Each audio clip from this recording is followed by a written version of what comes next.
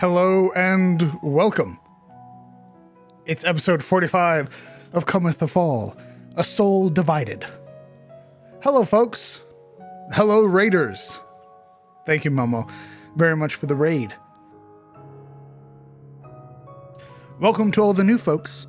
If you are interested in D&D or would like to see Momo play some Dungeons & Dragons, you've come to the right place. I am the Crown DM, and I will be your host for tonight.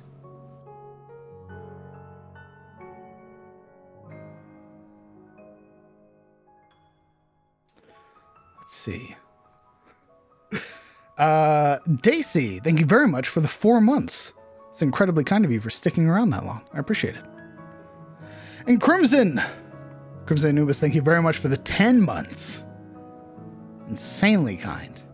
Thanks for sticking around for that long. I appreciate it.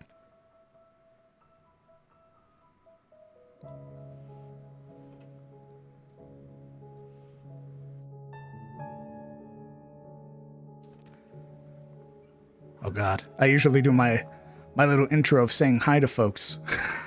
But there's so many new people. Hello, everybody.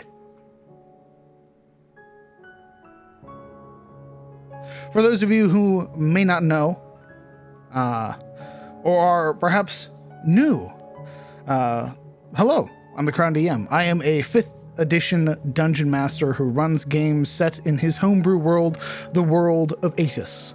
As well, I run 2 games. This is one of them, the Friday game. Cometh the Fall of Man.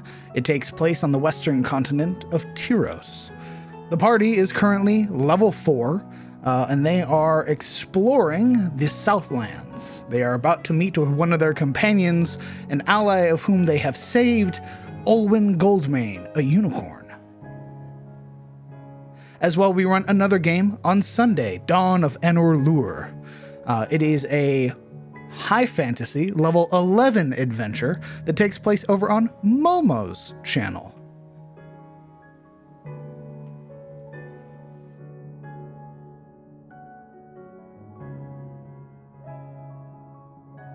I have a lot of points and I want to spend them. Hello, Octal. Howdy. As well, if you are interested in any of the things that you are going to see tonight, such as the virtual tabletop that we are using, the maps that are shown, and the like. I do other streams as well, such as Map Making Monday, which is where I make all of these awesome maps you're going to see, or at least I think they're very awesome. And then TPK Tuesday, where we work on the monsters, the setting, the lore, and all of that other fun stuff. So, if that interests you, hit that follow button. Find me something to spend it on soon, Major Starlord, soon.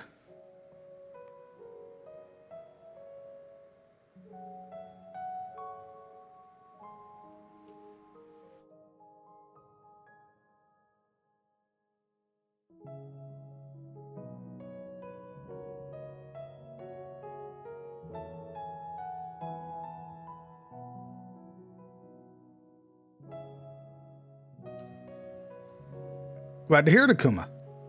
As well, we have a community Discord that is full of very much like-minded individuals who are starting to run brand new community games. So, if you're interested in D&D and maybe want to get a feel for it, maybe talk to some other people who like D&D, join the Discord. There's a bunch of awesome people in there. As well as I said, they're setting up some community games, so who knows? Maybe you might be able to throw your hat in the one. And if not, nothing wrong with starting your own.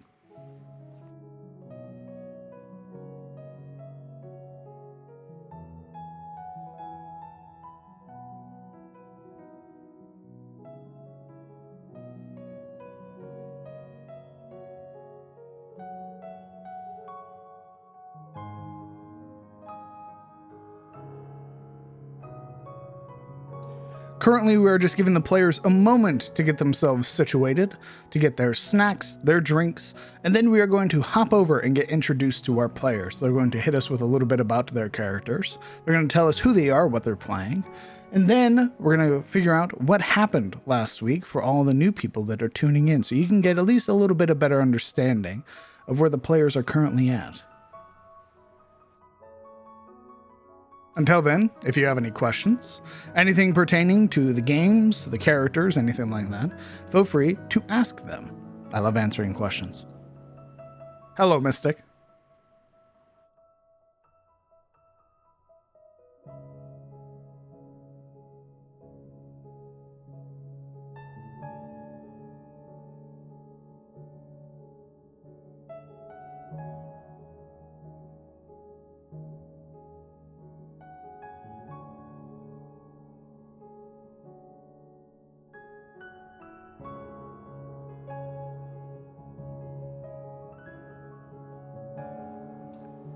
Ah, thank you for reminding me, Mystic. Wolfmaster, are you here?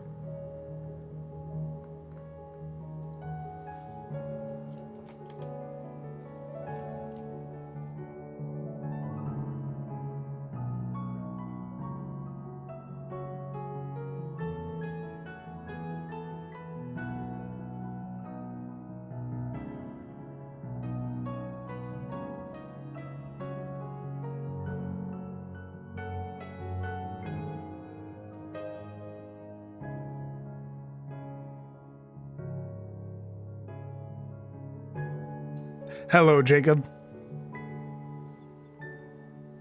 Well, I thought it was something that people entered with the raid tag don't count as actual viewers. Oh, that's right. As from the sound advice from other streamers who are much wiser than I, if you are from the raid, please hit the refresh tag on your stream.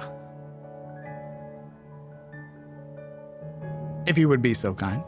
You are not beholden to do so.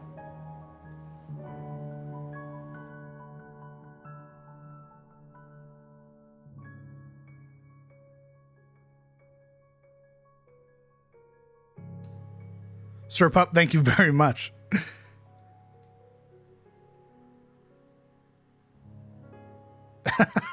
Thank you all very much. Okay. I do believe that is long enough. Let's go ahead and let's get introduced to our players. Now we should be able to transition over. Indeed we can. Behold, you will notice behind me a black void, bereft of word and life and soul. However, with all of your help, you'll be able to fill up that space behind me with your words. As such, they will be recorded in perpetuity for all the future VOD watchers and future YouTube watchers. So, if you would like to be marked down in history in this VOD, go ahead and say hello to your future selves. And this will be recorded throughout the entirety of the game.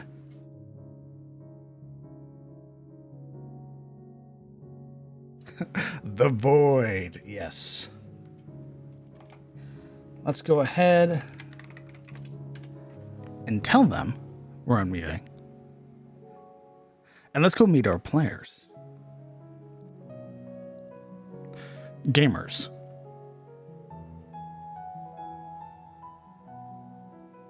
What's up? Jesus Christ. Yeah? Sorry, what? I see. Gamer? Where? We're Gamers role players, we're where? not gamers. Hold This on. is what we're doing tonight. Understood. I was getting Wendy's, bro. Shut the fuck up. Hello. Hi. How? Yeah, howdy. Yeah. Audi. I forgot the rest of the word midway through. Shut up. Momo's away from the keyboard. She'll be back in a moment. Uh-oh. We're doomed. Well, this is fine. How's everybody's week? It's been a week. Long. Good. Kids got back from the Christmas parade. They brought me candy. So they're allowed to continue living here for another month. Oh, nice.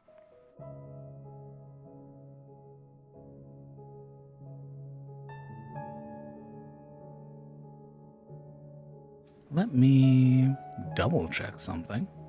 This is a good time to do it anyway. She's away. Uh-oh. Secrets. Yeah. The secret surprise inside. Hopefully I did it. Be real awkward if I didn't. It's proven to be very awkward that I didn't. What? Oh. Nope, I did. You thought. I thought. There we go. I just imagine you have a map that just says technical difficulties on the off chance. Just had to make sure, that's all. Double check something real quick.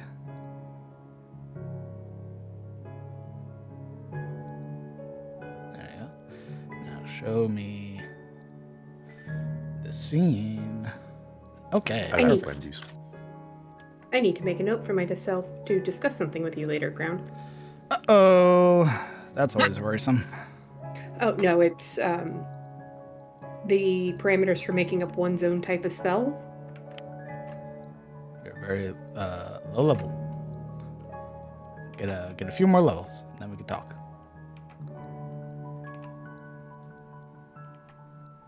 DM, Sirik told me that Sahagins don't count as monster fucking. Your opinion? Oh my god. That I is thought we got away from this. that's a very strange comment. They're monsters. The DM has spoken. You think monster fucking is like fucking a hydra? We never had this conversation, by the way. I have no Ah. idea what he's talking about.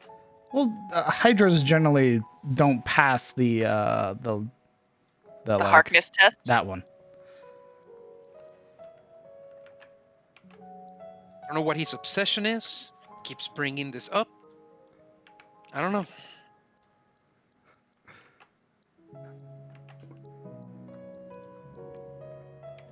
Okay, perfect. Let me know when Silmaril is back.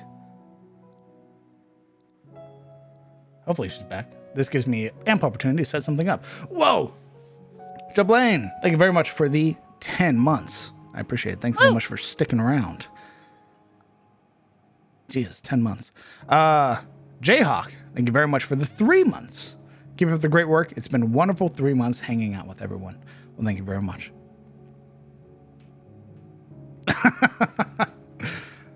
That's right, Major.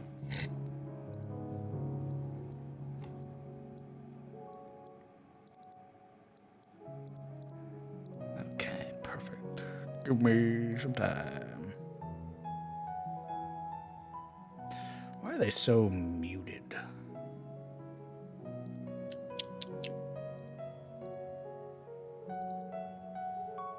Hi, Nelly. I see you.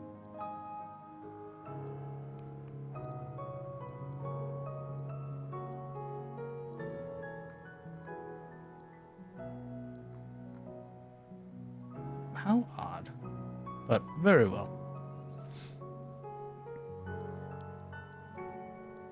Hello, Nelly. Hooray. Bop, bop, bop. There we go. Whoa! I think Nelly. almost back. Nelly is also playing D&D tonight. Nice. Are we about to have some monster loving tonight? No idea, Jacob. Also, hello, Nelly. Akuma, thank you very much for the gifted sub to Kieran. Thank you. And Zora as well, thank you for the 200 bits. It's incredibly kind of you. Thank you very much.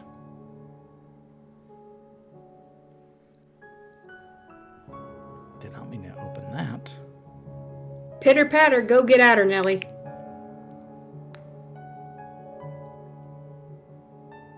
Make sure I'm closing out of all of these other little tertiary programs that could be annoying. Okay.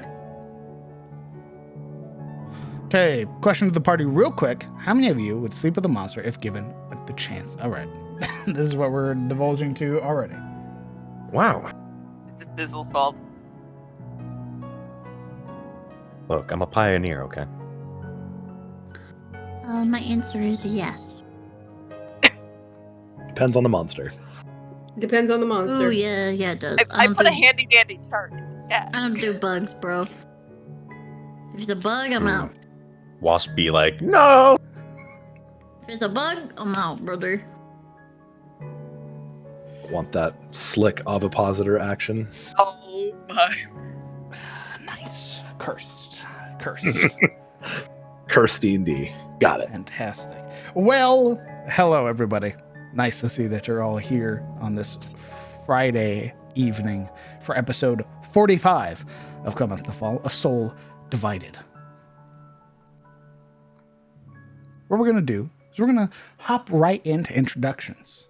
The players are going to go down the line, introducing themselves unprompted one after another, and you're going to tell us a little bit about who you are. You can share as much or as little as you would like.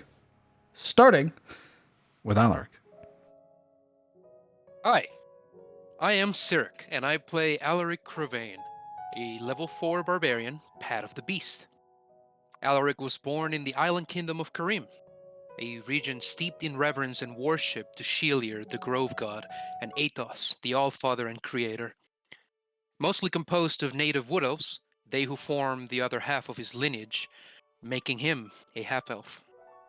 His family rules from the poor city of Karim itself, led by Belladonna Crevane, his mother, a Terosian woman, warden consort to the land while his father's away in his quest, presumed dead.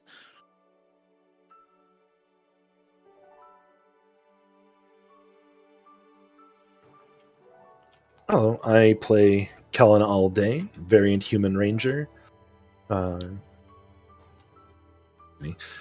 Kind of the wilderness guide, caretaker, etc. while they're out and about. A member of the Grey Watch, is a in the wilderness. And he originally came out of the Elven lands north of here, pretty far north of here, actually. And while his father is a half-elf, he appears to not have any Elven heritage at all. So, fun stuff. I play Marana Lamordia, level 4, Dampier Rogue, and Phantom. Marana hails from the distant province of Vinheim, farther north, and her family, the Lamordias, had long time protected the dragon sages of Vinheim from their mortal enemies in the Grimwald. A fledgling monster hunter of sorts, Marana now finds the opportunity to cut her teeth on some of these hunts that the party has been on since escaping, more or less, the control of her family.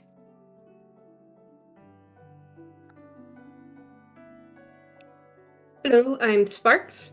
I play Ashilda Ironhands, Hildorf, Wizard, level 3, Wizard of Scribes, and Cleric level 1, Arcana Cleric. She is currently trying to make her way around and do something to bring the country together, and that's what she's been working towards. That's how she got arrested. She ran into these folk who pretty well busted her out of jail, and now she finds herself traveling with them to help rescue one of her newfound party members and the lair of a unicorn.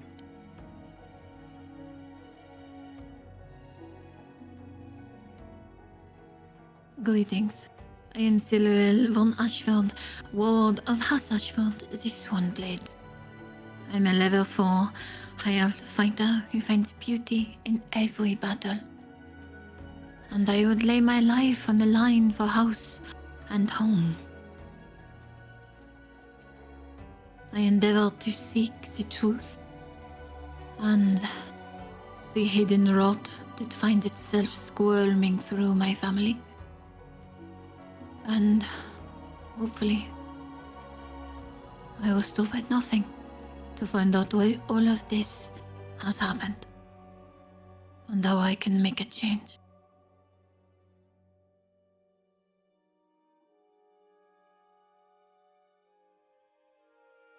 I am Sizzle Bacon playing Uriah Zairi, a noble and heir of Shademore, a distant province in the faraway continent of Kereso. She has come here to Tyros to discover the lost history of her people, previously theorized to be refugees coming out of Tyros. Having been sidetracked by the capture of Hain, or by Hain, and the traveling of the Ettenmore, Yuria is now faced with questions of her own lineage and existence, being termed Daughter of the Moon by foreign and strangers. Presently, she is, like the rest, trying to survive and do what they can for the citizens of Elion who have taken them in, as well as surviving the mysterious attention of the Iron Duke. She now arrives here with Siluril and the others, Siluril herself cursed with the weapon, prepared to meet Olwen for the second time. Fantastic. Ashilde, I believe you recounted last week. Indeed, I did. You good, Kellen? I know it's coming. Hi, Kellen. How are you doing? Go ahead. Yeah. Okay, well, I'll try my best. I always feel very inadequate with these things.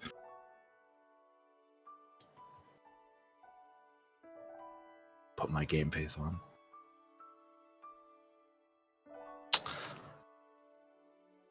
Oh, we find ourselves on the way to our friendly unicorn's lair, or purged of this curse from this mace of hers. Hopefully, in so doing, it will maybe ease some of the tension that the party has endured. I can't help but wonder that if it does not get resolved soon, we'll have a schism, and not one I feel we can afford. Surprising to me, most of all, after coming out of a fresh set of victories. Even a very surprising one, at the form of several wasps. And Alaric's unorthodox but quick thinking. I'll have to say that he does show a surprising amount of grace at the most interesting times. Once we get this dealt with, we have several other. It makes me wonder how far this trouble runs, how deeply. If it's one thing, it's another thing, and so on. But having spent most of our day in Elion and talking to the wizard in his tower, the slayer in his home, all of these things to different effect or benefit of some sort.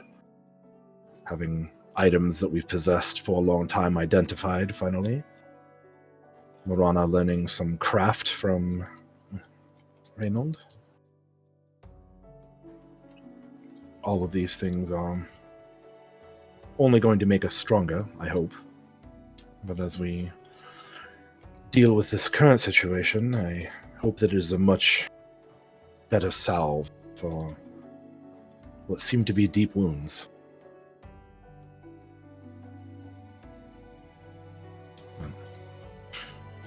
I suppose we will find out soon enough if this can be helped. I know it's really short, leave me alone.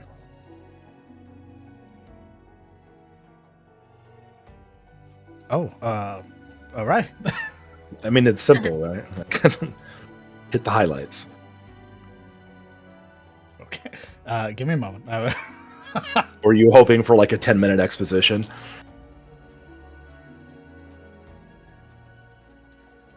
Okay. No, he says, sorting out his notes. Yeah, he's furiously sweating. Like, wait, I thought he was going to go on for like ever.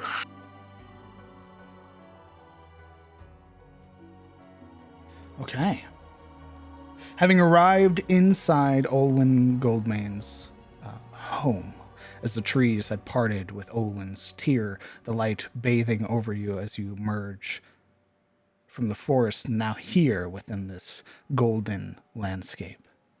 You find yourself before a number of archways, and at the very end, sat with amongst a plethora or a mountain of pillows, the white fur, gold-maned unicorn looks up and acknowledges all 6 of you. A look of surprise, but a welcome look nonetheless.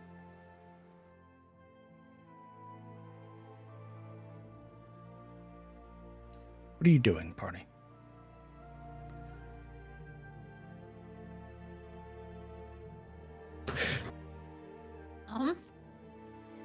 We've arrived, so I guess we'll, go to him. Guys? My token is not on the scene, by the way. You are right there, brother. No, I'm right here, actually. Okay, give me a moment. Oh no. I knew it. Turns out we were It's not how I welcomed. die. We are obliterated. We are shunted from the domain. Olwen looks to us. Credence. We explode. There. There we go. Y'all could have said something. I was fine. I was fine too. I was so. fine as well.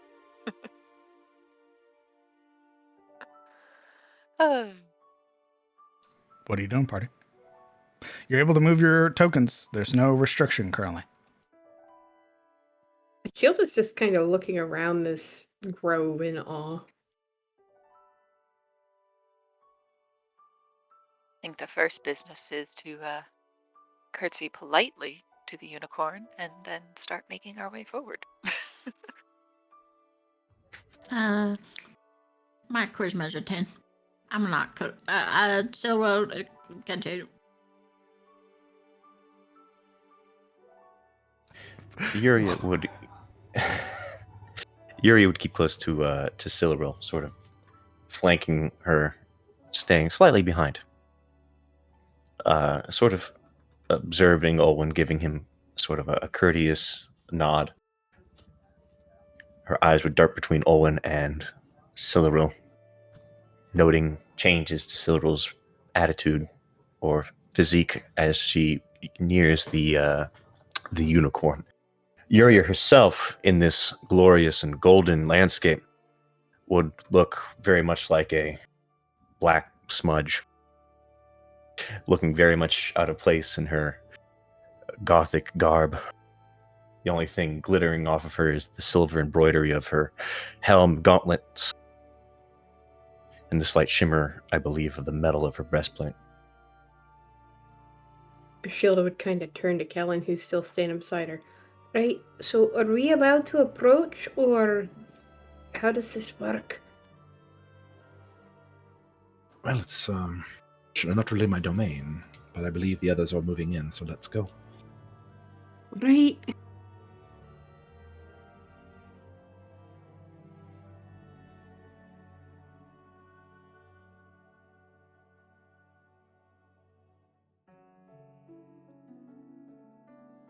Approaching, finding that the outside and the interior of this sort of little home, this almost not even really a home, as it has many openings, large sort of partings in the stone that allow for you to view out and see the landscape around.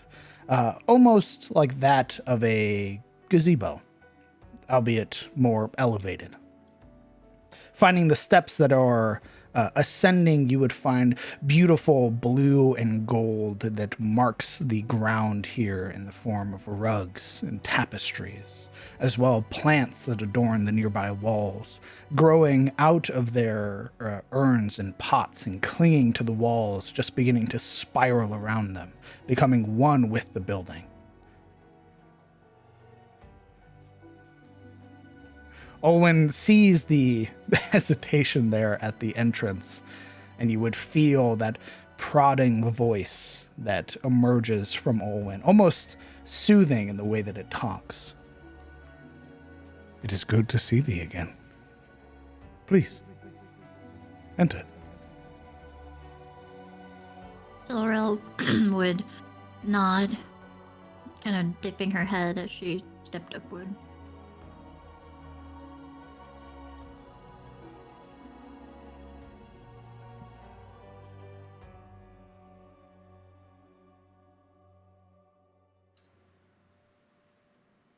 I hope things have been well here.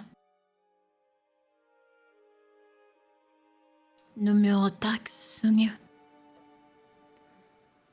There are many troubles which still plague the land. Regrettably, I was not aware of your presence for some reason. Not until I saw you. Sorrel's brows furrow.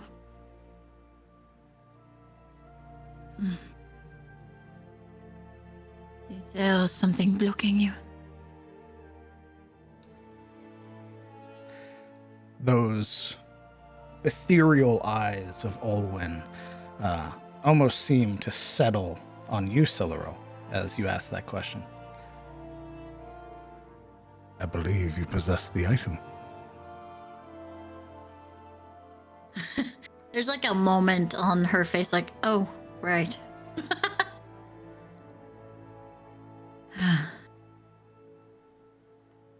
It would seem as so. Yes.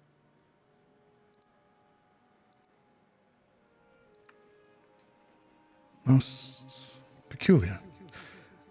You bore that item on your person during your last visit here, and yet I was able to see your soul just fine. But here, even as you stand before me, I struggle to believe what I see.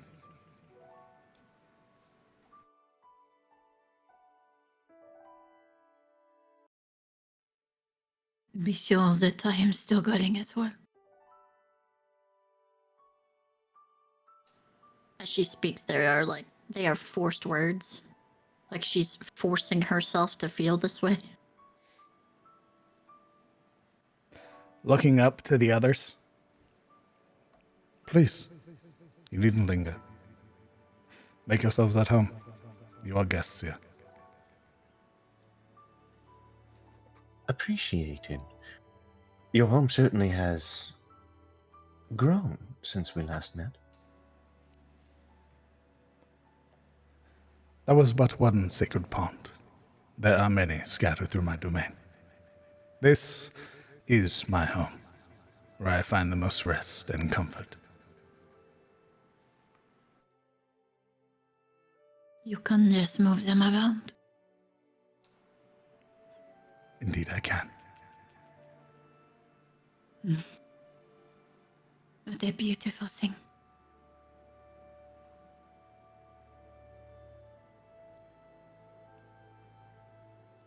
Sheila will just kind of try not to, like, ruefully stare, but she can't help but, like, look up and keep looking, kind of keeping her eyes downcast. There is that sort of sweeping look as Olwyn passes over the entirety of the party, realizing Kellen is sort of staying near the entrance, instead settles his attention on Ashilde. He will approach slowly. He was just kind of admiring the scenery. It is actually a really pretty map, by the way. Mm-hmm. A new scent and a new soul. Who might you be? Oh, greetings. I'm Sheila Ironhands. A pleasure. I am Olwyn Goldmane. This is my home. And as friend, I imagine, of these that you travel with, you are welcome here. Thank you. You are very gracious. Though lacking any means of showing like a smile or sort of true expressions like a human would, you get that feeling of amusement that radiates from the unicorn.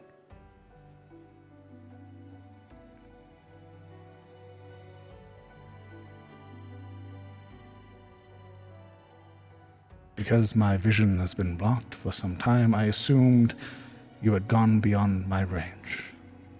But I see that you're here. bearing strange items on your persons. What is the reason of this visit? More than likely, the very thing that is blocking your ability to sense us. The item you have already noted on Lady Cilleril's person.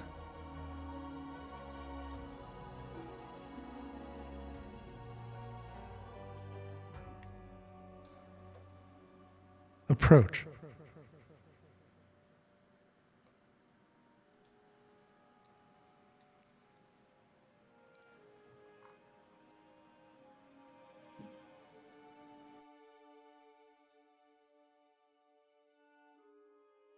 I... we did not have any other election or know-how of what to do. So I find it very hard to even be here. As I know the intention. And I fear that he does too. There are many fractures, many breaks within you.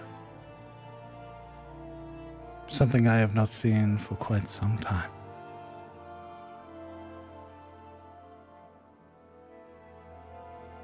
I do not know if my magic is capable of freeing you from this fate. But you can rest assured, I will try.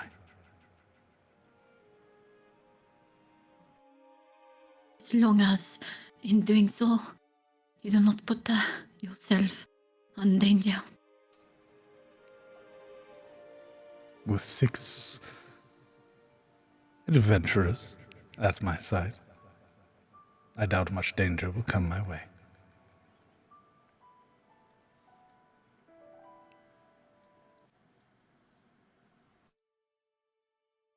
Cyril nods with a pained face. I'm not so certain this is something that we can assist with. Unless you expect your home to be assaulted once again. Something of the like, yes.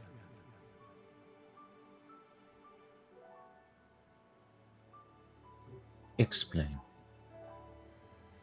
An item such as this, the one born on Cilleril's person, harbors within it many vengeful souls, slain, while in the company of Cilleril and its previous wielders.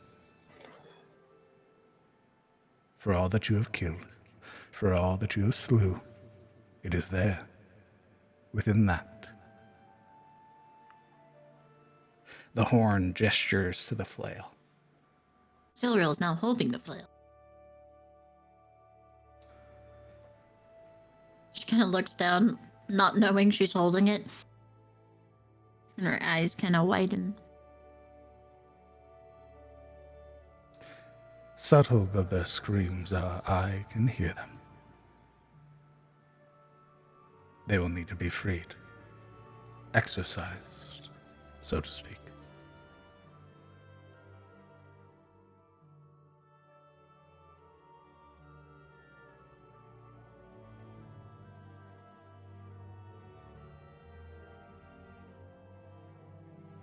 Yuria's lips purse.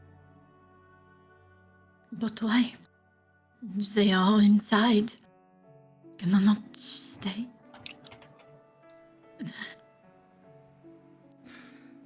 If they stay, they bear more weight on the fractures already upon your soul, deepening them.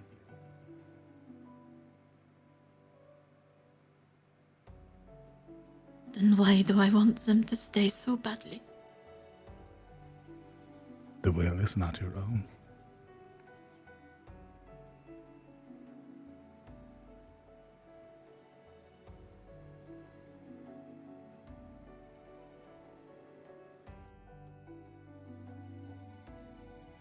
Admittedly, I do not know what will come from it.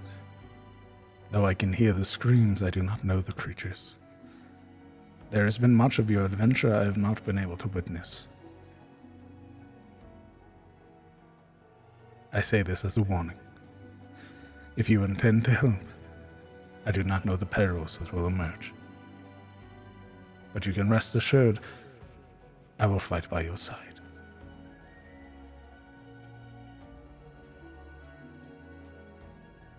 I suppose that's somewhat comforting.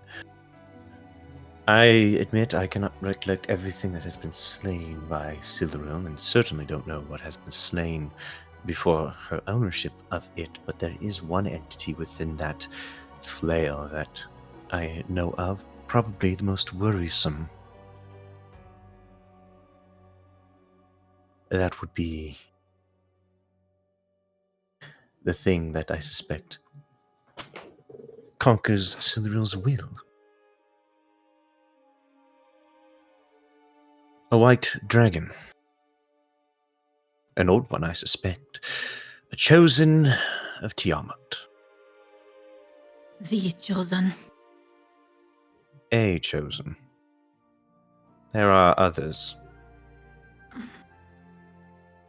Wait. I know.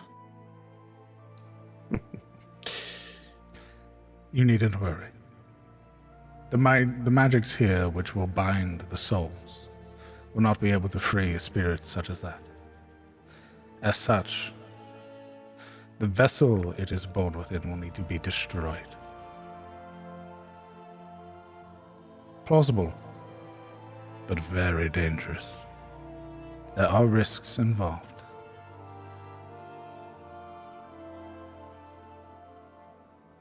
What sort of risks? If things were to go poorly, Sildaril's soul may be forfeit.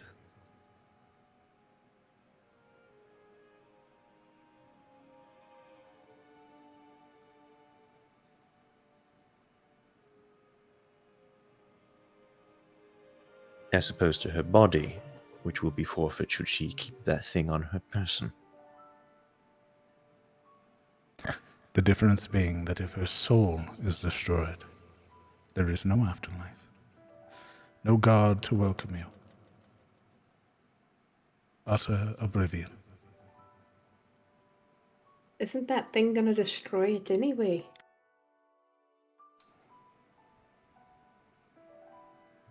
The likelihood is very high.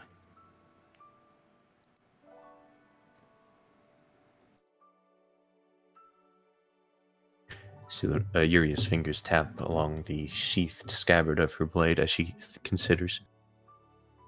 Is there any alternative?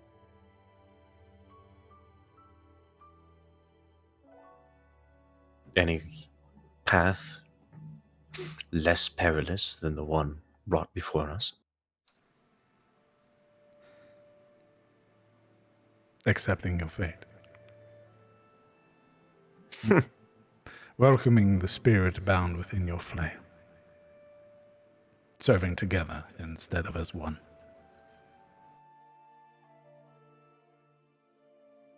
But to do so, you will bring destruction upon yourself and all that you love. An enemy of the Platinum Father and his children. And an ally of Tiamat. I would never. You need an answer. To do so is folly.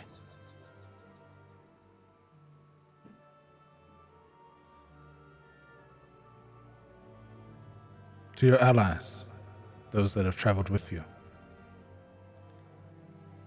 what say you?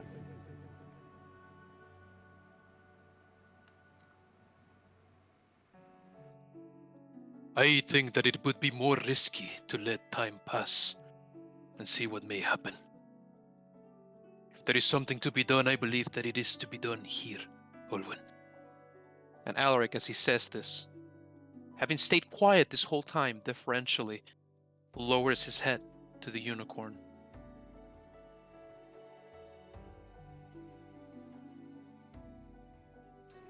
Olwen nods, his attention drifting to your other companions.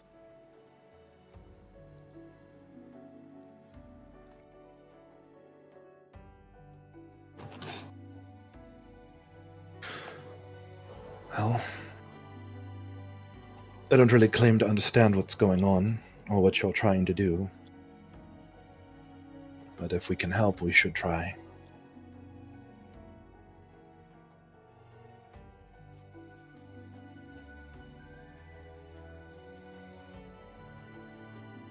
I'm here to help whatever her decision may be.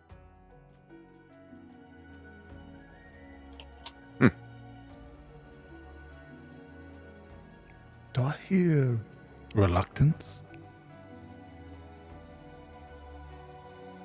No, I don't know which decision she's going to make. It's not reluctance. She just has to make a decision, because the decision is ultimately hers. Except it's not. The path we take is. If this chosen path had been Cyrodiil's, we would have stayed in the village. We made this choice for her well-being.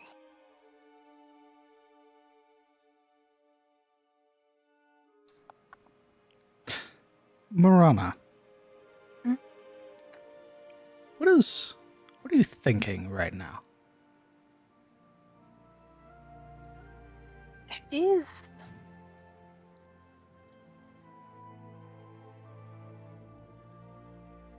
kind of more like woof woof woof. That's exactly word for word.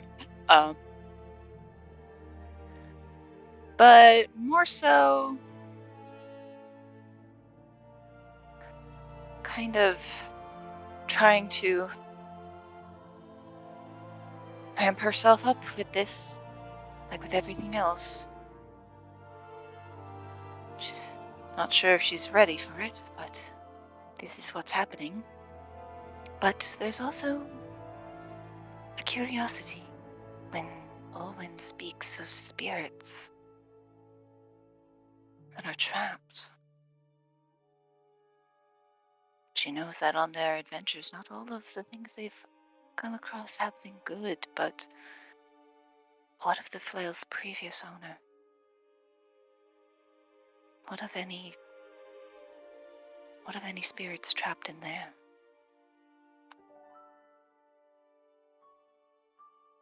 Her mind kind of wanders and settles on that for a bit. Okay.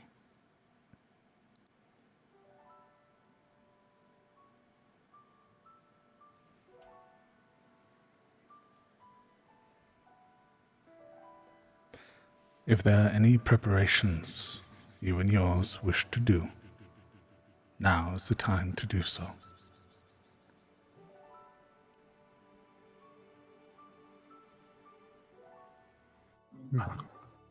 How does one even prepare for something like this? Ashilda sits down and starts opening her book, looking through her spells real quick. That, I'm afraid, you must decide for yourself.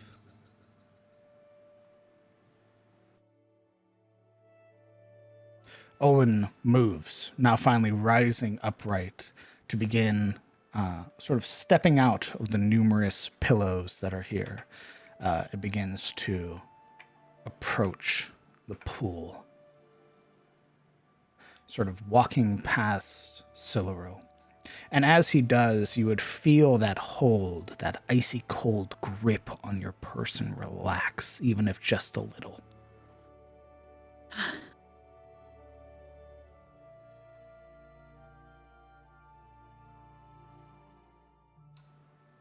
Owen begins channeling a spell. You have an hour to decide what you're doing, party.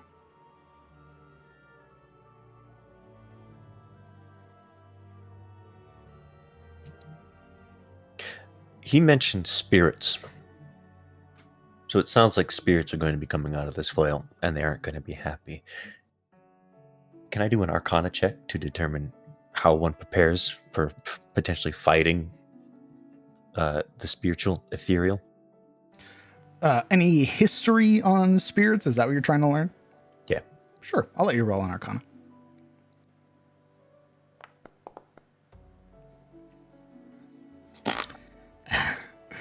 House Athelian's lore is lengthy. Numerous monsters hunt and call the... Oh, don't do it.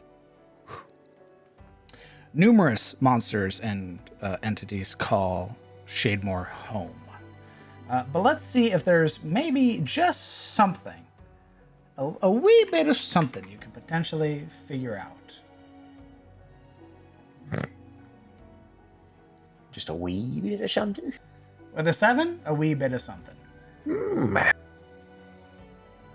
I didn't pay attention to that course. For today, at least, as you attempt to recall and find anything pertaining to ghosts. The stories are so wild, so varied, so numerous, it's hard to figure out what any of them could be true. And in this instance, regardless of how incomplete your knowledge or wisdom you may have about ghosts are, you can't seem to settle on an answer. Maybe you can try again later.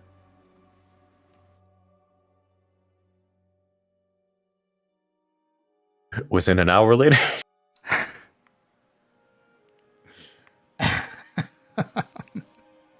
I see. Gary spends a few minutes sort of contemplating all the crazy stories she's heard, and eventually, frustrated, just sort of shakes her head and turns to Morana. Oh dear Monster Hunter, you wouldn't perhaps happen to know how one prepares for fighting, or whatever we might do, for the ethereal? How does one contend with the quasi-afterlife? Hey DM, what should I roll for that? Monster Hunter family, you may roll an Arcana check with advantage. Oh boy. Okay, I'll take it. 19. Give me a moment. Because I got that flat +0, baby. Welcome to monster hunting. It requires a little bit of your brain. I'm starting to realize that now.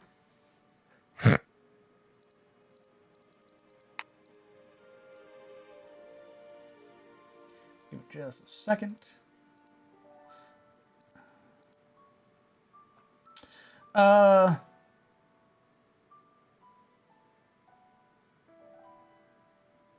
firstly, there are numerous types of spirits.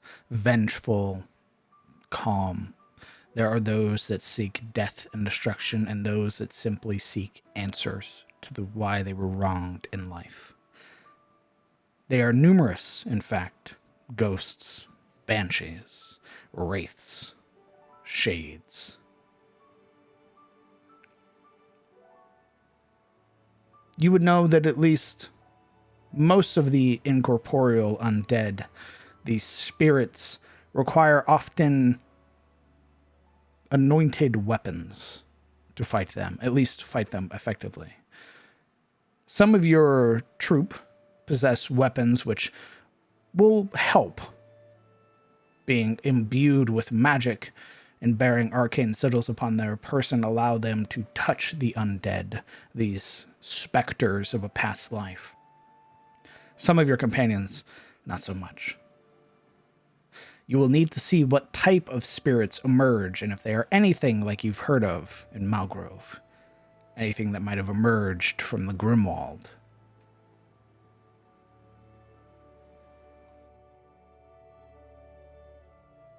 Largely depends on the spirit. Many of them can do, well, They range from annoying to malicious. But most commonly, in order to fight them, you'll need magic, sometimes silver blades anointed in various holy oils. It seems to be the only thing that can touch them or truly affect them. Otherwise, base weaponry tears at their being, but not as much. And the stronger ones, sometimes not at all.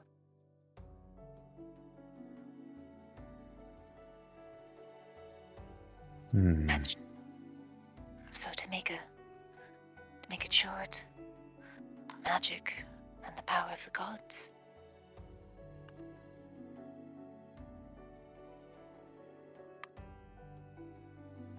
Well, As they're talking, you can see Ashilda's eyes looking from her book, and then she's assessing the area.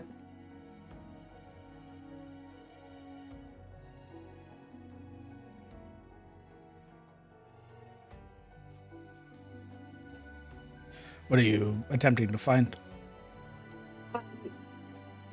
With Protection Good and Evil, which I can cast as a ritual, it says powdered silver and iron, but it doesn't have a GP cost to it. And I know you can replace material components with your focus.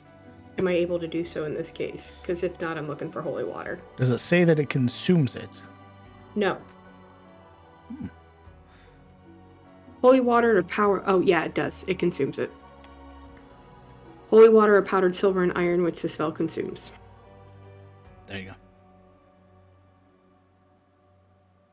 It was cut off. Is that right?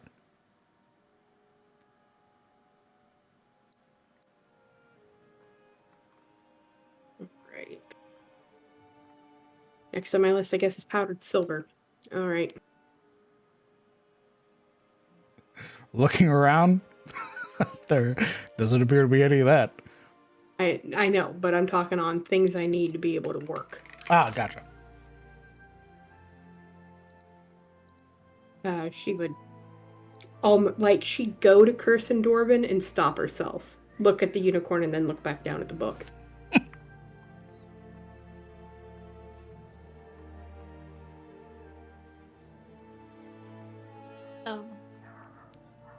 So, if your sword is magical, that should affect it as well as any spells you can cast.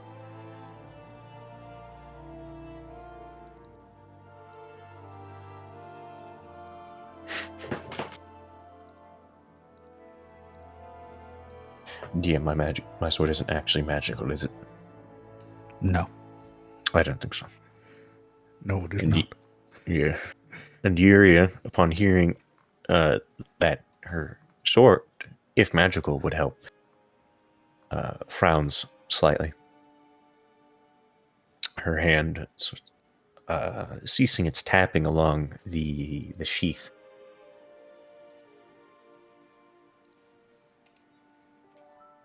The sword, my sword, is not magical.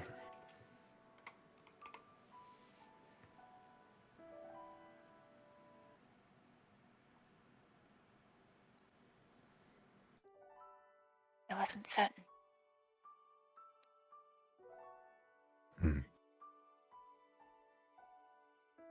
None of my weaponry is. So, I'll do what support I can. Yuria huffs. I'm starting to regret our choices in the facility. Seems collecting those weapons would have been a rather convenient option. What about Kellen's bow? Do you think that will do anything? Perhaps. I'm not certain what strange methods were employed to create it, but a lot of things affected creatures strangely there, so see no reason why it wouldn't.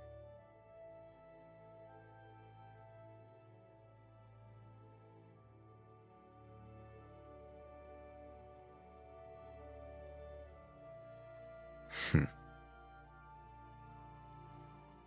He may be relying rather heavily on you and Ashilda, if I'm honest.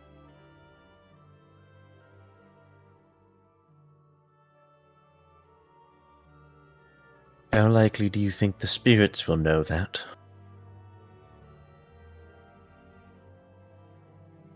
Depends on how intelligent the spirit. Some are driven to near madness, while others can remain fairly cognizant. Stories tell it depends on the manner of their death, I suppose.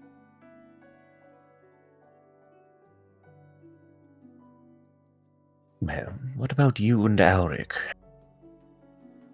What do you plan on doing? Lacking, I assume, any way to fight these things effectively. What? Yes, it is my cleric bonus spell. Yay. Alaric sort of hefts Verdict into view, holding the hammer by its neck. Oh. I nearly forgot.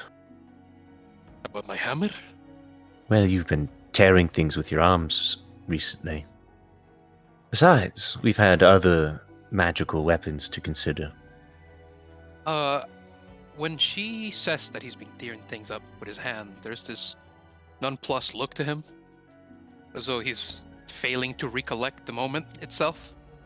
And he lets the hammer sort of slide down his hand, clunking to the ground again. She quirks a thin brow at him. I am prepared. That's what matters. I not have my connection to Sheelier anymore, but I am ready. You don't? But I thought... Her eyes sort of narrow on him for a moment. Have you All not right. noticed? I no longer control thunder. I cannot speak to animals. I do not hear his voice anymore.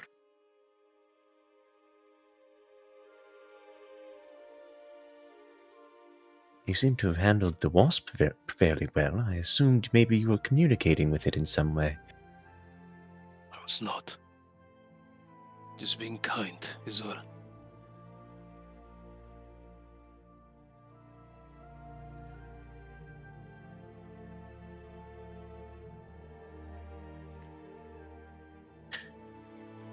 Something to reflect on in the future, she mutters, mostly to herself. So that only leaves Morana without proper equipment. He sort of sighs, sitting down into the mound of pillows over here, kind of going cross-legged and just seeming to think about something. Right, so I might be able to help her with the weapon thing if I can get this done with the adequate amount of time. But my problem is if I do this for her, then I'm going to have trouble concentrating on anything else. What about water from that pool there? Is it not holy? I don't know, is it?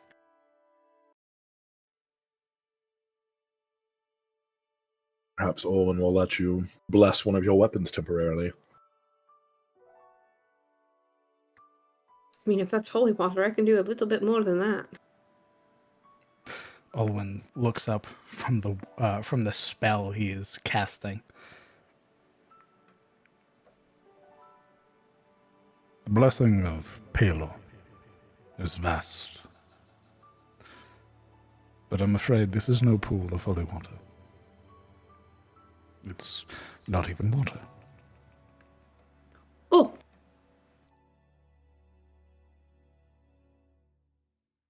I suppose Silver will not be aiding us in this potential fight? She I will. do not. Oh, I will. You will. Like being voluntold, you will. And you will have the aid of another.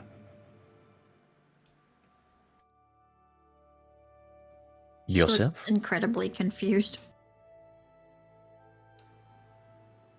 Her hand still holding on to the flail like a newborn baby.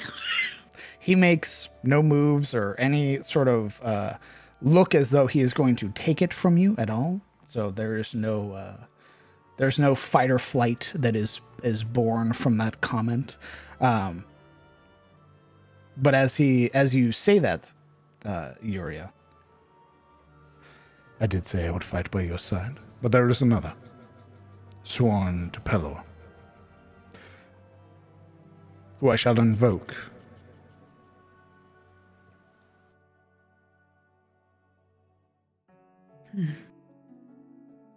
Spirit or summoned, like your Tia? One who has sworn themselves to this life. They are living, but they live among the Erenar.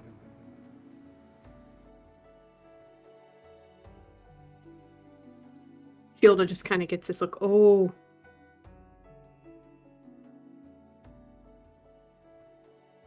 What the hell does that mean, DM? Are they a fucking saint? You have no Silver idea. Silver looks at Kellen. But Looks what? seeing the that you will not, like, hearing that Marana will lack a sort of appropriate weapon, Olin will look. I will ask, more so as a courtesy. They are able to manifest their own form, but should you wish, they may assume yours.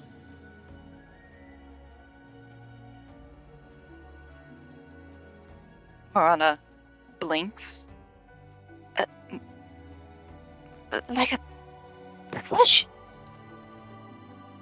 There is a amused sensation that comes from Olwen. You will become as one. Is that safe? The spirit means you no harm. Who is this spirit? I believe you will find that out. Marana, Uh-oh. Be scared. if you would like, because I actually this will be for Marana and Siluro, because I will be running so many moving pieces. Marana, if you would like, you will get access to a shield bearer of Pelor, which is a retainer unit that you will be able to fight with. It'll act on your initiative, and you will have access to all of the little things within its sheet.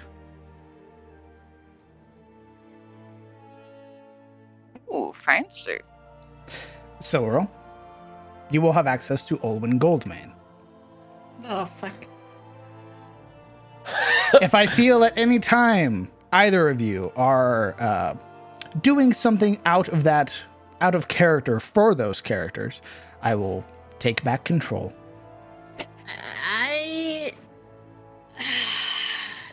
Give As us much back. as cool as this sounds as a player, I don't think I can play Goldmane. I'll do it. I don't know if it's an option to decline, It but I is. don't know if I can play Goldmane and play Siluril in this moment at the same time. Okay.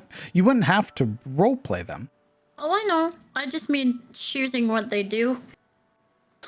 Understood. Very well. I'm sorry, please don't be mad at me.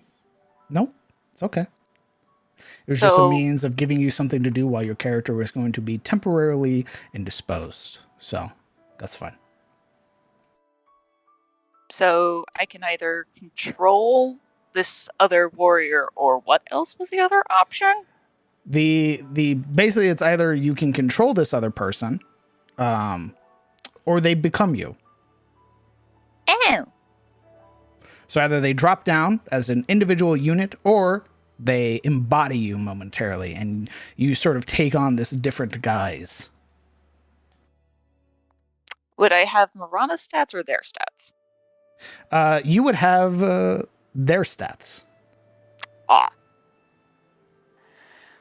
You would have their stats and how their hit points work. I think it'd be better to have 2 people rather than just 1 unit. Okay. Just from a purely mechanical standpoint. Yeah, but RP standpoint. RP standpoint, fair. What would she want? Get possessed by an agent of Pelor? What could possibly go wrong? What could possibly go wrong for Dampier? Actually, probably not a whole lot, to be honest, but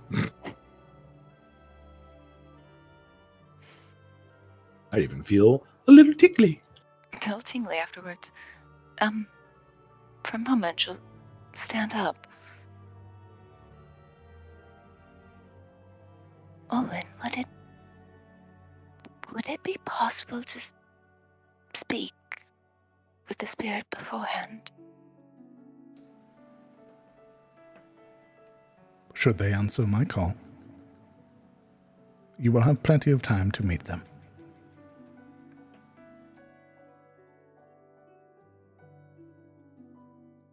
All right.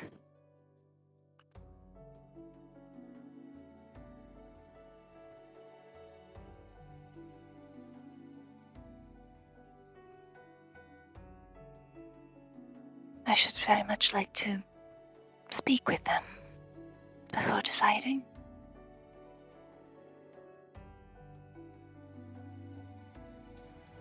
Understood.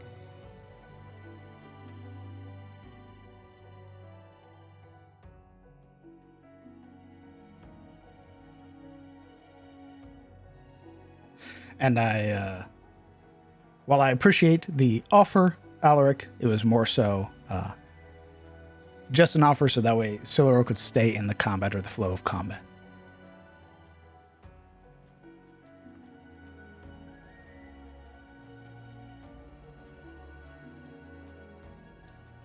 Anything else, party?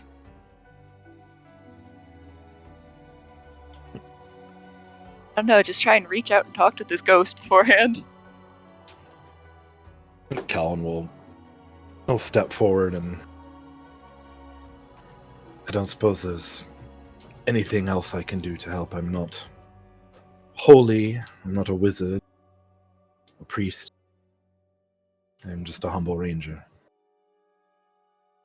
But if there's more I can do, I would do it.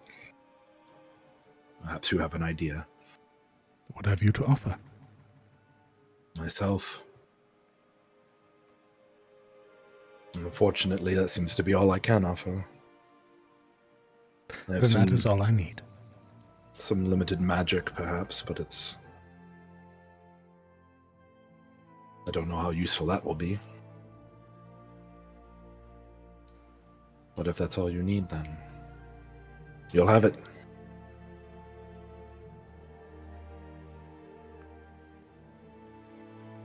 Ellen, you summoned those berries before. They were useful when a shoulder fell. Oh, right. Could you perhaps summon more, just in case? Sure, I can... it's an old trick taught to us to kind of keep people fed on the road without having to stop, but it does sort of help people with small injuries, anyway. Or bringing people back in an emergency, it seems. But yes, I will do that. He'll go through the verbal and somatic gestures of summoning a handful of good berries. I would Understood. say that we distribute those out of character, 1 each. Yeah, more or less. I gotta make sure I'm doing it right here in your start. Post a card and roleplay amongst yourselves. I'll be right back. Doing just that. As you lay the berry on on Alaric's palm, he plops it in his mouth and gives it a good chew. Not gonna. One hit point. What? One hit point. I'm not giving them out now, huh? I'm just kidding. No, I'm kidding.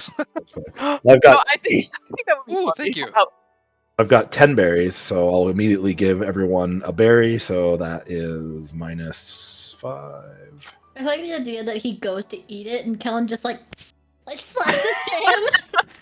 Slaps out of it, slaps him across the cheek, so he spits it out.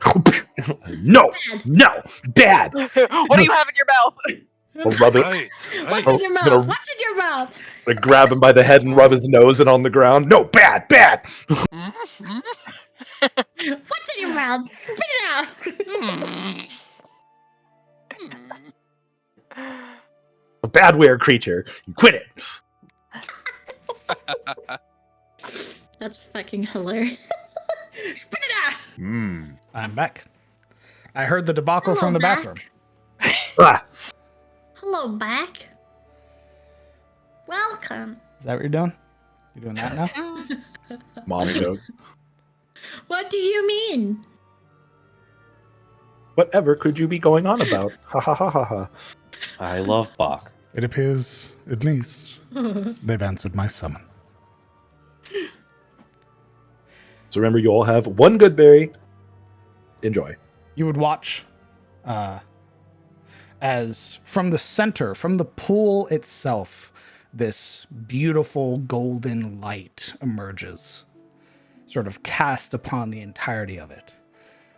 And it almost goes from being clear to solid. And then you would watch as emerging from it, as if emerging from molten gold, as a figure clad head to toe in this vibrant and beautiful golden armor. They wield this massive round shield and spear. As I drop It's the like a token. hoplite. As Theodos, shield bearer of Pelor, enters the party. Yeah, but like, is he cheeked up like 300? Absolutely. Let's go! An elven man who steps out, and as he does, you would watch as his hand comes up and taps down the end of his spear, and you would watch as a banner sort of emerges from it momentarily and then fades. Turning to all of you, he gives a low, very formal, very well-practiced bow.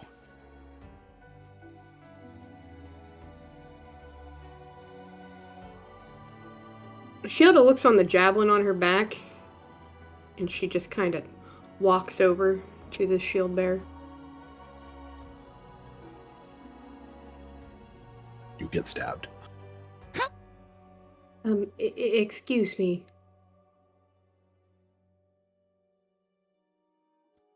Judging by your choice of weapon there, I think you might be able to use this, and she'll hold out the javelin.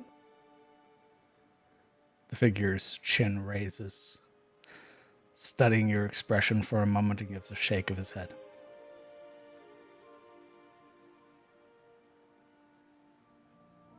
Are you able to use this? Wiggles the javelin at Marana. She kind of gives a uneasy look. And that's to say no. Well, alright. What's Worth the a shot. javelin like, by the way? It is the javelin of lightning. It is a magic weapon. When you hurl it, it can transform into a bolt of lightning.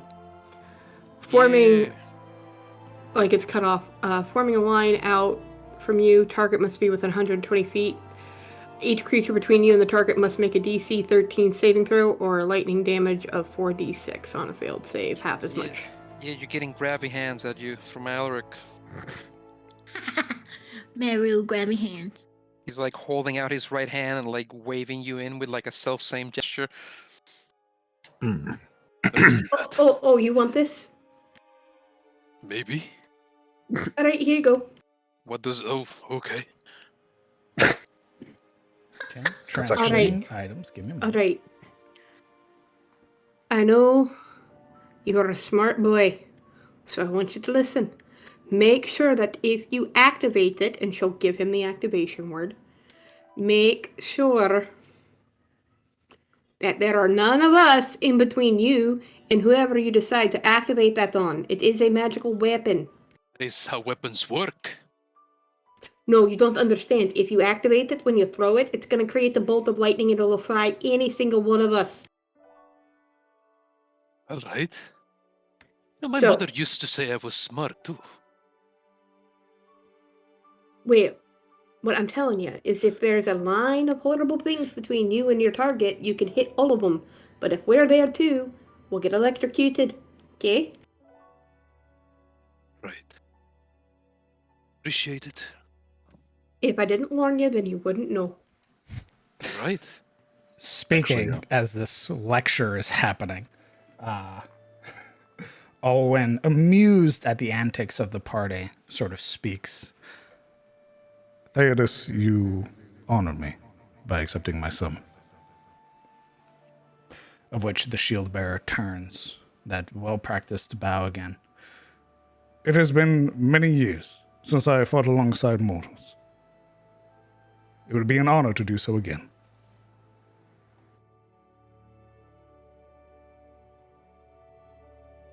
This motherfucker's Haldir. Yuria, having watched this guy intently up until this point, mutters, the honor's all mine. Spray bottle. Hose. Relaxing his hand on the spear, of which it sort of shimmers and fades to light, he offers his entire arm, sort of forearm gesture out for any who would take it. I am Theodos, shield bearer of Pelor, one of many champions. But it is an honor to meet you. Oh, an honor to meet you as well.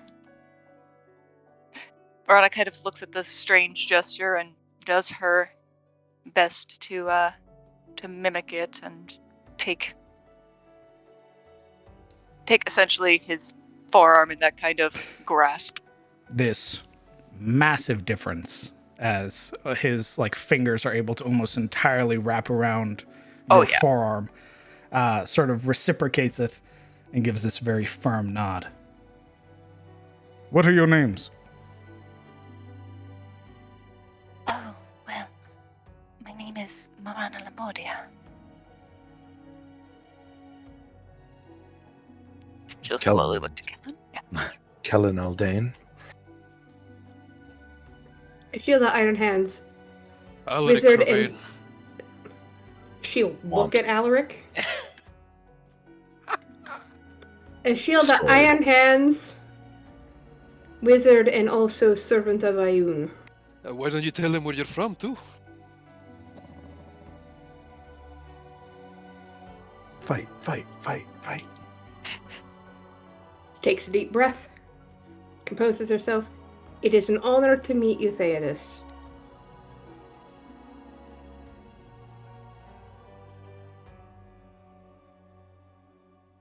Oh. Yuria. Lady Yuria Zairi. His eyes are up there. Yeah, you're off screen. Shut up.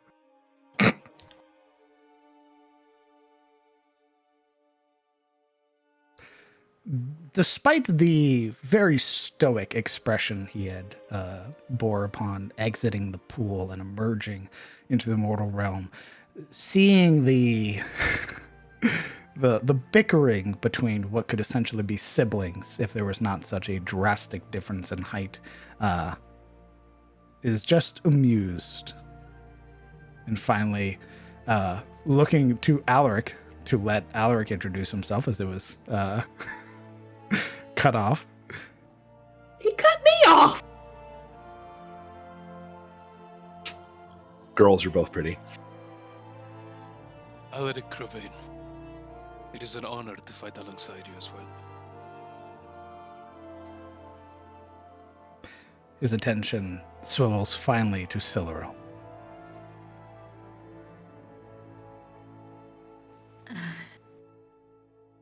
Siluriel, von Ashfeld.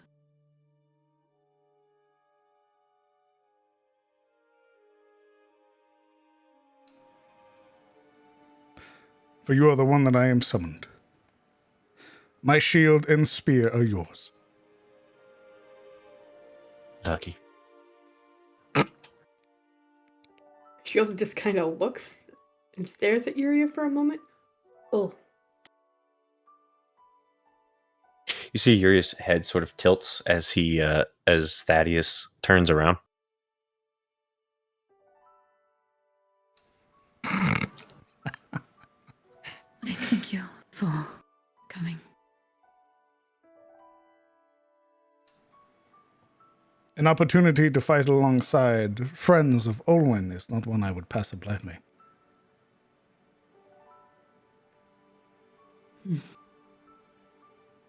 Tell me of your woes. What burdens you and yours?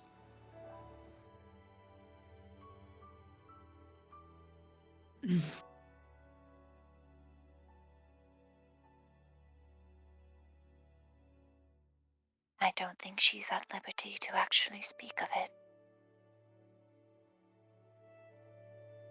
I'm not burdened. Just confused. Flail's cursed. White dragon.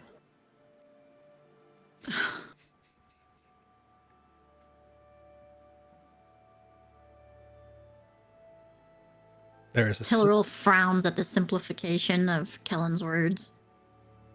Direct approach. It has been many moons since my spear has tasted dragon blood. I should hope to fix that. We may not be fighting the dragon directly. Owen mentioned that there are other spirits trapped within that may be released in effort to free her.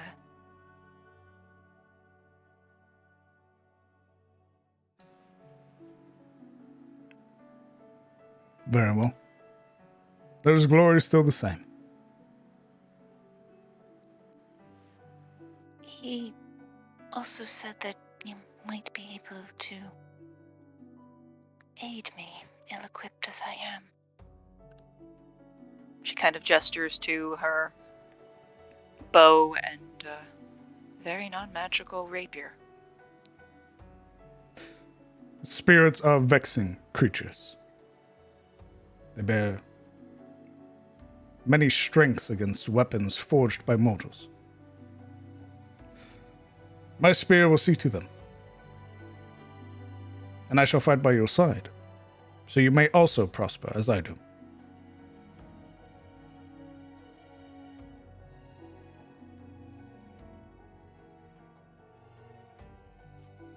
Right. All right. Well, if you're not going to join with him, Kellen says, turning to face Marana and pulls the circlet off of his head and sets it on hers. Maybe this will help you.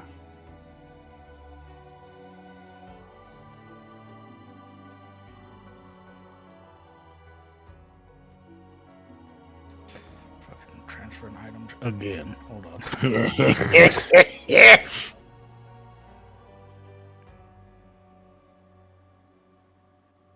I haven't had the chance to use it yet, but I suspect you will have.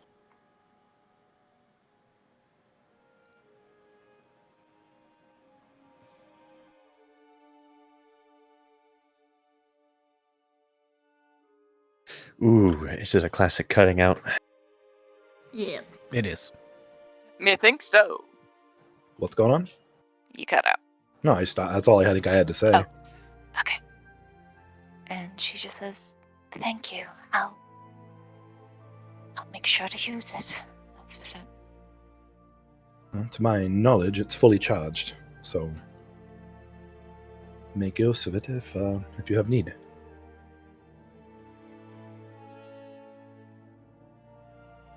All right, psionic flame time. For which weapon Eat do you... your brain. For which weapon do you favor the most? Your bow or your rapier?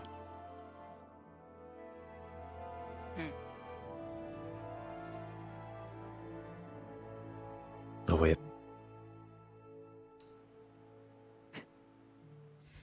You cut out, Yuria. Well, Don't worry about it. don't worry about it. Oh. I heard it. Where's my thirsty status effect? Where's that one? We missed your old soundboard. Welcome to the cum zone. You know, it's not every day a golden pool boy comes out of the water. Fucking 300 Spartan, yeah. I think in a space such as this, my blade may prove more useful. If I may see it, then. She unsheathes the rapier from its basket hilt. Taking the blade, once you have offered it, he lifts it up as if inspecting it and sort of presenting it to a force that is unseen. And then as he draws it down, you would watch as if he's drawing it through something, as if like pulling it through a force that is not present. And once he does, the blades, the metal of the blade transforms, and it goes from its silver to this beautiful gold like he wears. Your weapon now bears a similar resemblance to his divine spear. You have it is considered magical, and deals an additional 1d4 radiant damage. Oh shit, nice. Basically got a blessed weapon. This lasts for as long as Theodos is on the field. That's fair. I feel like my gift is now entirely inadequate. Just kidding. It's fine. Just means that sneak attack's gonna go naughty bit style. Here's hoping. You should be able to adjust your rapier on your sheet.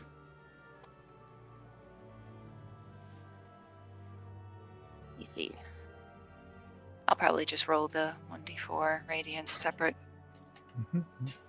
Okay. If you forget, So- it's on you. I remember, because I can't figure out how to do the macros on this thing yet. So, Theodos will act on your initiative. He is a retainer. He is a level 5 retainer. Sorry, level 7 retainer. Which means that he has health levels. He doesn't have hit points like the rest of you. He has health levels. If you look at his character sheet, Marana, you should be able to see what the health level and what it means. Okay. Where's health level? It's under features. Oh, it's under feature. Each time he is hit, you will make a Constitution saving throw. The DC is the average of the damage from the attack. If he succeeds, he takes no damage. If he fails, they lose 1 health level per die of damage from the attack. So if he were to get hit by, say, a maul, which does 2d6, he would lose 2 health levels. Oh, okay. If you succeed, he takes no damage. Understood. He has his abilities that you can see, Palor's Might and Safeguard. He has 3 uses of both, and he has multi-attack 2. He makes an attack with his spear and an attack with his shield bash. With his divine spear, it is a thrown weapon, and it has returning. It deals 1d8 plus his strength modifier, or 1d8 plus 4, and then it deals an additional 1d4 radiant damage. I see. If you have any questions while things are happening, let me know. Okay, just checking where his saves are. Would I just click on Constitution and then Constitution save? Correct. All right, cool. Looking at this bro. Looking at this dude. What does Shield Bash do? This is Okay. a preview of retainers, things that can be hired or found by the party that will travel alongside you, and they level up as you level up. This is a retainer from the Erinar. Oh. Bearer, Paler's Might, signature attack. Understood. Okay, that's an action. Oh no, on a hit. Okay. Make sure you read them. Yep, that's what I'm doing. I'm reading them now. So Paler's Might is on a hit, not an action in and of itself. And oh no, it does say one action. Is that correct? For which one? Paler's Might. It says on a hit, but it also says one action to use. Correct. It's the action using the feature. So I can hit with the spear and then do that. Correct. Well, their signature attack. Sorry, their signature attack is their shield bash. Oh, okay, so that's what I have to hit. Yes. So you'll make an attack with the shield bash, and then on a hit, you'll drop this. You'll basically mark the creature for your allies. Shield Bash and another with their spear. Fantastic. Cool. Understand. Yes, their spear is their secondary weapon. Their shield is their signature attack. I see. Cool. Like I said, just getting it all out now. Of course. Got him. Is there anything else the party would like to do?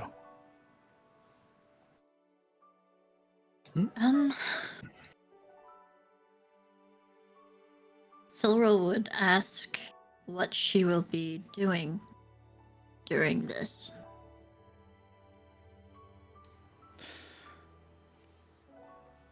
At the start, your soul will be elsewhere, battling whatever hold is currently on you. You will be attempting to pry yourself free of claw and teeth. I will warn you, should you fail, your body and soul will take a considerable punishment. However, you will be bound within that place until you break free.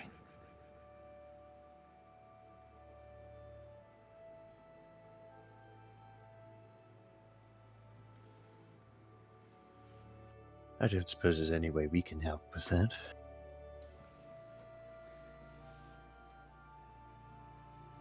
There may be opportunities.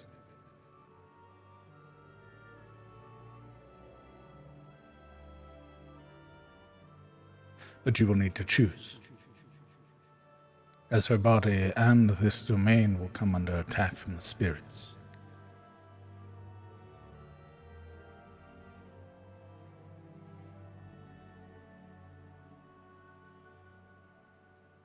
Then I do not need these. And she starts to take off her bracers. Ruh-roh.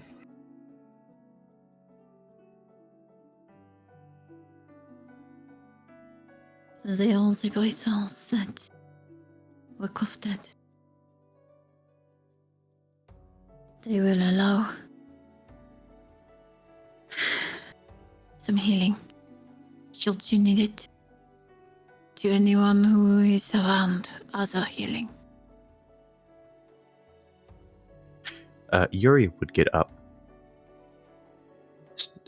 walk over to Silro.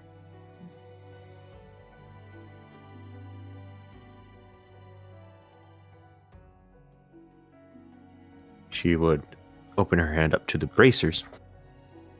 Are you going to be within distance?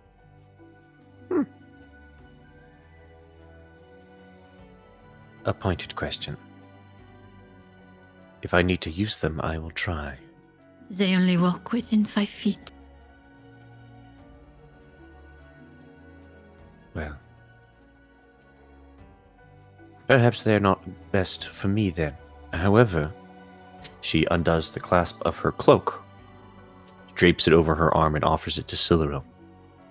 Perhaps this can help you.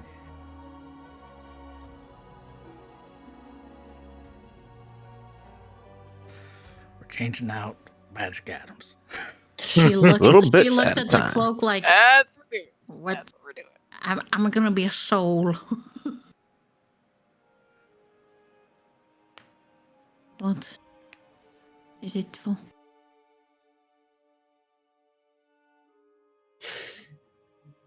Reynold called it a cloak of favor. It is imbued with the Nightmare Manticore's power, made from one of its wings. When one thinks they are about to fail in their strife, this cloak may offer one fortitude.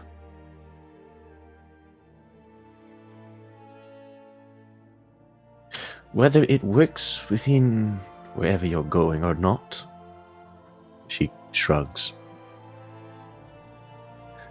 It is magic, and this process is magic. Whether one thing works or not is somewhat of a guess.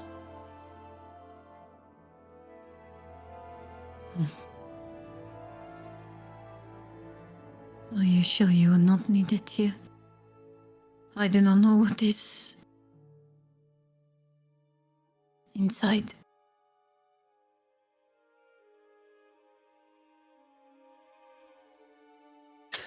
Oh, I probably do. And if you say no, I'm not going to offer it the second time. However, this whole operation is here to get you out of whatever hold this flail has on you. It would be a shame if it did not work. Silril would take Uria's wrists in her hands, looking up to her as she stands on the stairs above her, and gently push the cloak back towards her. It is my fault. This is happening. If I am lost in there,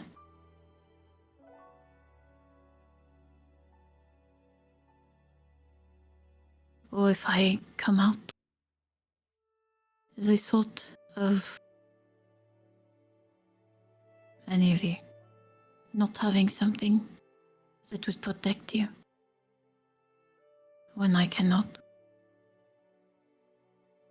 resulting in losing you,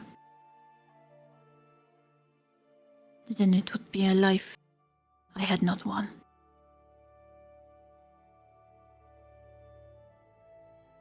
Nor wanted.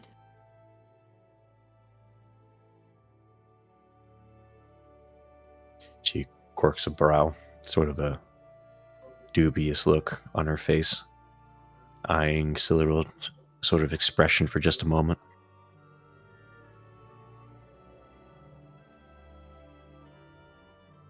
You've already extended my life well beyond what perhaps fate had planned. You, personally, Silril.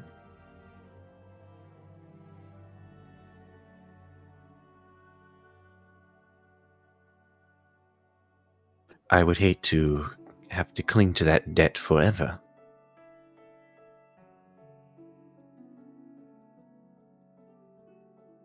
Then consider the debt gone for helping me now.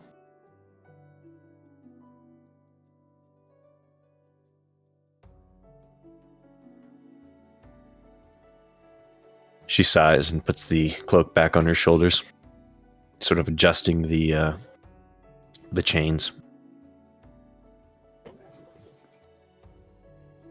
All right.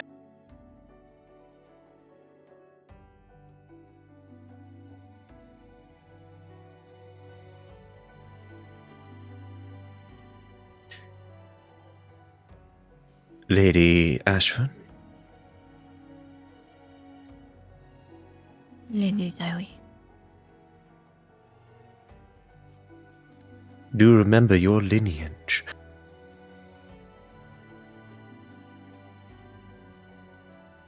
And it is Lady Athelian, technically. But I won't hold that against you. Just see Silril's expression sour.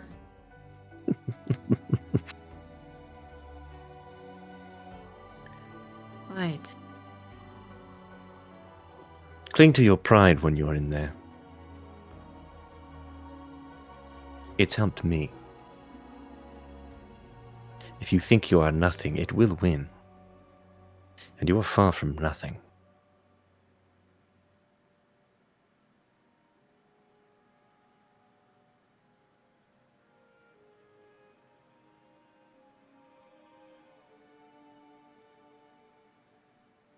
You have more right to be yourself than it has. Keep that in mind if you can. She gives a sort of, not quite a curtsy or a bow, but a sort of bow of her head. Silril nods. As she holds out the arm guards, or the bracers. These bracers are, they allow you to regain hit points, that, when an ally adjacent to you within 5 feet gains hit points, you or another ally adjacent to you can gain a 1d8 hit points. So that's what she's offering. So that you guys who are out here, you know, who have allies next to you can actually use them.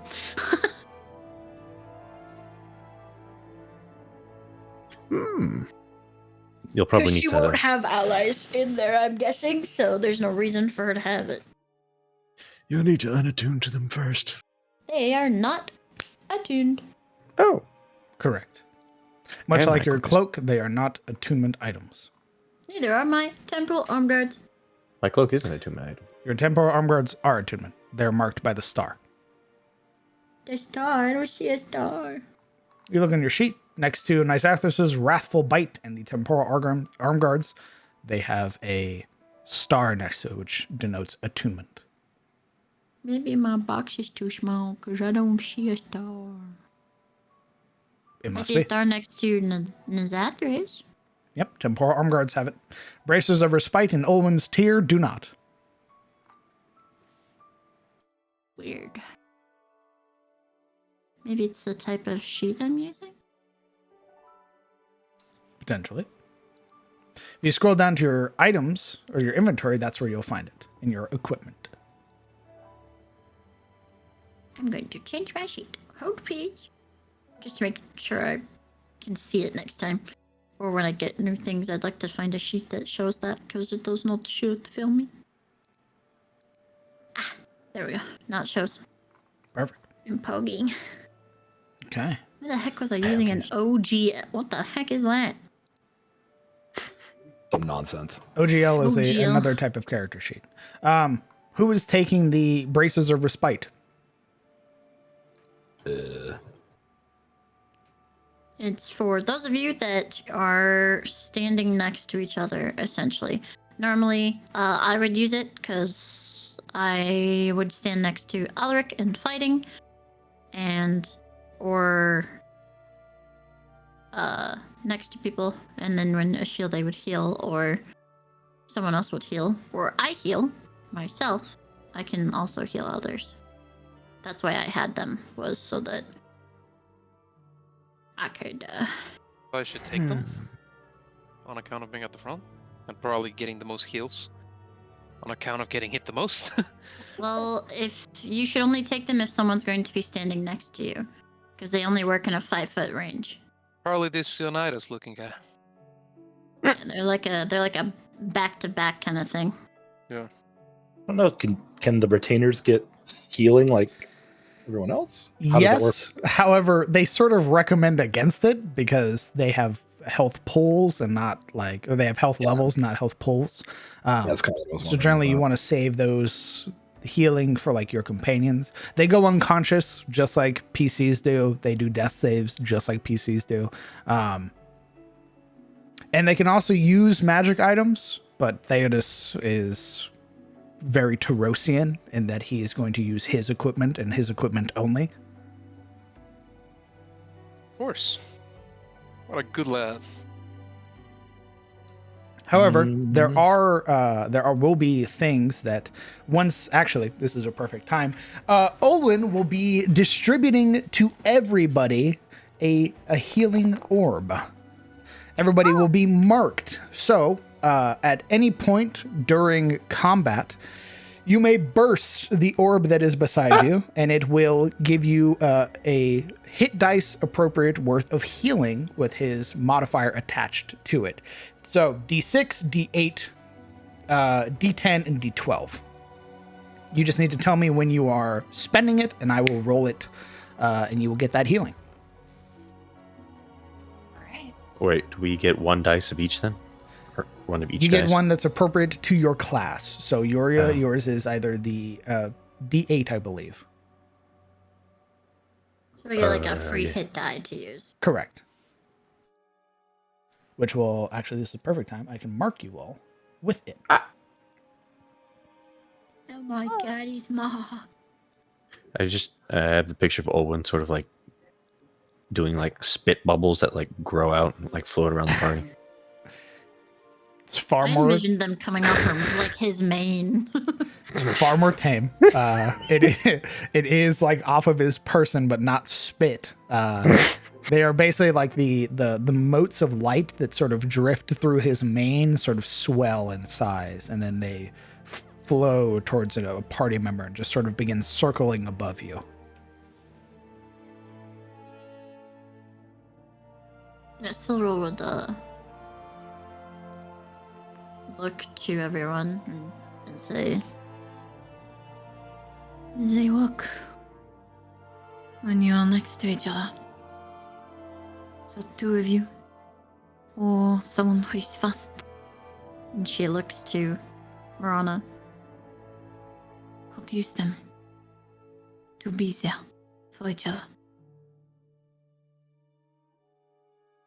Whether you plan to stay near each other or whatnot.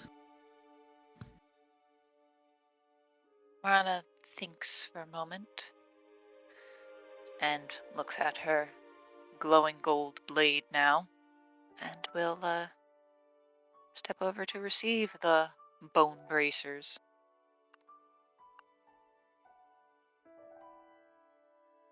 Yeah, they are fashioned to match the rest of her armor. So they look very Terosian. They look very That boat is! they look very Ashford in a way that they've been tempered. Yeah. They were modified to look very Ashford. Yeah. Well, it kind of goes with the green cloak that I got going on. So, there you go. And she would help her affix them to her wrists. You've betrayed the goth code. What is that, color? Oh, there's no color. It's just they match the metal. It's like silver, like a dark silver. As you help Marana affix them, they, much like all magical items, sort of shrink to better fit to Marana's hands. Yeah. You can only use them once. Understood. I'm certain I will.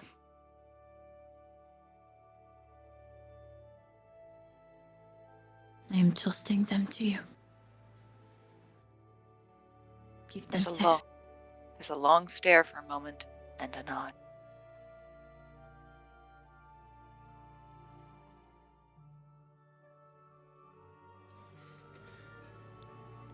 If I come...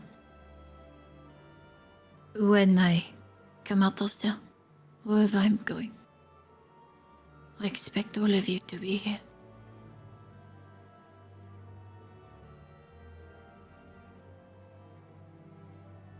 Well, of course. You're going to break free and we're going to survive.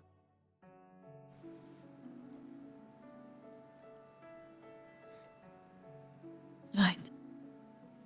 Break free. The ritual is complete. Step into the water when you are ready.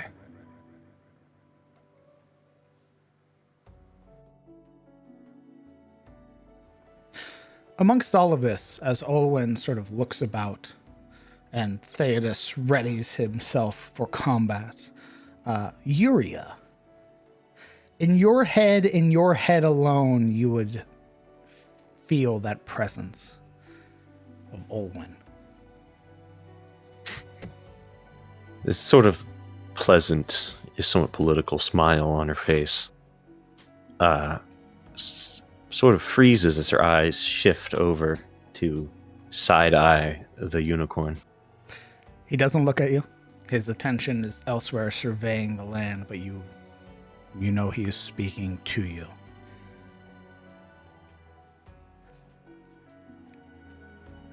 There is an opportunity that I will not be able to destroy the soul bound within this. It is far too strong. However, upon your person is something peculiar.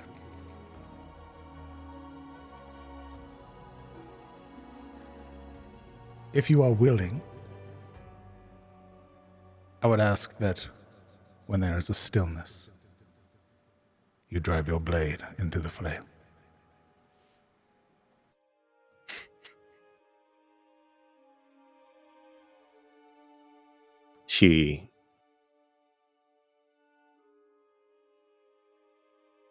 Her face immediately goes, her whole face sort of freezes as she prevents the glimmer in her eyes that otherwise would be there.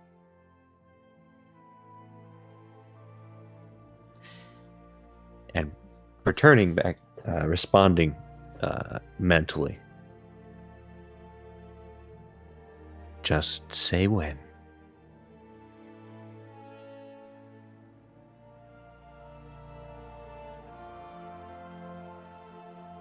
Should you feel anything at all, you say so. My hope is that that vacuous hole that you carry upon your person, that blade, will destroy whatever remains within. If not,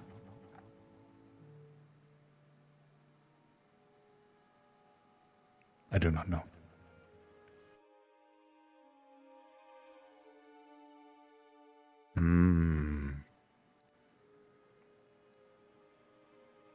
Surprising to me that even with all of your power, you're still willing to play with this sort of fire, knowing, perhaps even more than I, what lies on my hip.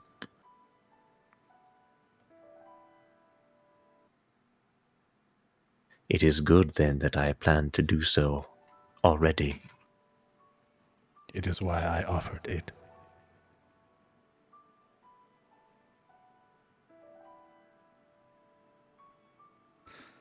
But that is besides the point. Silru has been very kind.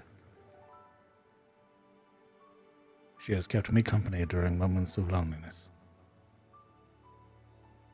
I will do what I can to keep her safe. As will you.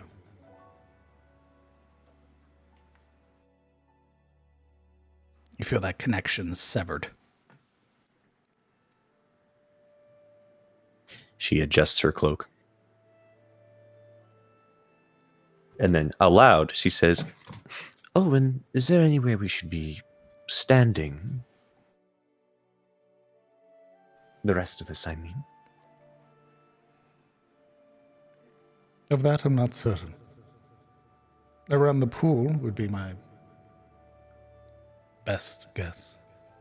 I do not know where the spirits will arrive, if they shall arrive. And that is my worry. Take up whatever positions you can. Now is the time to do so. Right. Theodos turns to you. I'm ready when you are. I'm going to use that bonus action to deploy the warbow.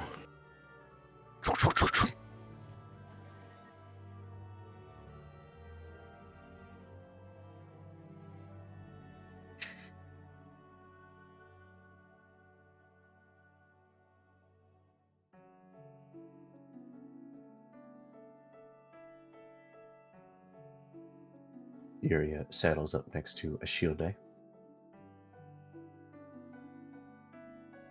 You and I should probably try to focus our targets, seeing as we are the two spellcasters in the room. I would agree.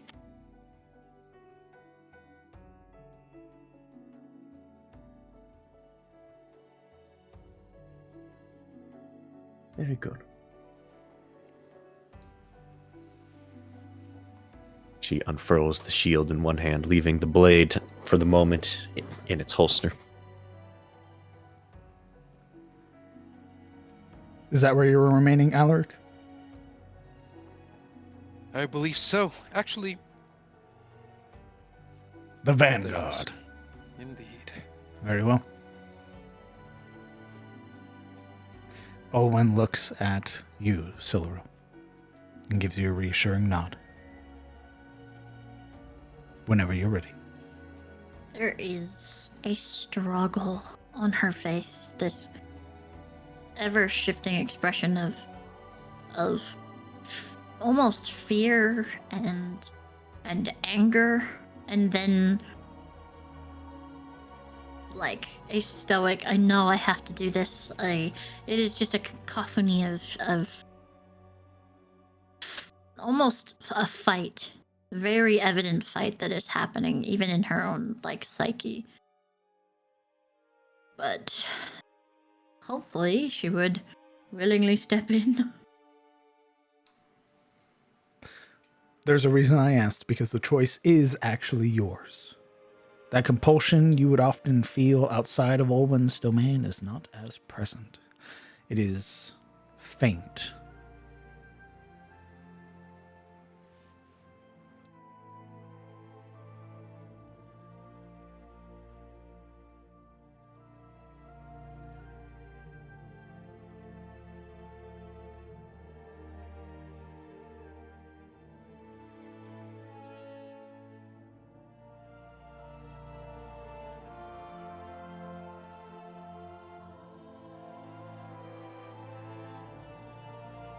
Fuck.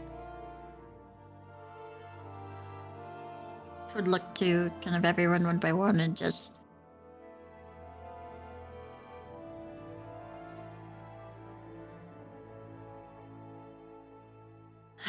hold the flail very tightly, and she will fall into the water. Okay. Plunging yourself into the water, you would feel this, just how violent the water is compared to its appearance. Its calm, serene nature. Once you fall in, it's almost as if being gripped by a riptide. Her eyes would shoot open as she's like grasping for the surface and trying her best to, I guess, stay level. It is impossible. Flailing around, attempting to grab at anything, you find nothing. The water is still clear. You can see the surface above, but finding it is impossible.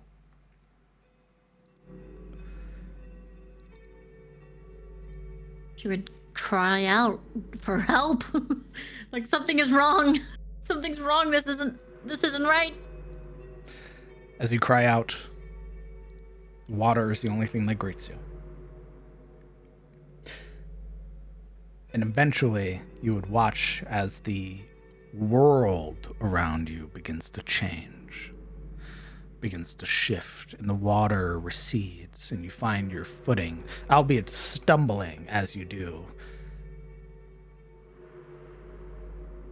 You find yourself on frozen land. Tundra that stretches for miles, as far as the eye can see. Around you, numerous sort of broken mountains and ice caps that have emerged. that biting cold gripping at your skin, getting beneath your armor and causing your body to shiver. You find yourself once more in Nizathras' domain. Siluril, welcome to your skill challenge. Oh, no. Your attempt to flee and escape Nizathras' hold. Now, the way this will work is you will be allowed to use your skills and potentially your class abilities to escape. You need to reach 7 successes before you get 3 failures. 3 failures does not mean the end, however. When you incur all 3 failures, your physical body will take 2 points of exhaustion.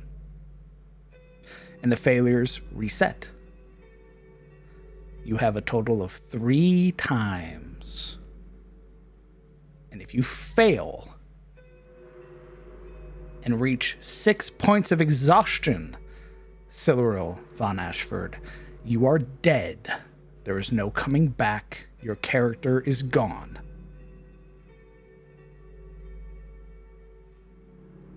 Is it too late to get out of the pool? It is. There's a shark, I think, and I ate dinner recently.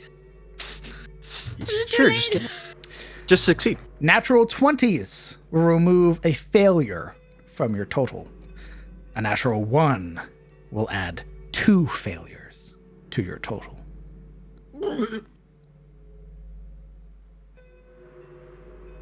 Does this pool have that ink stuff that shows when you pee? I just want to know. Yes, it does. Don't look! We all know. It turns green. Don't look. Siluril, around you is the biting cold, and before long, you hear it. The beating of wings. The roar of Nizathras. The frozen doom. And before you, it slams down with this violent, thunderous boom. Ice fissures and cracks, and beneath you, the ice begins to break. What are you doing? Wait, we're doing this now? Oh my You're God. doing this now. Oh, what the fuck?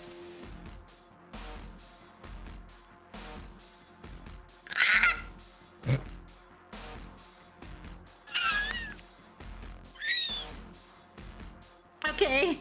I'm gonna look around for an exit and run, I suppose. What skill are you using? Oh shit, right. Ooh.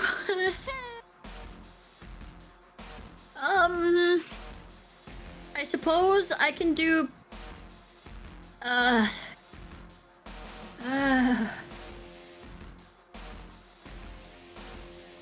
boy. And just in case, you can use skills, but I need an explanation of how that skill is going to help you in this moment. I would say either history or insight, as I've been here before. If this is the exact same spot, then I would know which way was the not good way to run last time, or how maybe the land was vicious. Do you have proficiency in history? No, but I do an insight. Insight. You would like to, you're using insight to see if this place is familiar? Familiar enough to the last time where I failed. Interesting. I will allow it. Let's see your insight roll.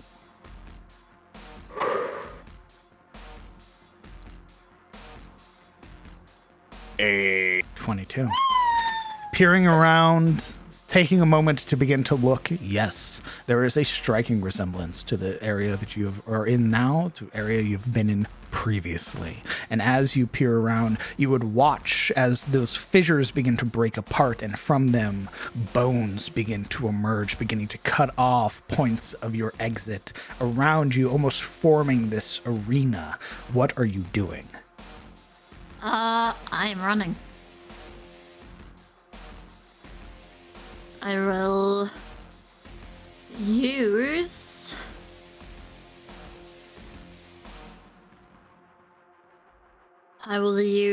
acrobatics to try to essentially find good footing and jump over these areas that are cracking open. Let's see it.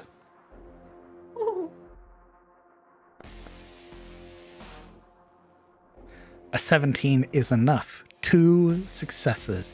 As you begin to bound and leap and pull yourself onto the grasping bones that are beginning to emerge from the ice, you begin to find a portion, this narrow tunnel that begins to sway and sort of wind itself as the bones continue to rise and emerge. You can hear the thunderous roar of Nizathras behind you as his claws begin to burrow into the bones, tearing them apart behind you. You are now being chased.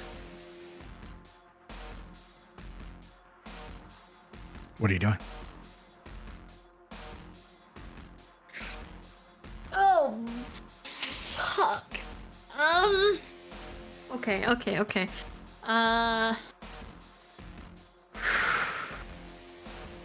Before me, since this is further than I got last time, I want to try to see what around me there is, in the sense of something other than just vast, icy, crack bone-ridden nothingness as I'm running. And I would like to use perception. I'll allow it. Let's see it. That is 1 failure.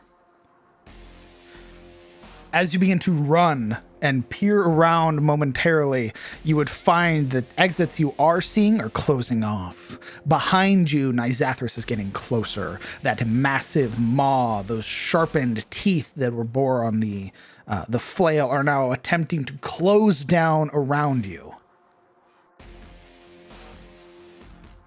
Fuck. What are you doing? She would call out behind her. I will never serve you.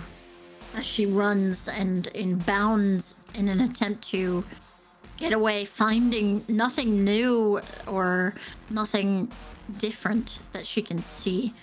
And she will start saying the names of the people that she has helped, that they have helped. She'll start saying the names of her party members. She will start saying the names of her family she wants to get back to in an attempt to intimidate this great dragon that she is not his. She is theirs.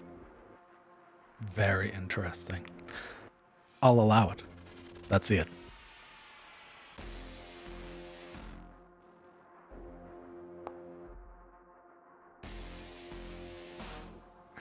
That is a 3rd success. As you cry out these names, the passage around you narrowing considerably until you are surrounded on both sides by these massive looming bone walls. Behind you, the path being destroyed by Nizathras. And as you call out, as you begin to cry out these names, you would watch as these sort of manifestations of your allies appear. Kellen, Alaric, Marana, Ashilde, Sabine, Uria, Shane, Gerald, Guinevere, all of them beginning to emerge, and you would watch as they sort of throw themselves towards Nizathras. Shoulders, arms, hands, weapons, blocking and stifling some of the movement, yet the dragon continues to break free. You would watch as portions of the bone wall begin to splinter, shatter apart, almost widening out to this canyon before you.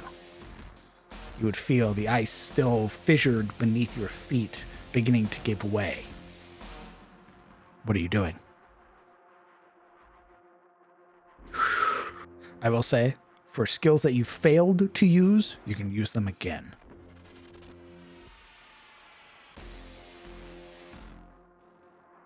Okay, then she would watching her allies, these people she has come to feel, kin to, a closeness to, these people that have built memories that, she will harbor forever.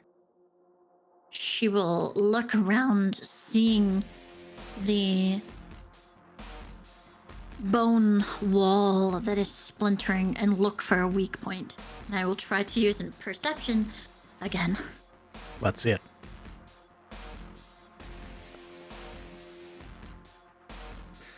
Another success. Finding that weak point as you are rushing forward, you would see a portion of the bone wall that is collapsed onto itself somewhat. This broken portion along the bottom, an opening for you to begin running out. And as you do, you would find yourself again in the vastness of this tundra, no longer contained by the bone walls, yet they are chasing you, like teeth beginning to emerge from the ice, following behind you like a wave. What are you doing? She will begin running forward, this clenching fist at her Ashford tabard, and feeling this weight of either what she was meant to be, what she is meant to be, so much so behind her in the form of Nizathris, who wants to take her over, but also this weight of her armor. And she will try to push herself forward by peeling it off and going faster using her athletics. I like it. Let's see it.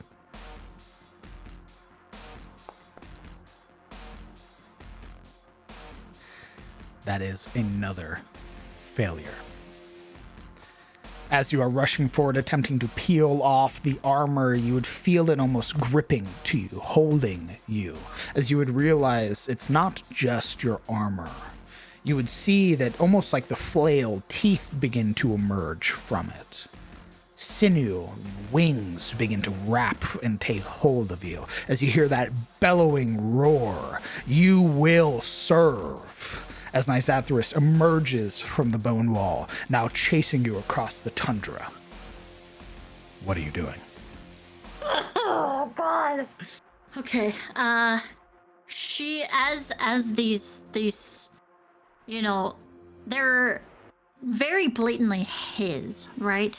That have burst from her armor. Okay. As she runs forward, she will see this as she's pulling at it desperately, and know that this isn't hers. These aren't hers. She will not become this. And hopefully, I will use the gift of my metallic dragon to shield myself with the golden wings of her past, and force the armor off of her once again, using my gift of the metallic dragon. Okay. You may roll a d20 and add the dice that comes with your protective field. Okay. I think...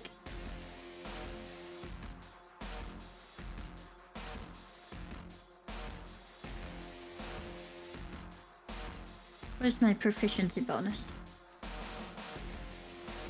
No proficiency bonus. Well, that's what it is. Your protective field? Protective wings. Yeah, protective wings is you add to your AC your proficiency bonus. Use your reaction to expend one energy die. Are we talking about protective field or something else? Wings of the metallic dragon. Okay, yes. Go ahead and roll a d20 plus your proficiency bonus, which is a 2. Okay.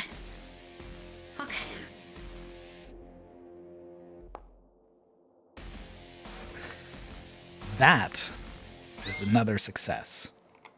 As you channel this energy, channel the Lady of Gold's power, you would watch as emerging now through the sort of almost burning white coloration of your tattoos. Beneath them, the gold begins to shine through, and like flecks of paint, the white begins to be removed and fall off. And eventually, once they're entirely gone, your wings envelop you, and the spines, the teeth, the sinew, all of it falls away, sort of erupting in these beautiful golden motes that trail behind you. And this only seems to enrage Nizathris as he begins to bound across the ice, his wings lifting him up at times to close the gap between you. What are you doing? Okay. As these wings come forth and she sees that they're working. She will, as I don't know if that you'll let me do that. She will see that they are working, and she feels this sense of,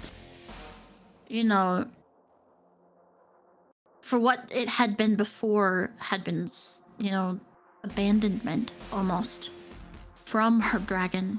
No contact, no response, no nothing. She sees that even in this coldest place, she is with her, and she will attempt to use the wings to almost pseudo fly as she runs faster. Now we'll use athletics. I like it. Let's see it. I'm gonna fly or fall with style.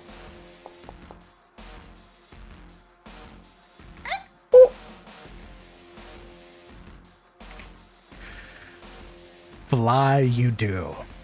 Rushing forward, and eventually you feel the wings sort of catching the wind. And as you rush, you feel yourself beginning to lift as they beat behind you. And eventually you begin to soar. And as you soar, Nizathris soars, chasing after you. Mere feet away, mouth ajar, you can see into that frozen maw that is closing down, desperate to seal you, to take you away. To take what is rightfully its.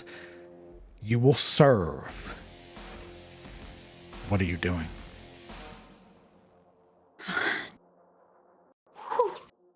Okay. Feeling this air as she is flying from him and his demand for her to serve. Very much before, as she fought, her weapons were not just weapons to her. They were a part of her dance. They were a part of her, an extension of her as she was trained. And feeling this support, soaring ahead and flying, she feels like her own weapon again. And I'm going to use Psionic Strike, much like I would my weapon to make it dig deeper or go further. I'm going to use it to propel Silurel further away from Nizathris.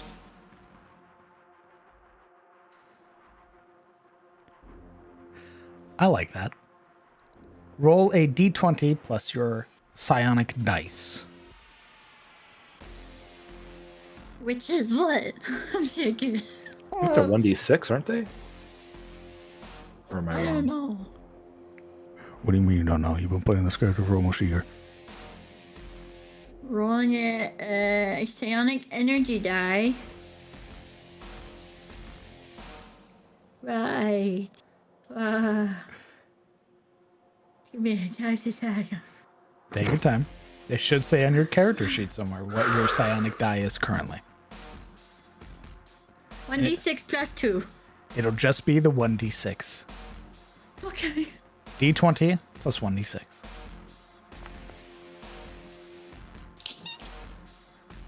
Nice. That's a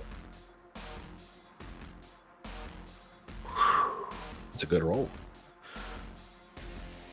Soaring forward as you attempt to escape, that propulsion of psionic energy, that blessing of the Lady of Gold, your wings sort of unfurl even further.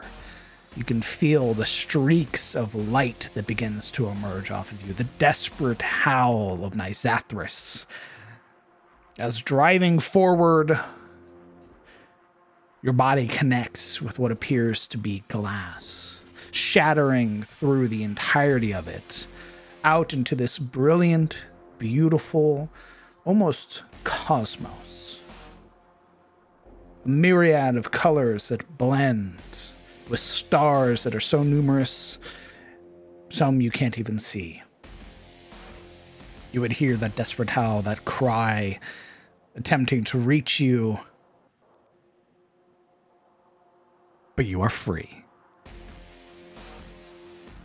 woo. With your final success, you are shunted immediately out of this beautiful, idyllic cosmos, slamming against the nearby edge of the pool as you are thrust forward from it. Resting in the center, the flail that begins to radiate. It begins to freeze the pool, and from it, spirits begin to emerge. You would watch as numerous wisps of frozen light begin to spray outwards, dotting the inside of Olwen's domain with vengeful spirits. That's where I'm going to take a 15-minute break. Hog. We'll pick this up with initiative in 15 minutes. Ugh. Good Okey-dokey. job. 7 successes, 2 failures. Nicely done. Not a single one in sight, baby. Not this time. Shut up! There's still No. We're done. You win. more! I see. I'll be right back. I was under the impression that this was gonna be happening while, like, you guys were gonna be fighting while he was in there. That's why I gave the bracers away. Now I don't have Anyway, thanks for those bracers. You assumed wrong. Oops. Aha, bonus runs away. That's the way it was explained. Don't worry, I'll give them back. Maybe. Holy shit! Morana's hoarding. God, Moran, why are you hoarding all the magic items?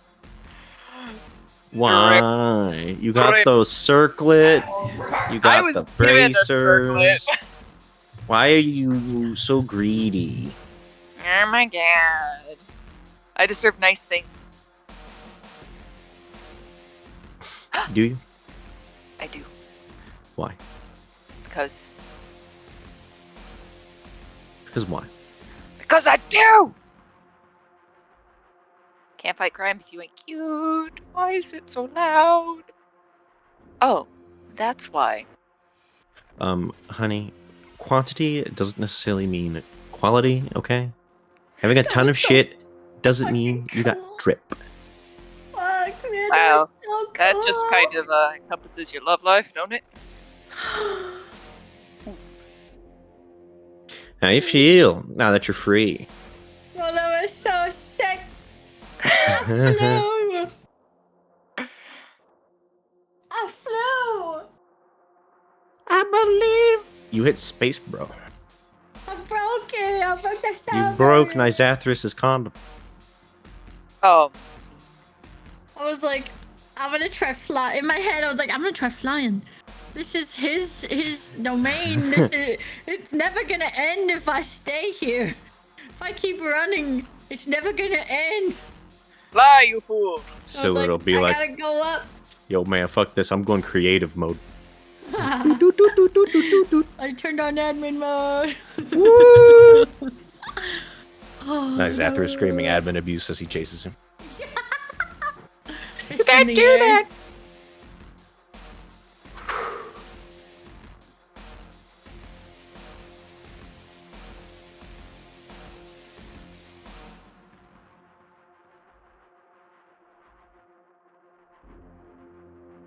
Wow.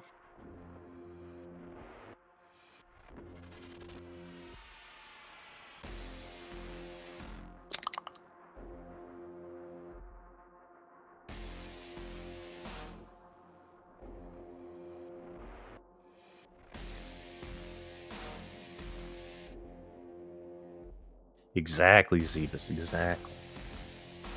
This is a reenactment of someone breaking free of Gmod Dark RP. Silverl finds the skybox before getting banned.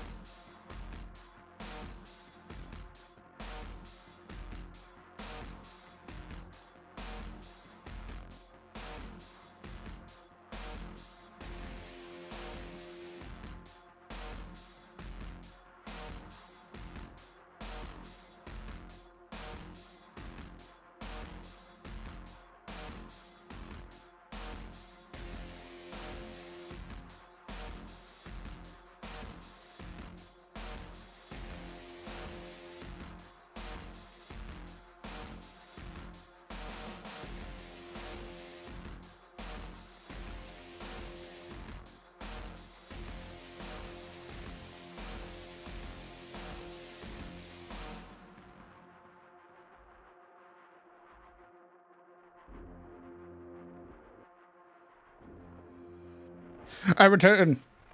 Why though? Why? Why did you come back? Because it's combat time, baby. But it was so. Can't we just leave it on that note? It Nope. was such an upbeat note. She saw space. She did. She saw Nizathris's skybox before getting banned. That's right. From the flail. Flying detected. You've been banned from the server. Wow. Your Look server at the view from here, she says in the skybunks. connection to server lost. Zathras would like you to request a whitelist. No! Your As flags have been removed. On Gmod screaming admin abuse. All right. Silverl, you would lose your resistance and your vulnerability that you got as a result of the flail. Darn it! All right, go back. Don't come back until you got resistances. No. It came with vulnerabilities. Ooh, what was the vulnerabilities? To fire. I'm shocked. She had resistance to cold damage and was vulnerable to fire damage. I'm surprised she didn't just like hiss every time we put a campfire up. A D6? I can do that. A 1. You have 1 hour to live. Let's make it a good one.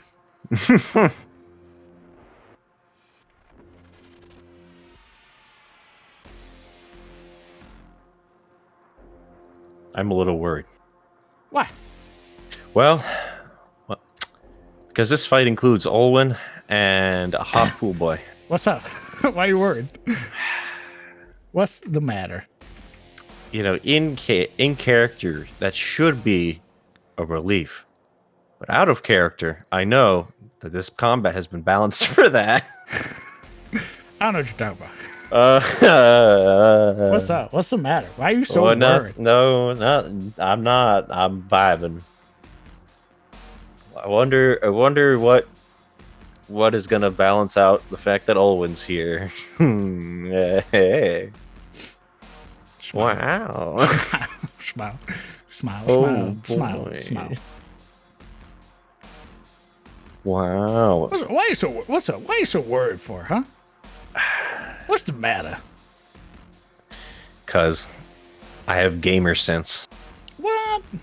I have gamer sense that tells me when you have big ally, you have big enemy. It's like, why is there so many consumables right before this next Yeah, it's literally that. It's like, hey, here's a power up. Why did you give me this? Oh, you know.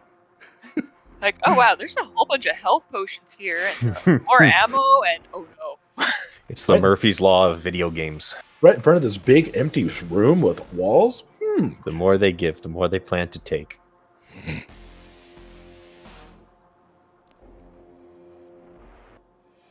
Just like,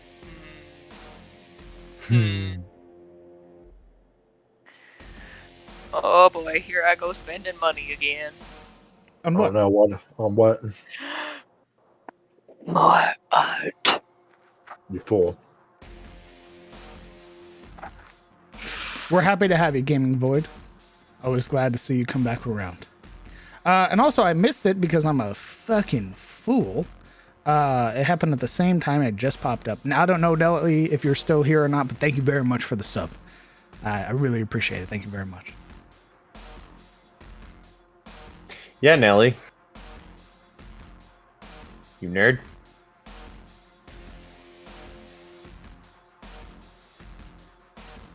Welcome to the Nerd Zone. I mean, we're playing D&D on a Friday night. Yeah, it doesn't get much fucking nerdier than that, does it? I know what you're talking about. Coworkers are like, yeah, we're going to the bar.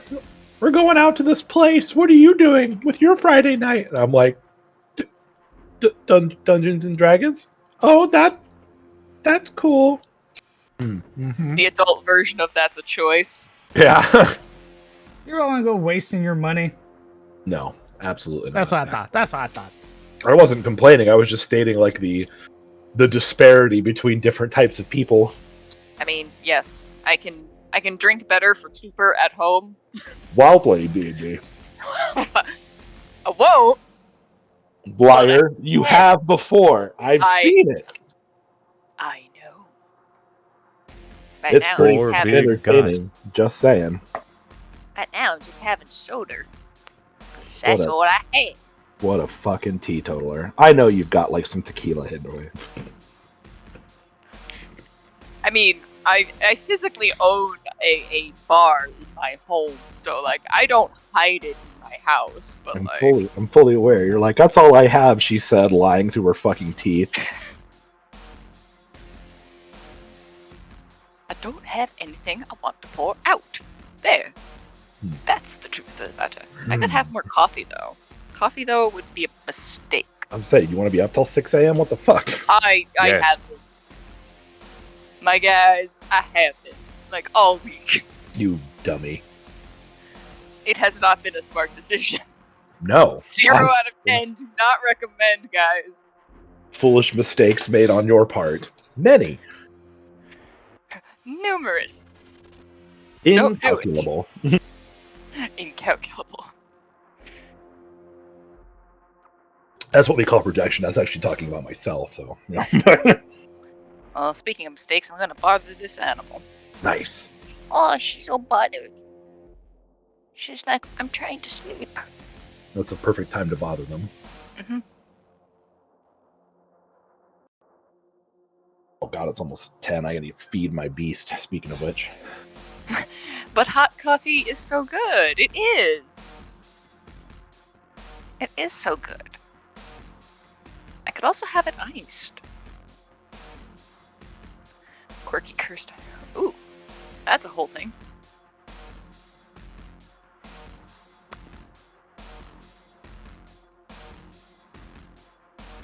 What's up? Super spells in the chat. Ooh, all right. Give me a second. I'm finishing up stuff. Yeah, finishing up our Doom. Smile. Fuck you. Huh? What are you? I'm just swearing. Don't mind me. Stop swearing. No, fuck It's- off. Frick you. This is the man that started the stream with "fuck you." Hey, fuck you. The trend continues. Whoa, whoa, who's fucking who? What? 4 big guys. 14 werewolves behind the Waffle House dumpster, that's who. Hey, yo, for real? Yeah, hey, yo, can you take a piece of that? God damn it, Yuria. We're putting the den in Denny's. I hate that. Putting the dumpster behind the dumpster, if you know what I mean. Hate that. What? I hate that too. Yo, Why'd you let's say it press then? this. I've hurt myself in my own fucking in my own words. Like, wow, I physically hurt myself. Good job, Dingus. You mean you're not immune to things like when you say it, Is that just me? No, there's sometimes you say something so profoundly cringe that you've actually harmed yourself in the doing. See, I never. If I say it, it's fucking genius. If anyone else says it, I physically shrivel. Surprising no one. Yeah, exactly. Yeah, I mean, I actually can see that. I'll try to make an unironic dad joke at work sometimes. I'm just like, oh, fuck, I hate myself right now. Okay, except dad jokes. Dad jokes are always cringe. Yeah. They're Don't do it. cringed by design. Yeah, You it's gain kinda, a year of your life every time you do a dad joke. I want you to know that. so I just live longer to suffer more. No, you lose a year. Sorry. Oh. You get older.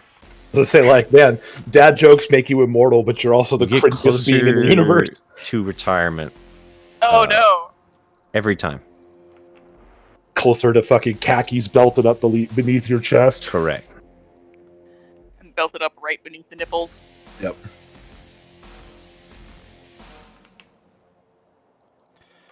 You guys remember everything you've killed? 4 big guys. A lot. That's all. Everything we've killed? Yeah. Or everything Silaril's killed? Nope. He explicitly said everything that you guys have killed while the flail's been in Silaril's presence. Oh, I thought it was everything she killed. Nope. Okay. A Morling, Well, a slime, a bunch of dudes, Morlings, slime, tainted, a crab, basilisk. a crab. do the prisoners that were murdered, like, in the environment count? Oh shit. We've killed a lot of people. I don't Golems, know the how many golem. prisoners we murdered. We killed those golems. Is this after she got the flail? Because that might actually matter. Yes, after she got the Yes. Oh. So So there's nothing before that then. Hane's buddies, his gross buddies. harpies. Harpies, yeah. Morlings and Owlbear defending Olin. Yeah, owlbears, wisps. Wisps, yeah.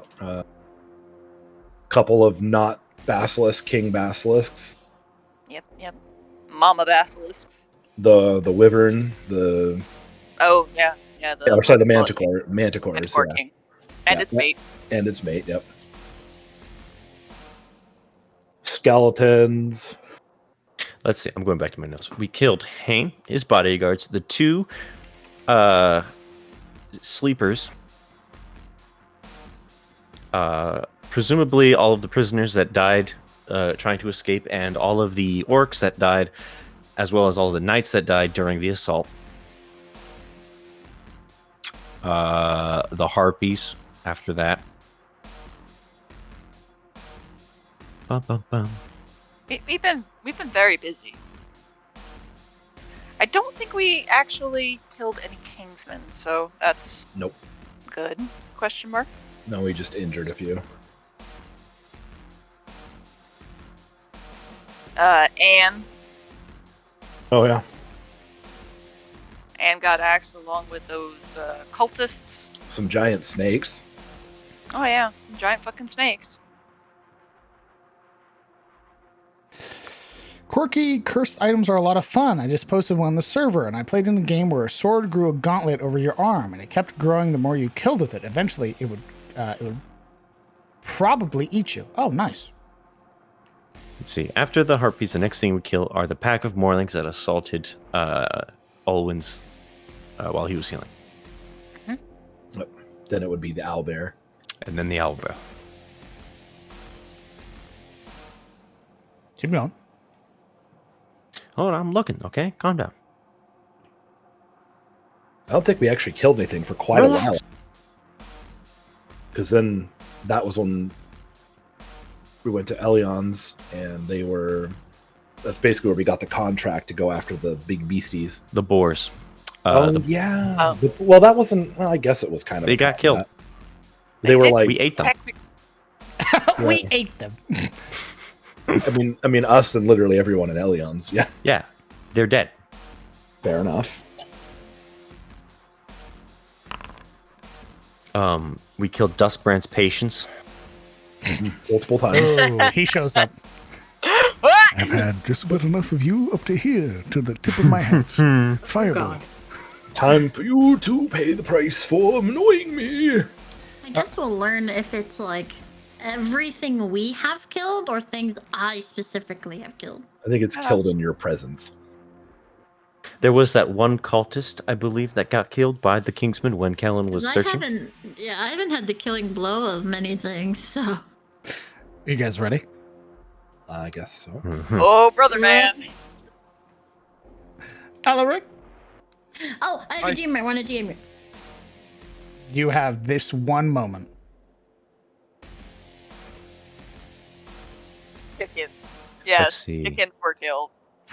Yeah, there was a chicken that We was did murdered kill the chicken. and insanguinated into a bag. After the chicken, we killed all those basilisks. Make that chicken show up. I fucking dare you. You wasted my life. Why are you challenging him?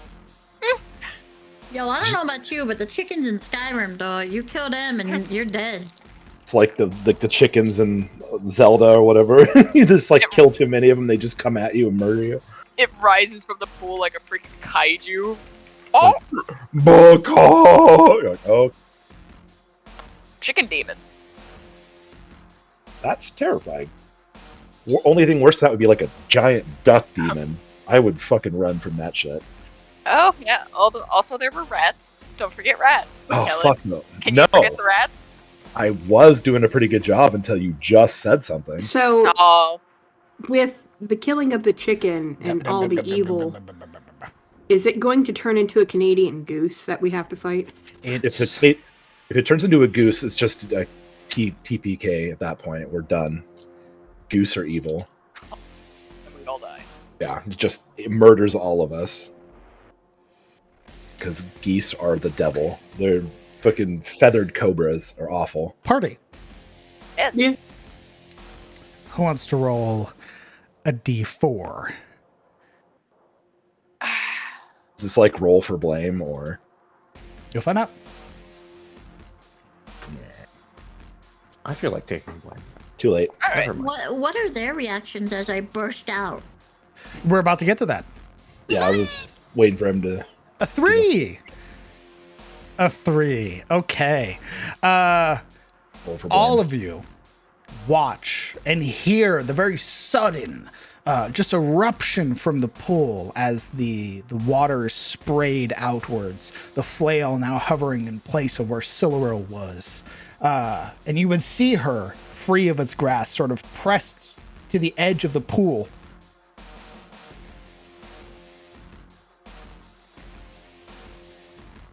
Do I have any reaction that I'm Yes. able to use?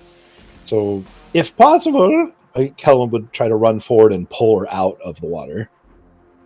Pull Siluril out of the water. She would grip his hand. Yeah, and reach like under her. Under her what? You know what I said. No, it doesn't. You cut out. You cut out. Now, under her arms, grab her hands, whatever, and just pull her out of the water. Towards him, right there. Got to hit my tappy to keep myself from cutting out. I don't know why it's doing that. It's annoying. Anyway. There's an expression on her face of just utter disbelief and, like, gaining confidence.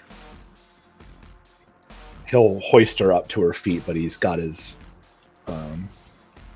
not bow-clad arm under, like like around her waist to hold her up. You would hear violent screams, human and animal, monster, otherworldly, as from the flail spirits begin to emerge and coalesce, taking form and reacting violently as they appear suddenly and without explanation. Appearing. 1, 2, 3. Be 3. the fucking owl bear in it. Yes. Motherfucker! Appearing from the flail is the owl bear, as well as a number of other spirits of whom you're not familiar with. Would appear to be humans clad in sort of tattered leathers and sort of broken chainmail. You would see they wear these vicious grins on their face as they wield scimitars, short bows, and crossbows. A number of bandits emerge, having been slain by the previous wielder of Nysathrus' wrath, they emerge, ready for vengeance. Violence. Yeah, Silreal gives a look of, oh, I did that one. And seeing the Yeah, other one, she's like, oh, I didn't do those. That wasn't my fault! Clear the initiative real quick. What was the 3 for them? Do the There's baby so many. owlbears? Do the baby owlbears sense their mother and come a running? If they do, you don't see them. Oh, Stop it. That would be horrible. You don't It's know not. what the 3 is for. And I told you, you wouldn't know what the 3 is for. It's initiative. Please roll. I hate you. Bazinga. We're going to try a new one. Did I really roll a 7 on my initiative? That's fucking dog shit. We're going to see what it's like. Fuck, that was cool. Yo, don't tell me that. It's meant to be hidden. Do. You can literally see it on the tracker. Their initiative is hidden. Yeah, you can. Dap. Never mind, it's Oh not. my It's not hidden. God. It's not hidden. It's not hidden. It's We're- absolutely not Abort! hidden. Jesus. Wait, they spawn inside of the fucking Yes. house? Not outside of the house. No. Holy Unfortunate. shit. That's a lot of bad guys! That just made things A lot of little bit things weirder. slain by this flail. Yuria Zairi, top of initiative. Oddly. It happens. Everybody's gonna be eating shit. Okay, we've got mobile medic Marana. Let's go. Oh boy!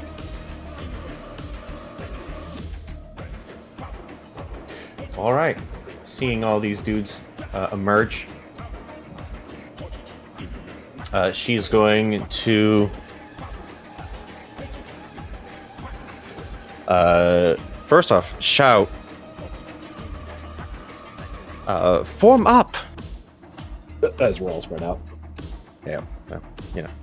And then to the guy in front of her, she will cast Chaos Bolt. Okay.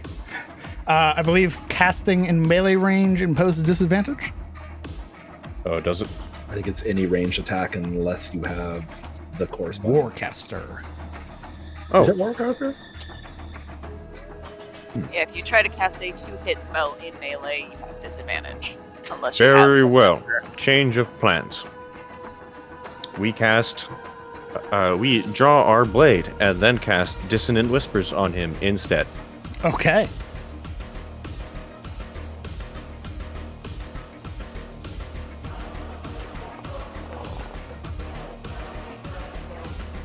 This is that Dark Tide soundtrack. You're goddamn right. That is a natural 1 for Very 9 points of psychic damage. The Cool. bandit howling in pain, sort of dropping their scimitars, their hands come up and clutch at the side of their head. If available to move must immediately use its reaction if available to move as far away from you as speed allows. Yeah.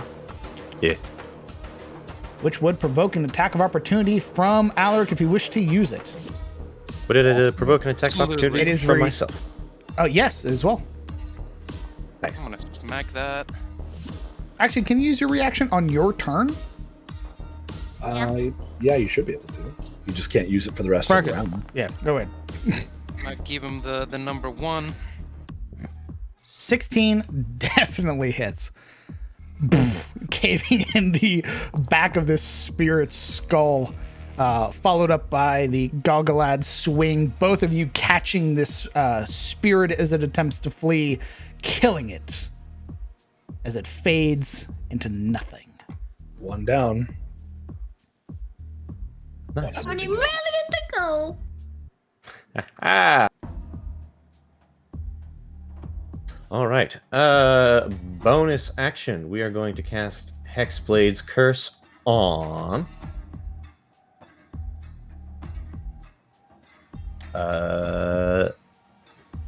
Yeah, that guy. Okay. Post Hexblade's Curse for me one more time. Those action when creature can within 30 feet. The target is cursed.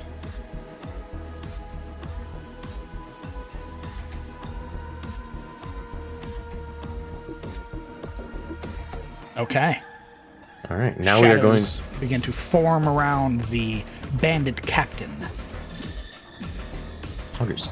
Now we're going to kicking these pills out of the way, move in between Ashilde and the bandit, All right. and that'll be my turn. It is Olwen's turn. Olwen is he's gonna attack. Seeing the spirits that have appeared beside him, he's going to attack the first one with his horn. That hits, dealing 9 points to this guy. And he's gonna rear back and slam his hoofs down against the same one. Yikers. Ooh, that is a miss. And the bandit is going to make an attack of opportunity against that. With its Olwen, get your scimitar. shit together. 20, dealing 2 points of slashing damage. Yeah, one figured out. Put yourself out. All right, seeing himself here, he's gonna stand his ground. It's bandit spirit time, and this one is going to attack Theodos.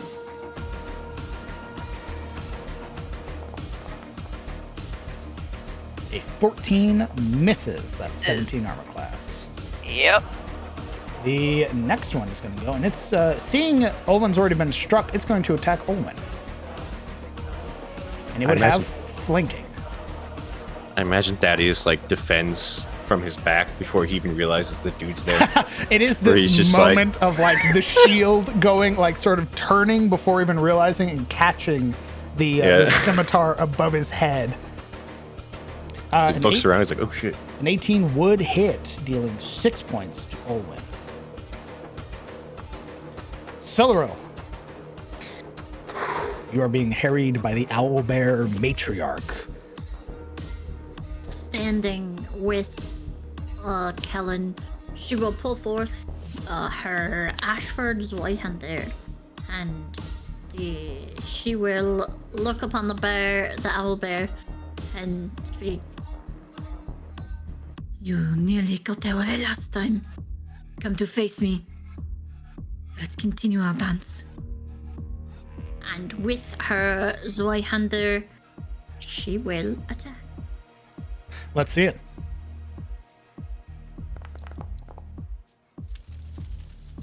$20 hits, dealing 12 points of slashing. Oh, sorry. Because it is currently the way that it is. You would drive your blade through and cut along the length of the owlbear's hide, and see that while your blade sort of pulls material away from the owlbear, this strange viscous material, it would in turn pull back to the creature, not dealing as much damage as you'd have liked.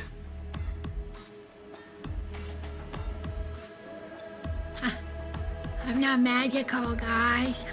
Oof. Siller would be like, "I want my flip back." I'm gonna go in and grab that real quick. Would Psionic Strike work in this sense? Yes. It And would add I'll magic use it. damage. Yeah, that would not be resisted, so 5 psychic damage to the hit. That Yeah, the blade goes through and it's like, boop, boop, boop. But then it's like an after image of psionic damage doing the same swipe.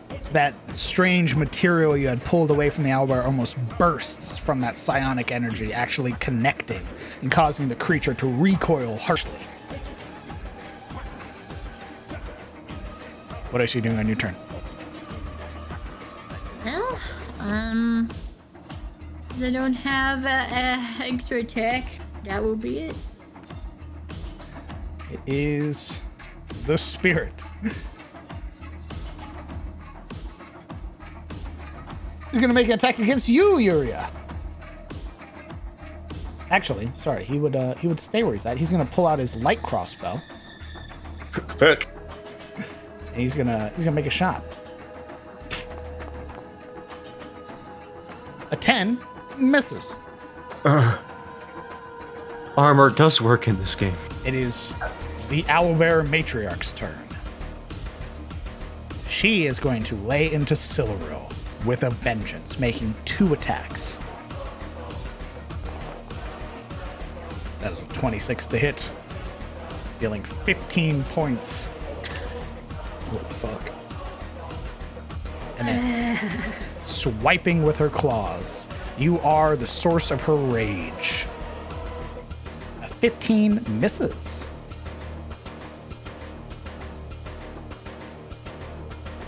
She's not running anywhere this time. So Spirit's turn. Attacks with the scimitar. 13 misses, finding no purchase against your shield. It skids off the mirror. This one is going to attack Olwen, as it is flanking. Another 3 points to Olwen. This spirit rushes to meet Alaric. Sabra. Lashes out with his scimitar. That's a 20 to hit, It hurts. dealing 5 points of slashing as you are not raging. But it is your turn. Probably raging after that.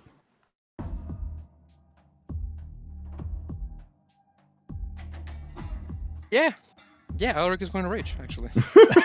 I might as well. Delightful. I'm angry. Yeah, you took the desired out of my mouth. I'm pissed brought it off. forward. Yes. Actually, this one here is intent on attacking Rana, yeah? Yes. Brandishing this strange hooked dagger. You would see there are these deep notches in it. Definitely intends to inflict harm. Yeah, we're going to attempt to grab this man. Okay. But hold on, before we do the roll, Alaric intends to grab him and pull him back. How would I go about that? You're going to use your action to attempt to grapple. But I believe... Let me double check grapple real quick.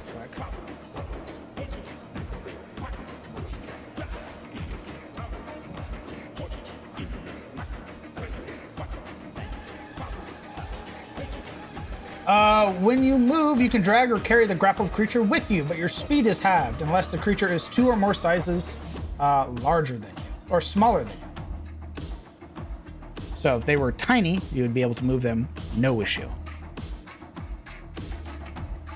I cannot move him. No, you can't. You can, it's just half your movement. All right.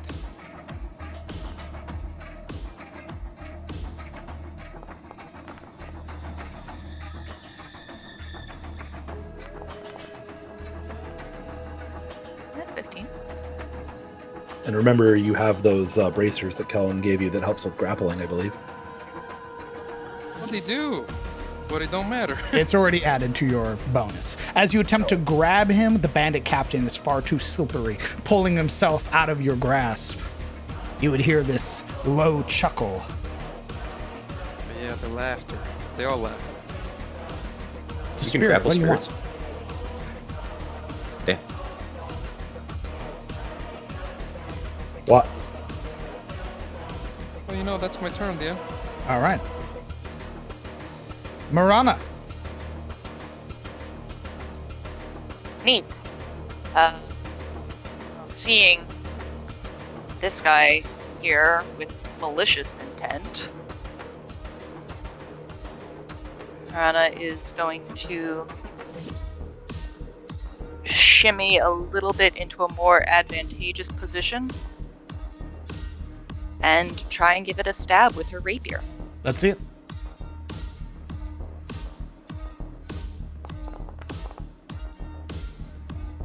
That hits. With the, and for sneak attack plus the radiant damage. Indeed, a massive hit, immediately drawing the attention back to you.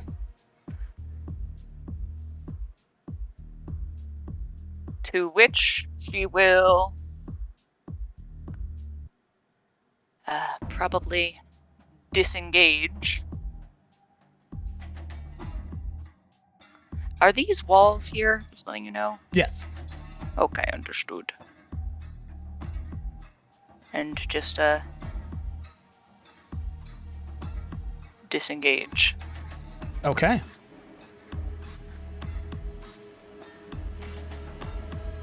That's what I got. Understood. What are you doing for Thetis? Thetis, seeing some of the spirits at Olwen's flank, is probably going to try and clear those before turning attention back to the owlbear. Let's see it. Alright, shield bash first. Correct? Yeah. Alrighty. 19 hits, 8 points of damage. And then the spear.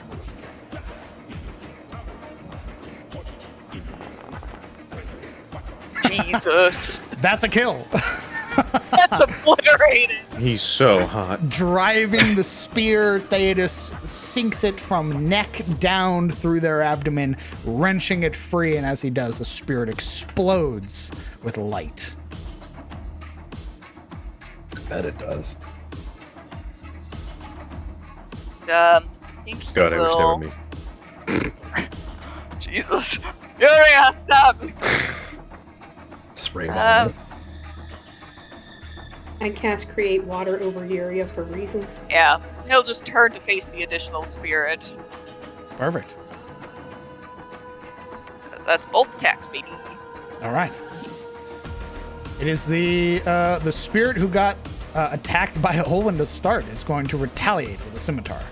No longer flanking, so no bonus. 13 meets Olwen's AC. Olwen getting beat up. Olwen is getting beat up. It is the bandit captain's turn. Seeing you run, he's going to turn his attention momentarily to Alaric and make 3 attacks. Not nice. Not nice. No longer nice. 16. It hits. Right. 6 reduced to 3. Another scimitar. 14 misses. And then his dagger.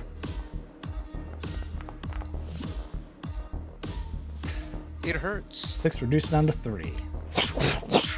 And as he stabs all 3, you would watch as he moves backwards, not provoking an attack of opportunity. That bastard!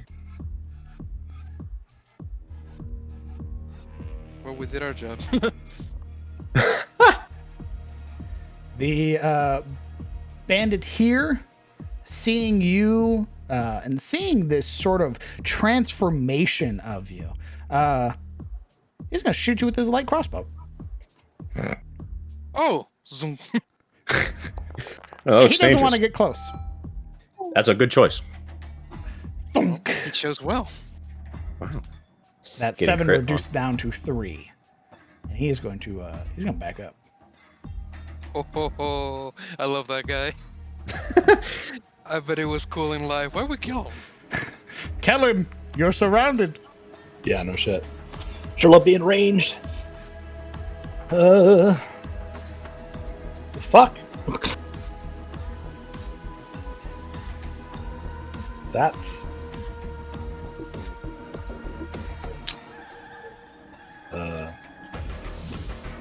Yeah, this is not a good place to be. If there even was one. Jesus. Either disengage or something farther away from us.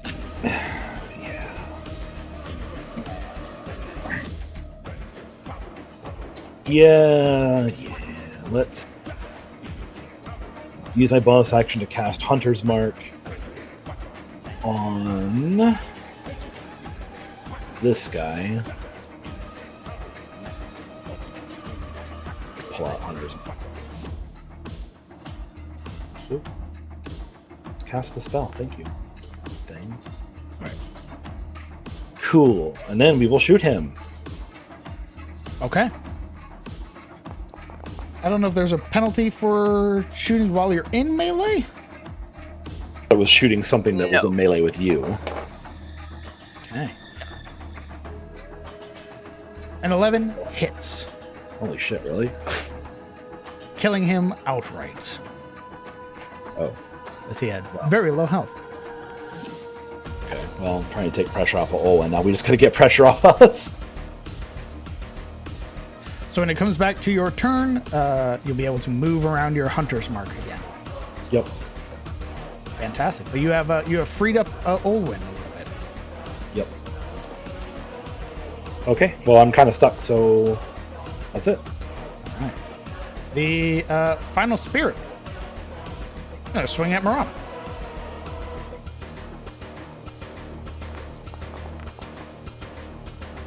Eleven misses. Yeah. She just kind of brings up her blade to parry. Catching the scimitar and causing it to draw it back. You would hear this like low grunt in response. Ashilde. Shilde, seeing the bandit captain and the owlbear, which she sees are the two big things, she's gonna look at the bandit captain, and the hand that has the holy symbol tattoo on it of Ioun is getting raised. She's like, I'm gonna try and send you to your rest. Why are they fighting? And I am going to cast Guiding Bolt on the bandit captain. Okay. I'm just trying to help. Let's see it. Why are you resisting? That's such bullshit. Ah! An That's why. 8 misses, I'm afraid. As you say, I'm trying to guide you back to your rest. He immediately turns his attention over and ducks, avoiding the bolt. Sort of waggles his scimitar at you. You liked your pun. At 8. Fine. Fine. And I am going to end my turn. All right. Because that was a leveled spell. Sad. Yuria, at the top of round 2. Can you roll me a d4, please? Oh no. It's about to get uncomfortable. 4. Emerging from the flail, a number of giant wasps. Oh, God. God! Hate This is that. going to get uncomfortable.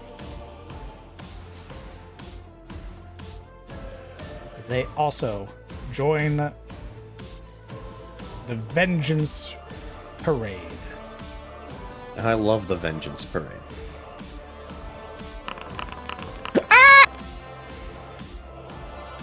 Yuria. Yes. Is it my turn? Yes. Wonderful. Yuri's gonna slip around this dude. Standing right here.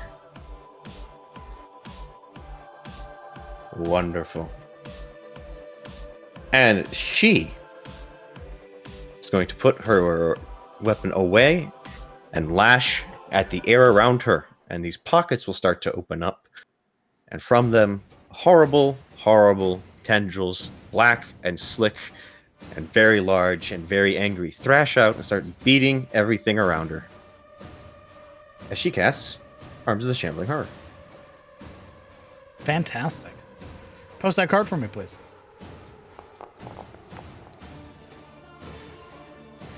"10 feet of you." Okay. Fantastic. They're touching the circle. Which I believe. Let me double check.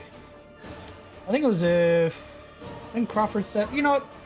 In the I'll allow it last, for now. I think I that's, assume they're getting in there because when I measure, it says 10 feet. the last time we When I did You're the... cutting out, homie. Sorry. Hold on. I know what he was saying. the last time that you did that, you said that anything touching the circle would get hit. I remember that clearly. Yes, when we fought the wasps, that's how it worked for my spell. All right.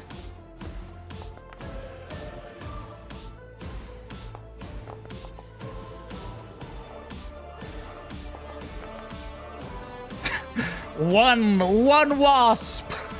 Okay, Yay. the others take on success. Save, the creature takes half damage but suffers no other effect. Okay, so half damage. The others take full 6 points of damage. And on a failed save, target takes and cannot take reactions. Okay. Yep. So after the tendrils are thrashing around, unfortunately ruining Olwen's carpet as well as everything else in the vicinity, she will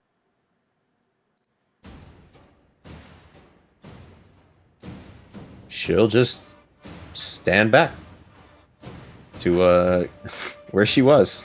As they try to lash out at you, try to attack, the shambling tentacles just grasp at these creatures, pulling them away from you before they are able to inflict any damage. Bonkers. As a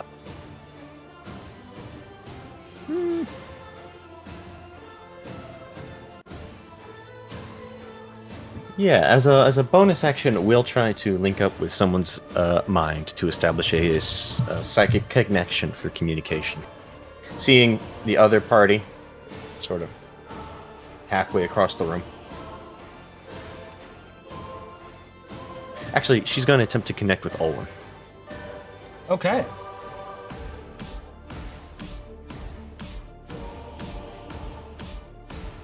If he accepts, he will hear her voice. He would accept.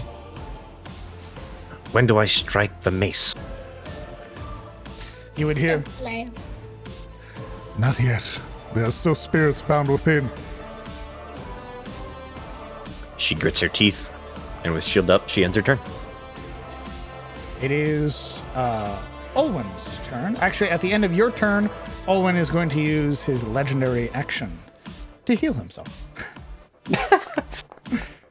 My man. Taking a beating. He's going to heal himself for... Oh, didn't mean to do that. He's going to heal himself 13 points, curing the strikes across his hide, closing them up. And as it comes to his turn, he is going to begin waylaying the creatures. And he's going to attack with his horn, this one beside him. Thankfully, an 11 hits. Dealing 12 points, goring this one instantly as he drives his horn through its chest. Turning, he sort of kicks back with his hind legs towards the wasp that's there. That's a natural 20. Oh my god. Absolutely slaughtering this thing, turning it into paste effectively on its hoof, killing it instantly. Jesus, good shit, Olwen. Nice rebound. The MVP. The bandit is going to face off against Theodos.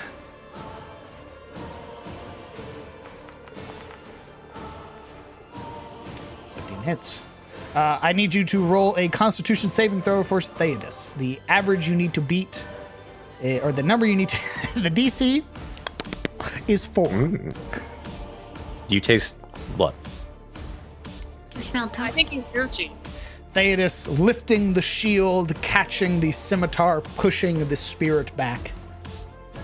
Takes no damage. It is the giant wasp who is going to attack Olwen.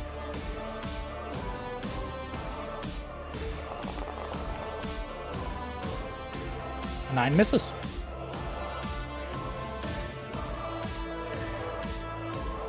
The other wasp is going to drive towards Siluro.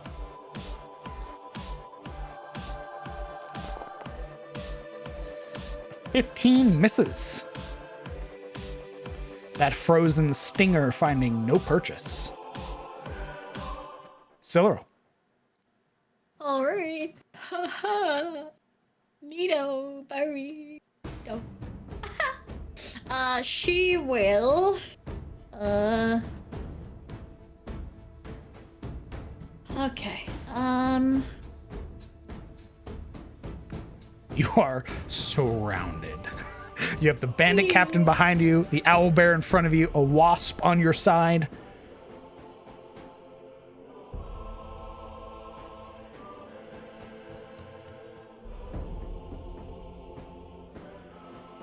Okay, she is going to look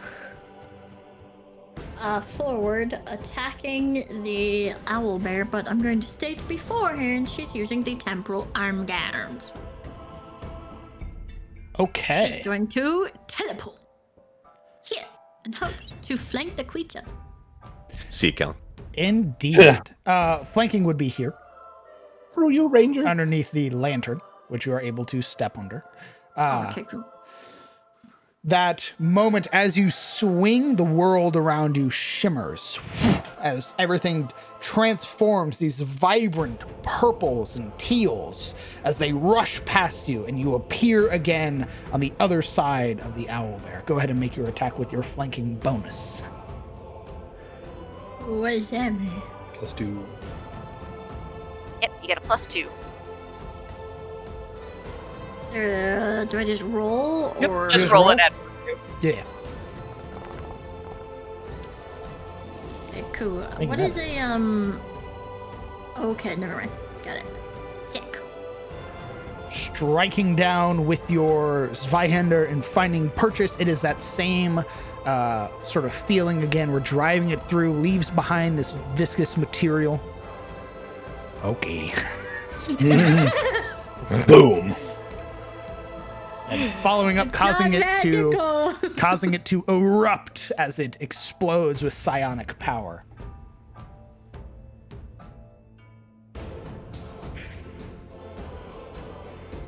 She's back. Yes. And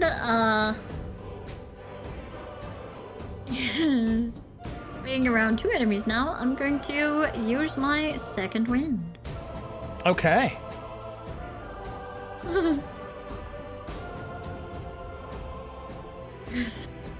Math. So, as I said, there should just be a button for it. I'm so nifty. You restore 5 hit points. Yay. As well, don't forget, all of you have the orb flowing above you currently. Right, what's the orb now? Heals you. You tell me that you want to use it, and you will basically rupture it for free and get some healing from it. A hit dice worth of healing. The fact that we haven't had to use them yet scares me. I mean, it's still looking really bad.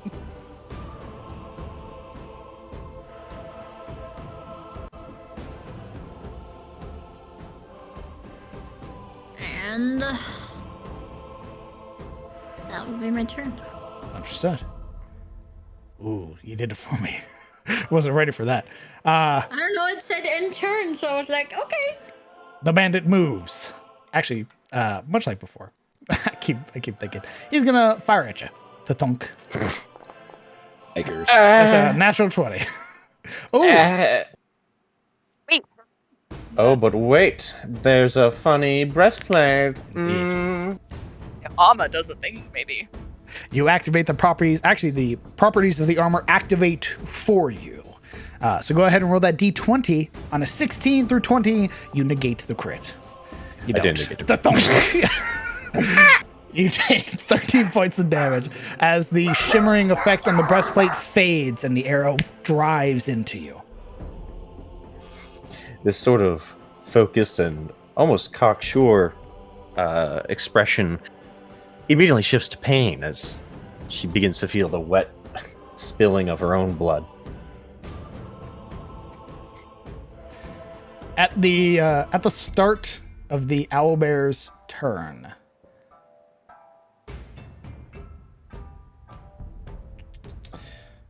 Olwen is going to use some legendary actions to cast Shimmering Shield, and he is going to cast it.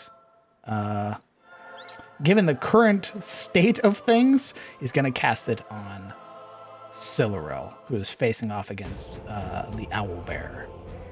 So you have a +2 bonus to your armor class, as does Olwen, until the start of Olwen's next turn. As it is the owlbear's turn. Angry, vengeful, desiring your blood, is going to make 2 attacks against you. Fuck. It begins. Hey! Are other numbers? I think I'm going to Mm-hmm. use my reaction to cast Protective Field. Okay. Oh wait, no, never mind. Yeah? Oh wait, Protective Field is different than my gift of the metallic. Yes, Protective Yes. Field, please! Yes! You're another creature you can Good. see within it takes damage. You can use a reaction to expend one psionic die and reduce the damage. Okay. So, oh god. Alright, you would instead take 4 points of damage instead of 11 as that protective field, that golden barrier becomes erected, catching the beak of the owlbear matriarch, who so furious rears back with her claws. An 18 would meet your current armor class. Fuck. Okay. Fuck. Yeah, alright. Sick. Next. 16 points of damage rending through you. You would see it's not just vengeance that the owlbear matriarch wants. There is sorrow. There is pain and agony in every action that this creature takes. It's not just these roars. It is these wailing lamentations that you hear. And that is its Wow. turn. Physical and emotional damage. Still in front of you, having been struck by your shambling tentacles, is going to make a scimitar attack against you. A 7 misses. Facing off against Alaric, though not really wanting to be here, thinking that the captain is going to be here, is going to make an attack against Alaric. That misses. Nice. Alaric, you currently have a bee or a wasp and a bandit in front of you, and another one who's harrying you from further away.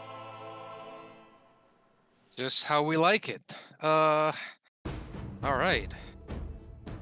We're going to use Verdict on this wasp right here. Let's see it. Why not?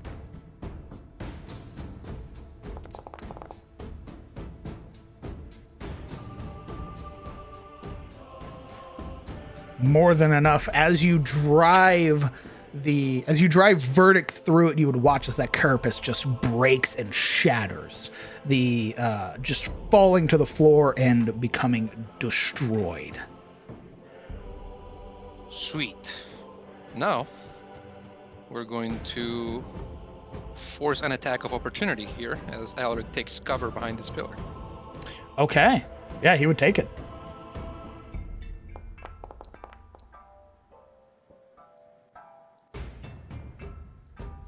Slashing across your back as you run, dealing 1 point of damage.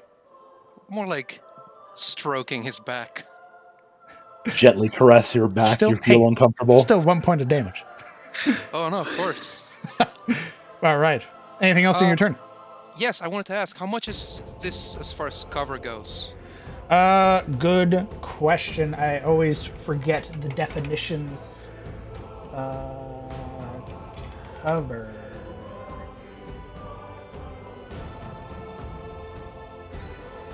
You would get 3/4 cover. There's a +5 bonus to your armor class. Yeah, but what is the angle for this? Like, when does it stop being covered? Should I move deeper in? Me saying that he's actively using it, at what point? I mean, does if he you flank me? if you get here, that's full cover. Like, you're effectively behind a wall. They can't see you. Yeah. Okay. Actually, no. We're staying there. We're staying there. Yeah? Yeah, we're staying there. I still got movement, right? I can change my mind. What else are you That's doing? my turn. That's it. Okay. Oh. Morana. Howdy. Don't like that this guy stepped up to me. Nani? Yeah, but I do have built-in flanking with Alaric right now. So I think I will try to clear the way. And I'll try and stab at him. Perfect. Let's see it. That hits.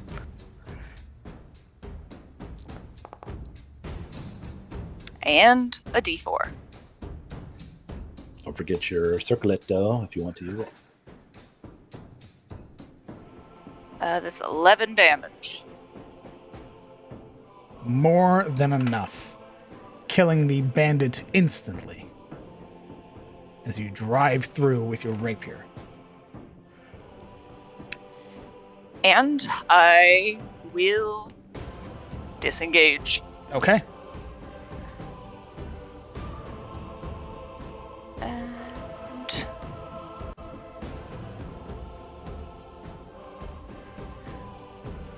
Rana is going to move 5, 10, 15, 20, 25. And she'll look to Thetis. I've got this one. You can see that there's almost this like, our duel isn't done yet because he's been deflecting against this one's attacks. Mm-hmm. So he'll, why don't you roll me a persuasion check? Sure, I can attempt to persuade him. Yeah, he's very honor bound currently. It's very, very honorable duel he's trying to get. But with the 21, he sort of raises his chin. In the next life. And will turn. Indeed he does.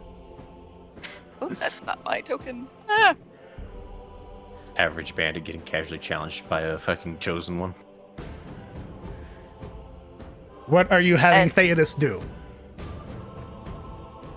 Turning from the bandit and seeing Sillaril, who he is also sworn to, he will move in on the owlbear. All right. And we're going to try and bash it. Let's see it.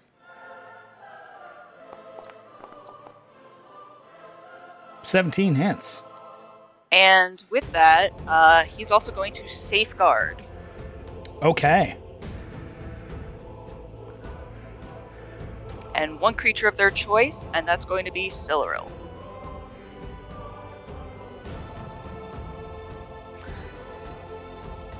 And then we're going to follow up with the spear. Perfect. Let's see it. That hits. You would watch as he drives it through and almost lets the spear go. And as it does, it just finishes burrowing through. He brings his hand up and makes a gesture as if tapping the end of the spear down, and it would reappear in his hand.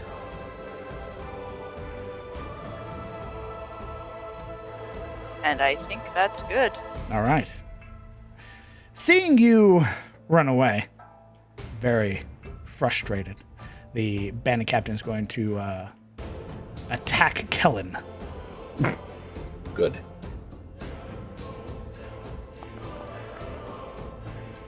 A think that 14 misses. Shit. A 13 misses. Bob and weave. Not that fucking. But a dagger. Whoosh, finding purchase. Jeez, it misses everything except the dagger. It's just like Blake's butt of the halberd. I'm pretty sure he used that thing backwards. He did. I need you to roll me a Constitution saving throw to maintain concentration on your hunter's mark. The Your hunter's mark fades. As the bandit captain sort of manages to find that part of your armor and just sort of wedge the dagger in there and wrench it free. unpleasant. But he did not get all three of his attacks, so he does not get to move without provoking attack of opportunity. So he will remain, scowling now towards his new victim. The giant wasp goes. Buzz. It's going to attempt to attack a Ashilde.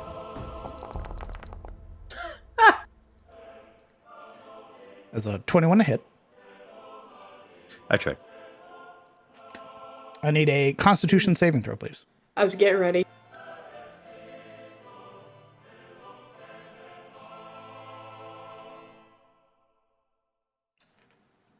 Do it. Do it now. All right. Do it. You do not take any cold damage. Do I feel the cold? Yes, you would feel that overwhelming presence from the needle, the stinger that's there, as it is almost looks like an icicle. Instead of the normal stingers which had poison with them, these ones have been touched by the corrupting magic of Nysathrus's flail. Noted. All right. Seeing that you've moved, he's gonna take a shot at you, having moved up himself. You would still get a bonus to cover, just not as much as before. But that would make it enough. The arrow sort of slamming into the pillar here and not finding purchase, and he's going to use the rest of his movement to back up. Kellen. All right. I don't have Hunter's Mark anymore, so that. You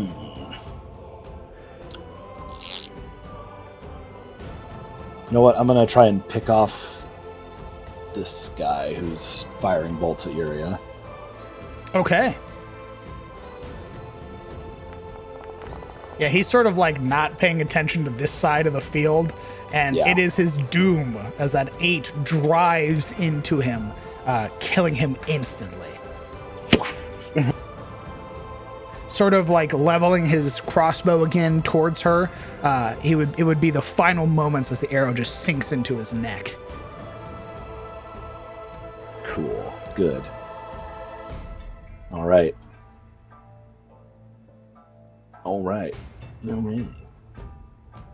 I will remain here against my better judgment. All right. Anything else on your turn, or is that it? No. Everything else I have can't really be used right now, so yeah, that's what we'll do. Sorry, you said no. Yeah. I said no, we're good. Oh, okay, gotcha. Sorry. I should. All right, for my action, I'm going to reach up. I'm going to touch Uria on the back, and I'm going to cast Cure Wounds.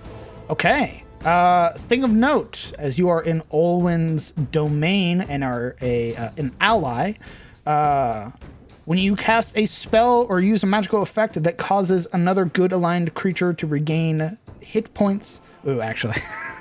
Hey, what's your alignment right now? What's your alignment right now? Hey, my alignment's true neutral, buddy. Ooh, never mind. Roll that dice. Nice. Just rub it in. That's fucking Jesus hilarious. Christ. Fuck you. You regain 7 hit points. Doesn't that trigger her bracers as well? I don't have the braces. I think have we're the all bracers. the bracers. Yeah. Okay, and You find out that Uria isn't true good in that moment. Congratulations. she's gonna look at you, and she's actually gonna give you a nod with more respect, because neither's she. Yo, fuck both of you. Yo, neutral corner. All right. You're still being harried by the wasp. Are you doing anything else? I'm gonna prepare for next turn, which is, that obsidian giant stone spellbook she carries? Yeah. It is now being dual-handed in both her hands, because if that wasp is still alive next turn, it's getting smacked. Okay. With the book, the thing that I was denied before. What? I wanted to inflict on the wasp with the book, but instead of inflict, I'm going to do something else with it. Alaric, at the start of the combat encounter, please roll me a d4. Oh, fuck. Me? Yes. Okay. Here we go. A 4. Emerging, growling with numerous maws across its body. Slamming and instantly killing the bandit that is here. The Nightmare Manticore. Oh. Still waiting for that chicken. There it is. There's the reason Olwen's here. Yuria.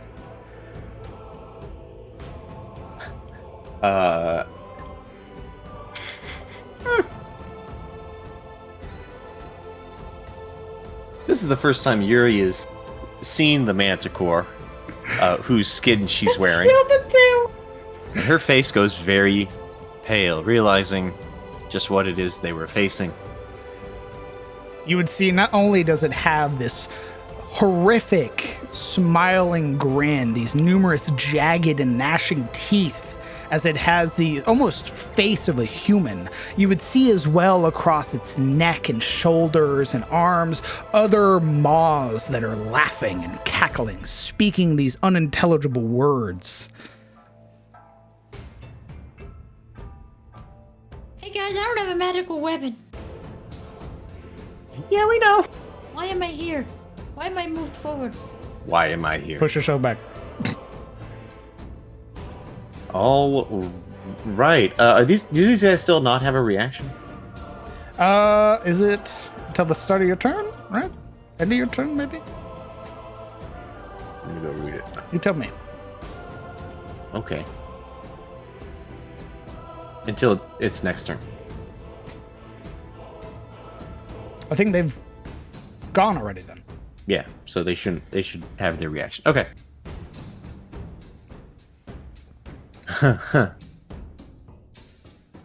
Oh boy. Well.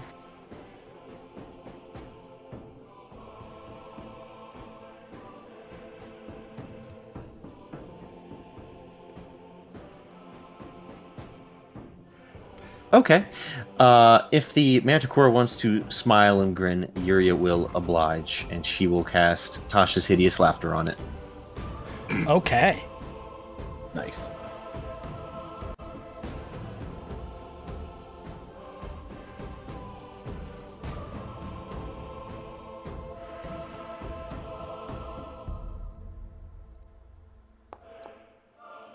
Now, who's this Tasha person? Why is she laughing all the time?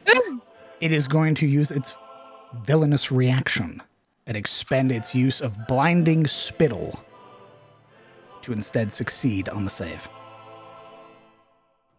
Tomato. So it does I'd not rather have not its Blinding Spittle anymore. I'll take that. I'll take a no spittle. I don't want spit. Spit on you. No. Shut up. No.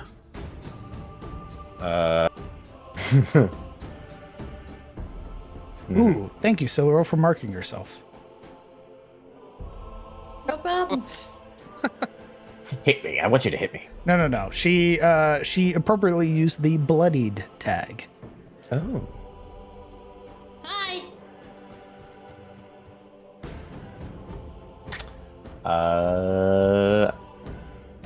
I think that's my turn. As it turns out. As it turns out, that's my turn. Okay. It is Olwen's turn. Seeing the Nightmare Manticore and realizing just what you all have been doing. Hey, Owen. Hey, buddy. We did it in the name of good. Promise. I mean, I don't think that's the part he's mad about. Ooh. He is going to... he's going to attempt to cast a spell. Okay. You would watch as he is able to sort of freely move around this place. You would watch as he teleports in this shimmering golden glow. Actually, no, it would be there. And he is going to attempt to cast Dispel Evil and Good. Oh. Yeah? All right, gamer. Dismissal, huh? It meets the success.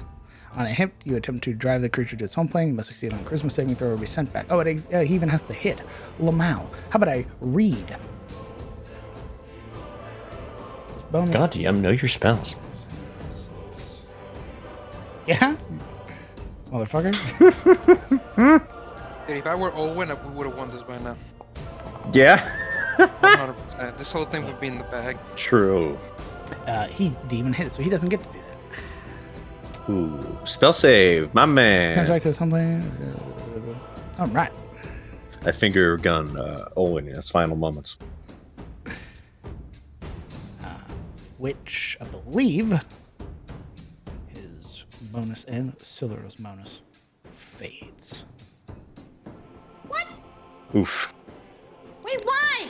It's the start of his. It was the start of his next turn. It only lasts for a round. What kind of celestial are you? Keep talking shit. Hey, that's not Shilero, okay? The 12 would miss against you, Marana. Yes, it would. The giant wasp, however, Yep. Yep. Buzz. with its flanking bonus, Oof. 24 to hit, dealing 3 Yeah? points of piercing. I need a Constitution saving throw, please.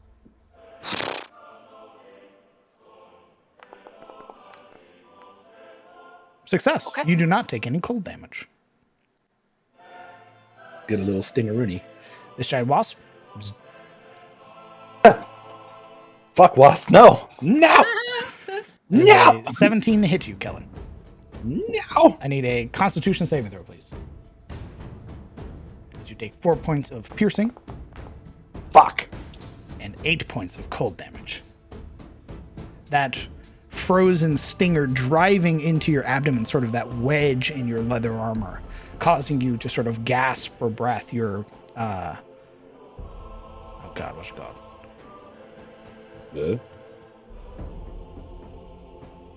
Fuck. Your thank body you. spasms. I forget what the fucking part was called. Whatever. So, A seizure! no. Your Okay. diaphragm causes your diaphragm to spasm. A seizure! It's not a seizure. Jesus. Oh, It's your turn, so Oh. a seizure? Fuck it up. I'm gonna give you a seizure. No, please!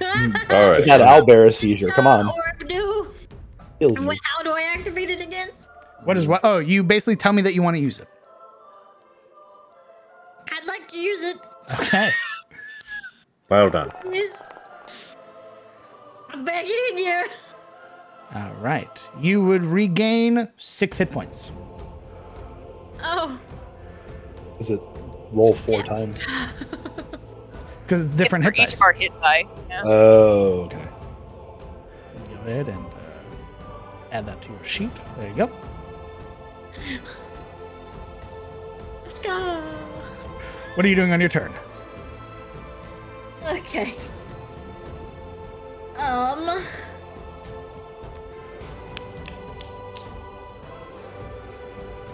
Fuck.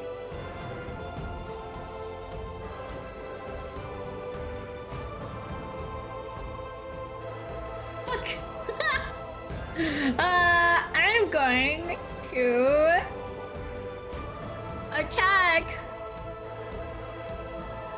the owlbear. Let's see it. With your flanking bonus.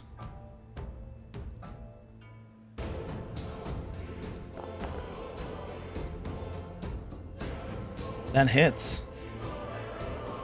Psionic strike. Okay. 6 points. The owlbear. I should have put. I crashed. I'm stupid.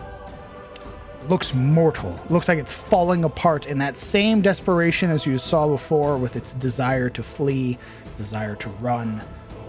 It's there. It's present. I am sorry.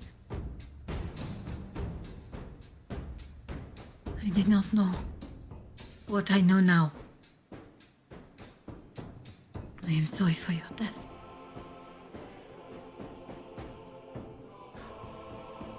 Roll me an We animal helped handling. them. We helped them, you know. They are safe. Ugh. Thrashing violently. You can see that mentioning their children, their eyes harden.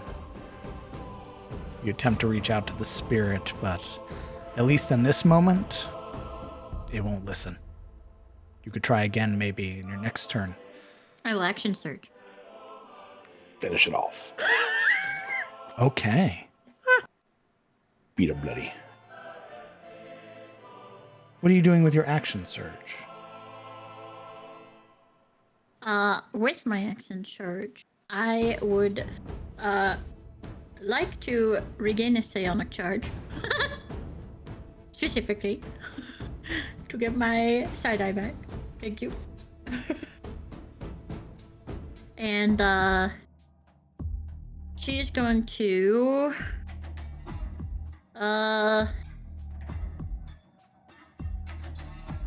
attempt to reach out to it again and tell her that her kids are safe by speaking to it.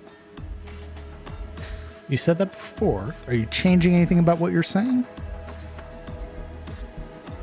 I mean, what did we do with them? Didn't they just go under the guy? They stay here. Yeah, so she would tell the owlbear they're here.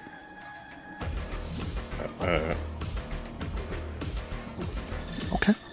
Go ahead and roll me another animal handling. That they're here and they, they're on Olwen's side. With us, safe. Not that it'll change very much, but Crap. I don't care if I roll low. It's for the RP. Well, it's too Okay. bad. I'm saying could have been cool that just said, Yeah, bye then. but it's still cool. Good try.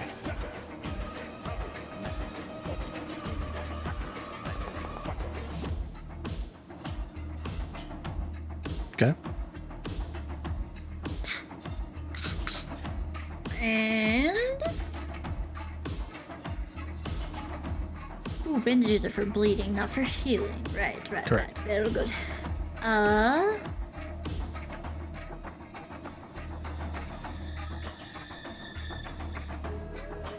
She is going to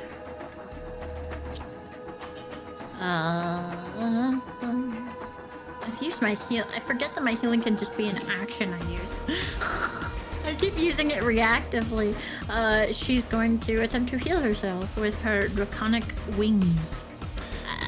I will say that you just used your action to attempt to persuade the creature. I thought talking was a free action. Not My when bad. attempting to. That's why I asked you what you were using it on.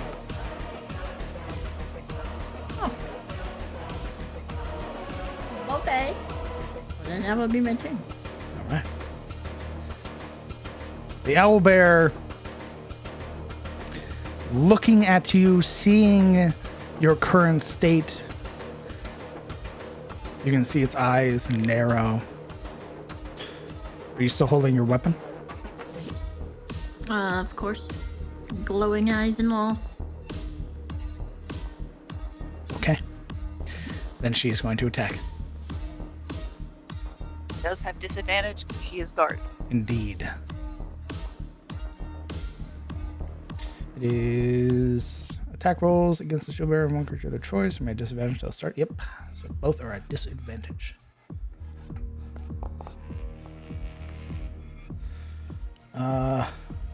16 would hit.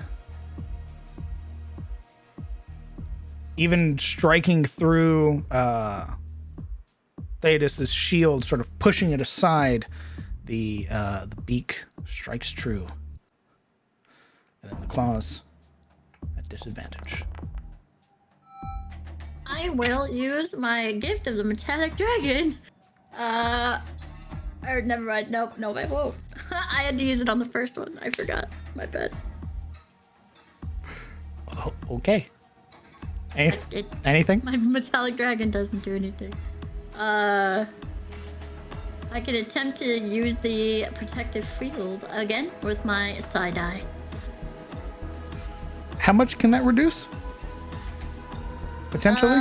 A minimum of 1, and the roll my side die plus my intelligence modifier. So I think my side die is a +6.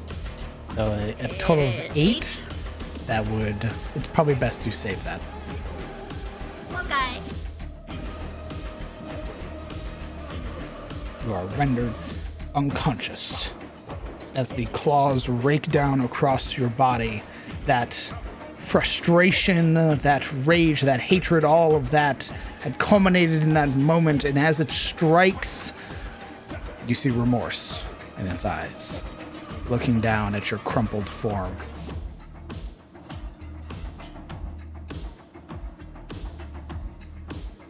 And it fades.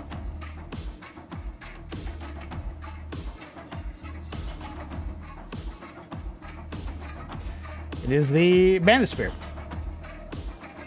It's gonna slash at you here. 13 misses. Alaric, you are face to face once more with the Nightmare Manticore. Oh, it is here again indeed. Yeah, Alaric will fearlessly join Olwen on that front. He'll push out to the side here, and rather recklessly, quite literally and mechanically speaking, swing the hammer in one oscillating blow to its head. Perfect, let's see it.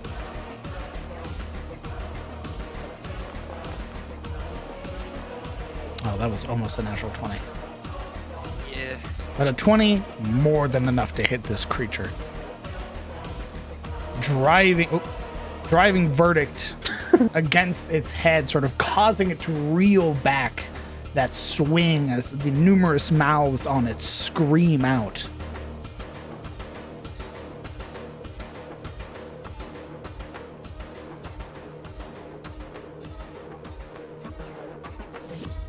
Are you doing anything else on your turn?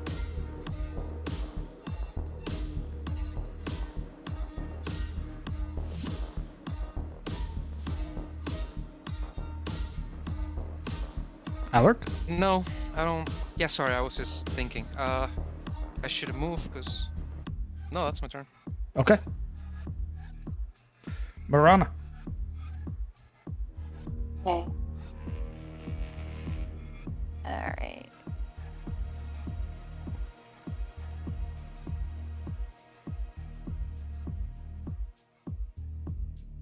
Okay. So it's only when an ally adjacent to me gains hit points. Understood. Well, shit. Well, like I said, I'm going to try and clear this bandit. That's it.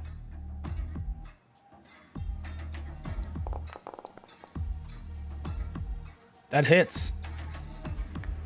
And plus More than enough. You can stop.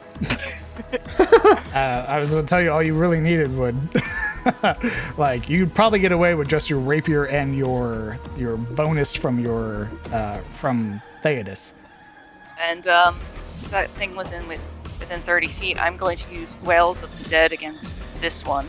Okay. 5 necrotic as that shadowy arrow sort of apparates it. Another ghost, right? Another ghost. Indeed. More than enough. That arrow from the hunter killing the bandit. Giving a small nod to you and then fading.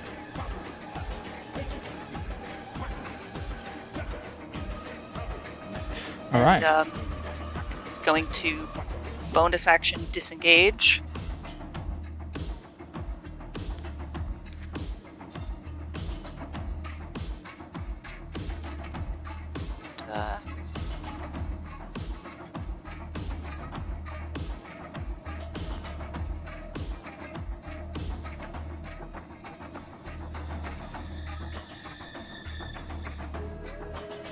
Sorry, thinking out loud. And just turn over her shoulder. Ashilda! Calling for the wizard. All right. What are you doing for Theodos?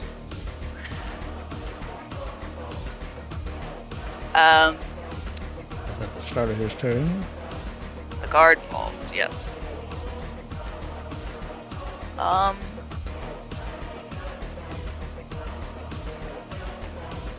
Would he be able to move from Siluril? Be able to move from Silura? What do you mean? Be inclined to move elsewhere and let Marana sort of see to her for now. Yeah, he's basically pointing wherever you want him to go. All right, understood. Yeah. Remember, his spear also has throwing and returning. Oh, it does. It has a range out to 20 feet, and then beyond that's disadvantage. But he can throw it and call it back. All right. Well, we're going to roll up on this insect, and we are going to shield bash. Let's see it.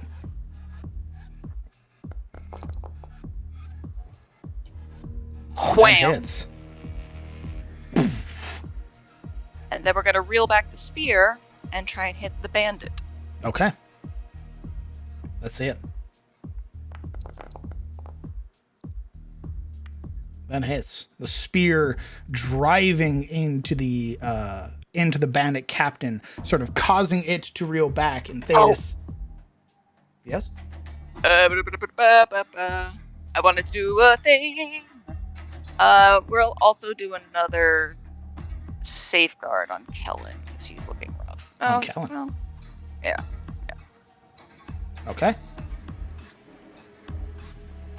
Theodos imposing himself and recalling his spear by slamming down. Right. And that's what we got.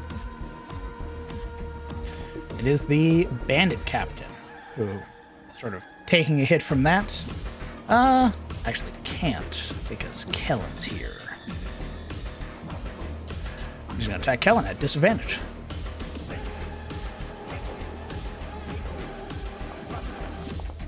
First attack, 12 misses. Second attack, 13 misses.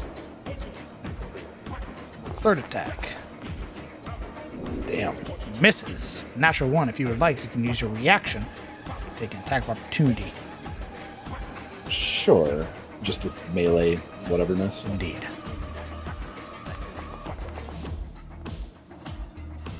That hits. Elvish Lang. Not magical, dealing 3 points. Just a quick draw, cut, and then sheath again. All right. It is the giant wasp. Who's gonna keep attacking the shield. Buzz, buzz. Bzz, hey, fuck you. 13 misses. The bandit spirit. Ever the opportunist. Is gonna take a shot at Alaric. Okay. This guy. 17. 8 reduced down to 4. Thunk. Those-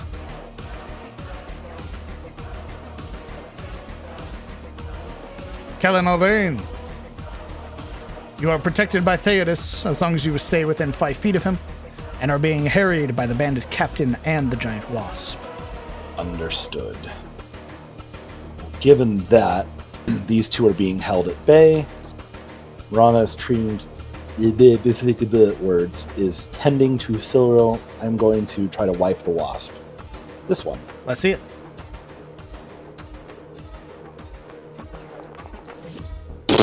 Okay. More than enough. Killing it Explode. instantly. Funk. Cool. Alrighty. Oh. And I think I will, I'll use the Orby thingy. Okay. It's just the 1d10, or you roll the thing, that's I right. wrote it. That is, you're a ranger which uses a d10 or d8? 10. 10. You would regain 8 hit points. There you go. Cool, thank you. Looking a little better for now. And then, with a little speech, talking. Use the berry for Marana. That's it. Why are you in the shield bearer space? I don't know. Why am I in the shield bearer space? Get Because out you there. moved. I smacked. Did you my- kill Right. you killed the captain? No, the Captain's captain's still up. just- Oh, okay. He's there He's there bullying me. Good. All right. That's your turn. Yes, it is. Is the Nightmare Manticore's turn. He's going to thrash about between Olwen and Alaric. You are marked, correct, Alaric? Because of your reckless? Yes, I am. All right, so the claw is going to be against you at advantage. A 15 misses. The bite against Olwen misses. And then it's... Oh, and then it's another claw against Olwen. Olwen's going to take that attack of opportunity.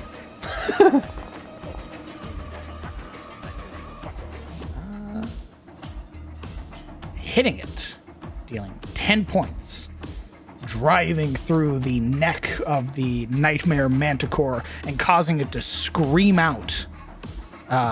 It is going to beat its wings and immediately thrash itself backwards with its flyby ability, instantly killing the bandit who's back here as it slams against him. My man was safe, bro. He was doing it right.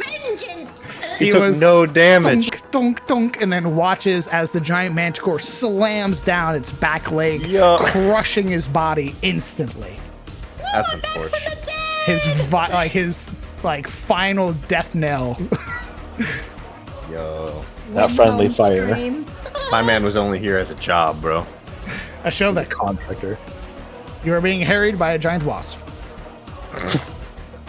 The book's gonna flame up, and I'm gonna swat the wasp That's it. while casting scorching ray. Okay. Not scorching ray. Firebolt. I'm sorry.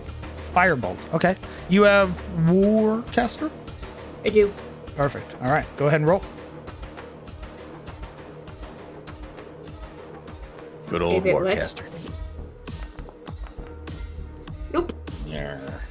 8 misses. As you attempt to drive down with your giant tome, the wasp pushes itself back just out of range. Seeing that was a cantrip, I can do a bonus action. The bonus action is going to be Healing Word, 2nd level at Alaric.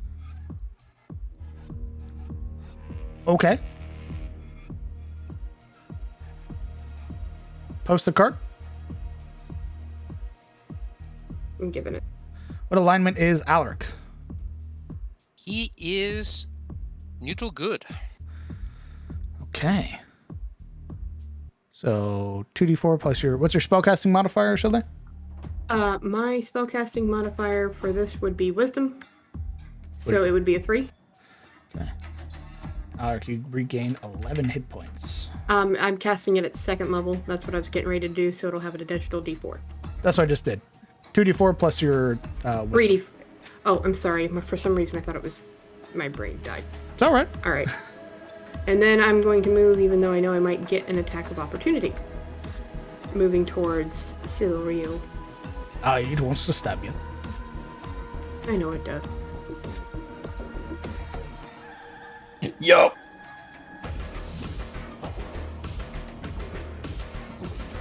Don't do it. All right. An 11 misses. Buzz. Angry, buzzing.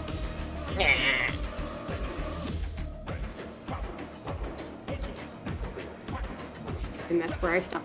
Okay. At the start of initiative, Marana, Roll a d4. please. And you would realize... Oh, yeah. You would realize this is the final vestiges of this flail's power. The spirits bound within this that have managed to break free. You would see as the light begins to shine so brightly it's blinding momentarily, and then pulls in on itself, sort of shrinking in its brightness as it is pulled another creature from within itself. And you would see a strange creature, unlike perhaps any of you have ever seen. What appears to be this sort of sleek creature that has this sort of scaled body, but not like normal scales. You would see instead they almost have this glass-like reflection as the onyx guard drake joins the fight. Yuria, as you start your turn next to this creature, you are caught in a time aura. I need a wisdom saving throw. That's shooting. You are not slowed.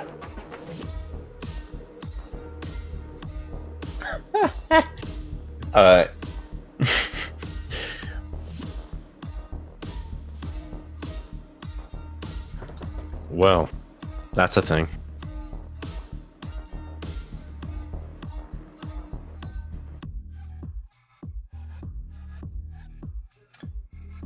Don't look at me. Yuria is going to cast Hex on this bee. On the bee? On the bee. Are you moving your hex, or are you just recasting it? This is the... No. So, Hexblade's curse was put on the bandit. Ooh, gotcha. This is Hex. On the bee. That's right. All right. Go ahead and post hex for me. What are you choosing for it?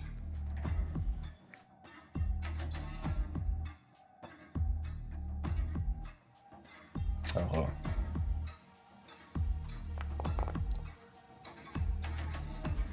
on. You know what? Let's do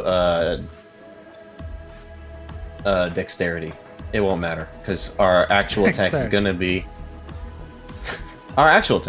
to be a mind sliver on the bee. Okay.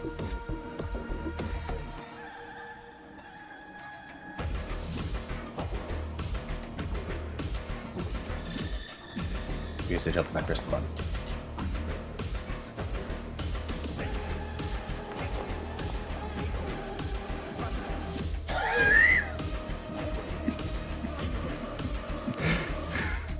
So it does 3 damage.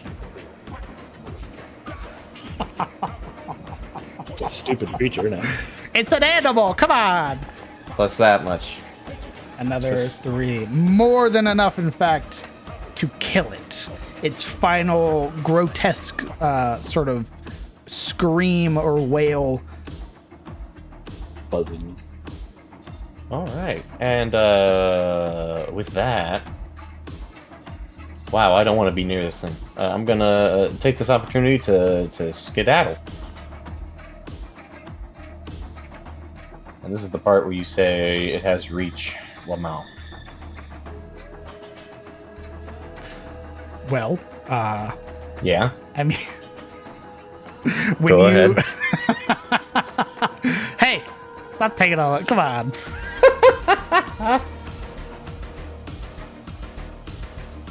Yes, it does have reach. Yeah. Fuck you. With its tail. However, what is your armor that you are currently wearing? What is your breastplate considered? Medium. Medium. You are affected by its phasing tail. Any creature who is wearing medium or higher armor will instead be struck with advantage, as the Onyx Guard Drake doesn't strike you, but a part in time where you weren't wearing armor. Yeah. It hits you while you're naked. This is a temporal creature. It deals with time. You suffer 8 points of bludgeoning damage. I need a Constitution saving throw. It hit you while you were in the bath. Correct. It finds a point in time where you weren't wearing armor and hits you. My Am I picturing Yuria in the bath and all of a sudden this thing bamfing into existence, jacking her in the face, and then coming back? You maintain concentration on your hex. It'd be hilarious if it altered like the memory of it when it just popped out. Beep, just left Ow! again.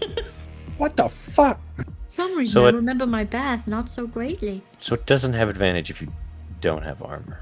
If you are wearing anything below medium, such as light or no armor at all, it doesn't gain its advantage.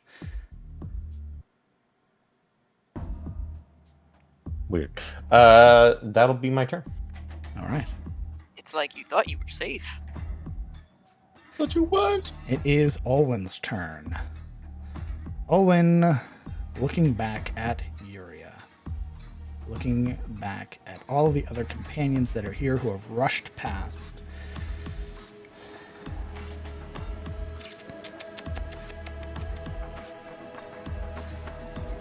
Looking at a downed Silmaril. Indeed.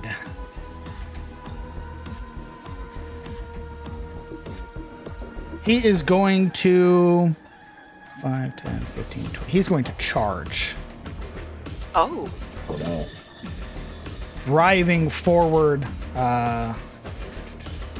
He is going to charge, having moved 20 feet. He is then going to attack with his horn.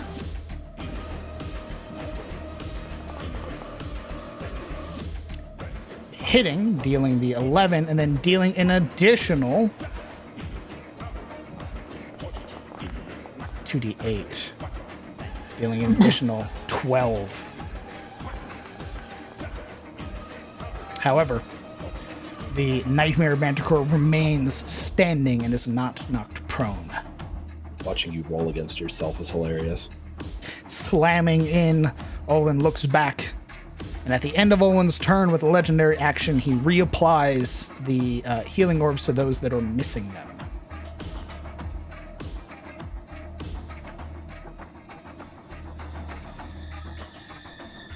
It is the giant wasp's turn. Last one standing. It's gonna... Oh, we're gonna see.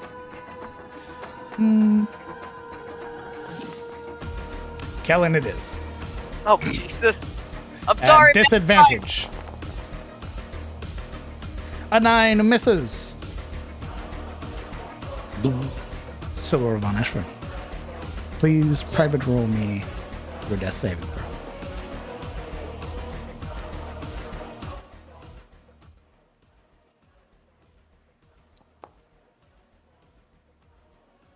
And share with us a memory.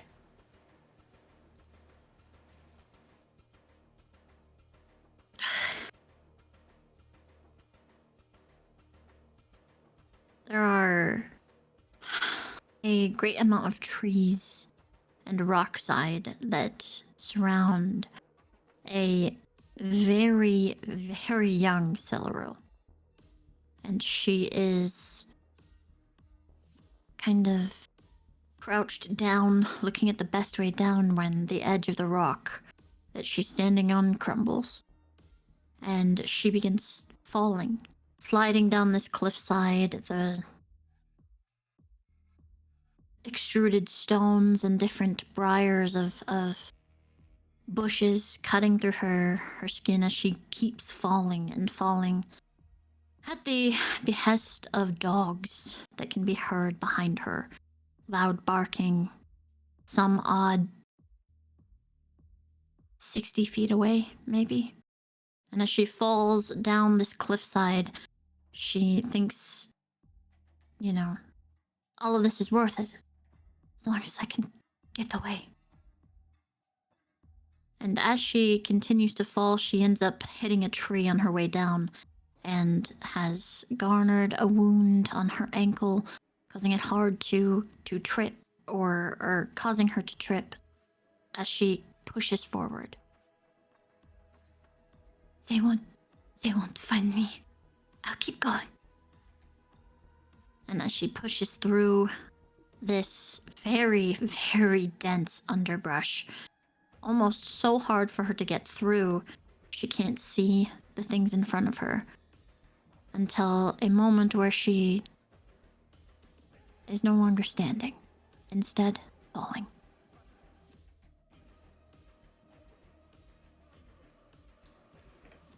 Thank you very much.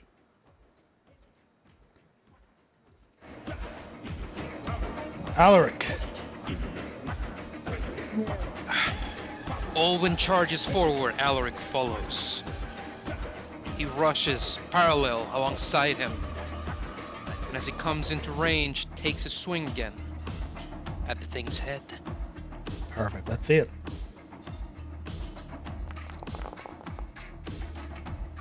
Another reckless attack. Yes. All right. As you have bloodied the creature, it is immediately going to thrash around. And it is going to attempt to hit you with its dreadful glare. I need a... Oh, not DC 11. It is a DC 12 wisdom saving throw, please.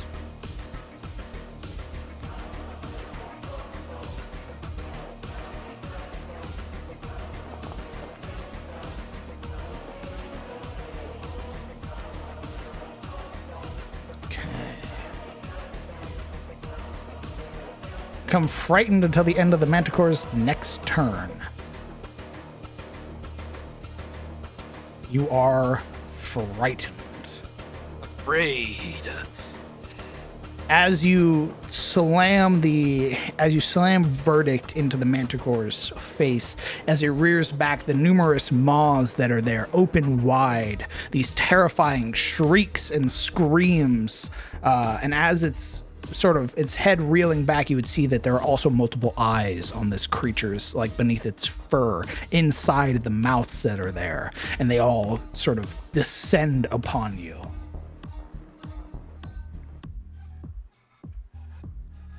That doesn't seem good. That is, in fact, incredibly horrifying. No wonder he's afraid. All right. I believe that is your turn. It is. Guard break, I like that. Marana. Stood there, above an unconscious Siluril. Reynolds' words, the last conversation, kind of echo in her ear about helping people who may hate or revile you, and for a moment there's hesitation as she holds the good berry in hand. But forcing herself, like ripping off a bandage, she kind of, if a little bit ungently, manages to get Siluril's unconscious form to swallow it.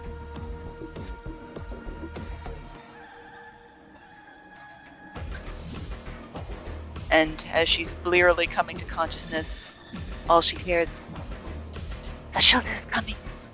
You may want to use that," and points to the glowing orb. What was that? Was that my action? Yes. Okay. I don't have it orb. You do. You do now. Check your little status effects. The properties of your bracers, however, do not require an action. They activate anytime anybody around you receives healing. I thought I used my orb. You got it back. Owen made new ones for the people that use theirs. Oh, sick. Yeah, it was his legendary action, which was pretty cool. Sickness. So, wait a minute. If any ally near me regains hit points, or one other ally, never mind. I couldn't whammy back the bracers of respite onto her for that one hit point. No. Okay. So you can heal yourself. I'm not going to do that. You're not. Because I'm only down 3 hit points. I'm gonna save that. Can I do with my bonus action?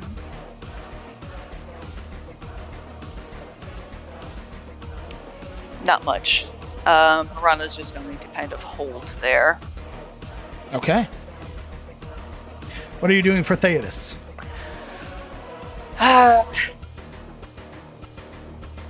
Well, now that the guard is off, Indeed, there are 4 enemies that remain.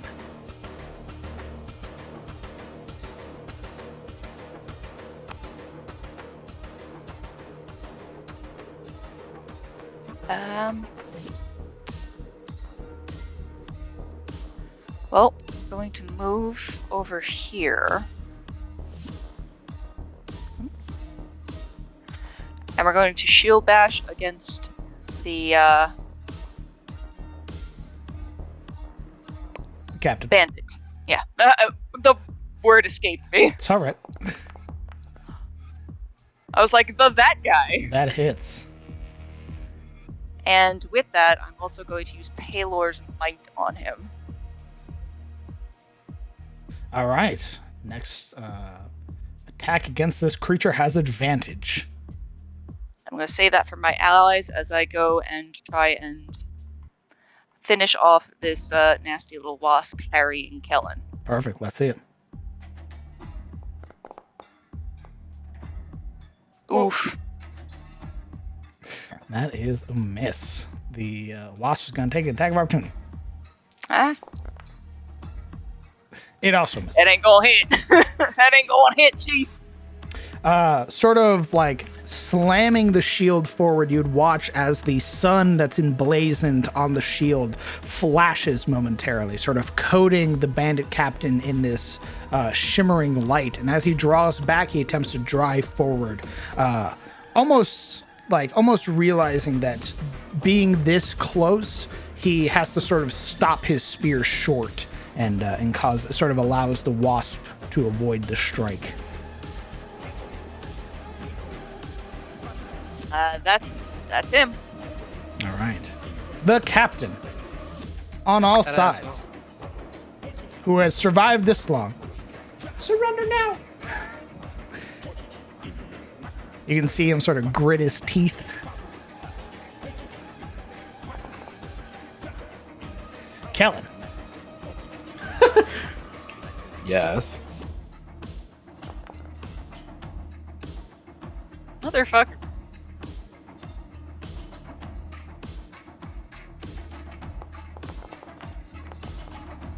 Jesus. Okay, making up for all that missing.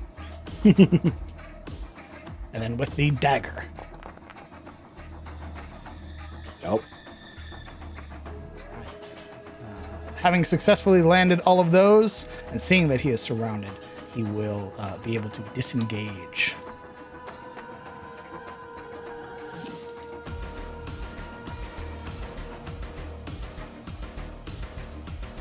Sort of holding his sides and panting as he does. Kelly. No, he thinks he's getting away, does he? He certainly Wait, thinks so. did you? I beg to differ. I'm gonna shoot him. Let's see it.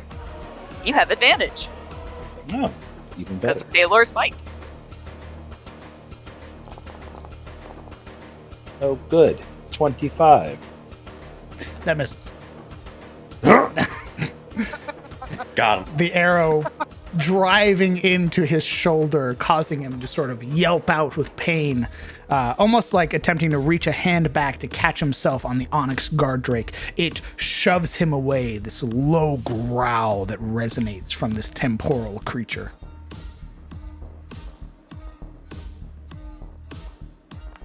We'll have another 1d8 on top of that piece of crap. Okay. Another 5 damage. Wrecked. He is looking mortal. What are you doing? What are you doing over there, Alaric? Stop that. What do you mean? You literally, you moved your token up on top of Olwen. That's weird. Are you doing anything else, Kellen? You know, this is a good spot. I'll stay here. Okay, that's your turn. Yep. It is the Nightmare Manticore. Ooh. Nightmare Manticore is going to lay into Alaric.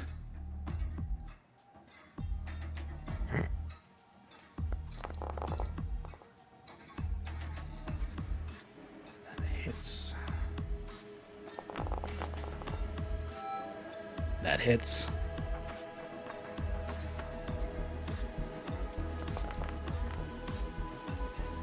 That hits. Jesus. Just sort of ripping and cutting and tearing into Alaric. Only really strengthening that fear that begins to emerge. As though the creature is not laughing, in your mind, Alaric, it is these unintelligible whispering voices that sound like your loved ones. All blaming you.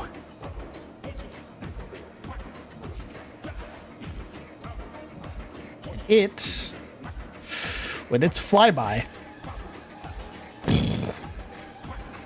Oh, hi.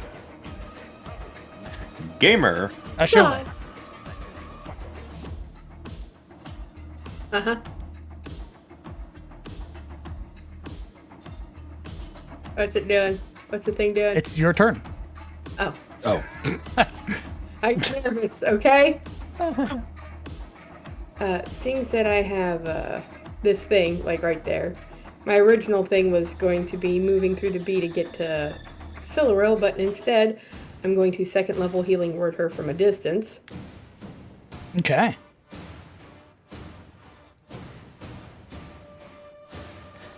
Post healing word? It's the 1d4 one, right? Yeah. Okay. Oh, perfect. She would already receive the max, so.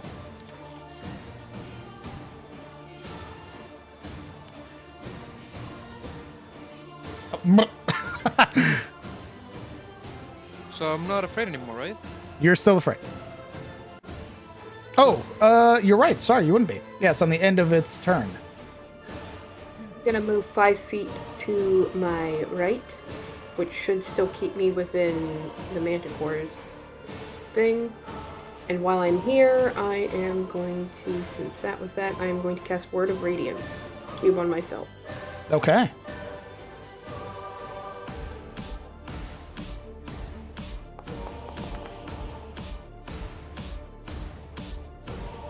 I am leaving out Kellen and, of course, Theodos.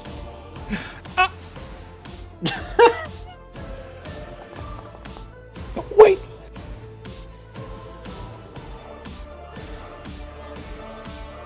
Okay.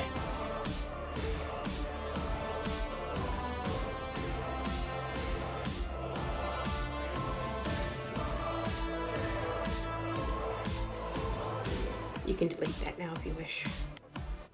Fine. Okay. Having cast that, instantly killing the giant wasp and sort of singeing the spectral form of the Nightmare Manticore. What else are you doing?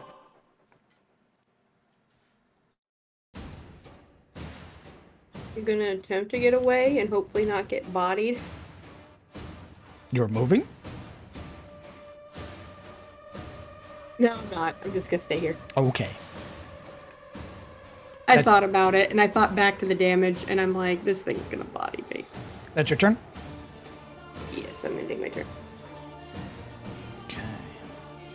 It is the Onyx Guard Drake.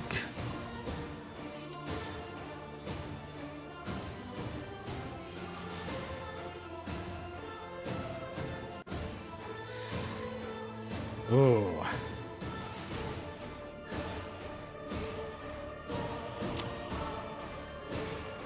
It's gonna attack Sillaril.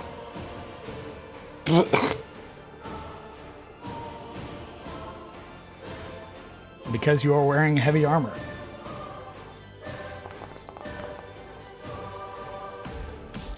That's a 19 to hit. 5 points of bludgeoning damage. Yep. Okay. It is. Jesus. How much bludgeoning? 5. Oh, I thought you said 19. I was like, hallelujah. You Nice. go back down. Well, it was nice seeing you guys. You look great. Thanks. I thought you said 19. Nope. But there is the moment where it almost appears to be like two tails that lash out towards you, and one of them finds purchase, striking you at a point in time when you weren't wearing your chainmail. Oh, God. Yeah, the death save memory. You're running, and then suddenly, wham! Whack! Yuria. All right. Well, once again, our plans have changed as a giant manticore just appears around the corner. She curses.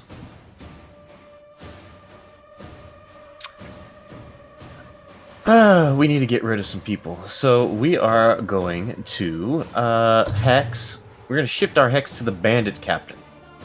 Okay. It was already marked with your Hexblade's curse. Correct. And then the good old Eldritcho Blast. Okay, I was about to say, the captain looks very mortal. Very good. Shit. Not that mortal, I'm afraid. A 10 misses. Does your Hex or Eldritch or Hexblade's curse grant you any bonuses or boons or anything like that? Yeah, to damage. Ah. Well, that's my turn. Firing out as the shadows sort of coalesce around the captain. You can see him trying to fight them off. Are you staying there? I'm pretty sure this thing also has reach, so yeah. Okay. It is Olwen's turn.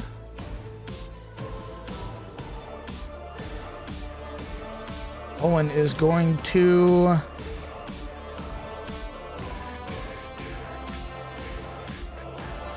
make 2 attacks against the Nightmare Manticore.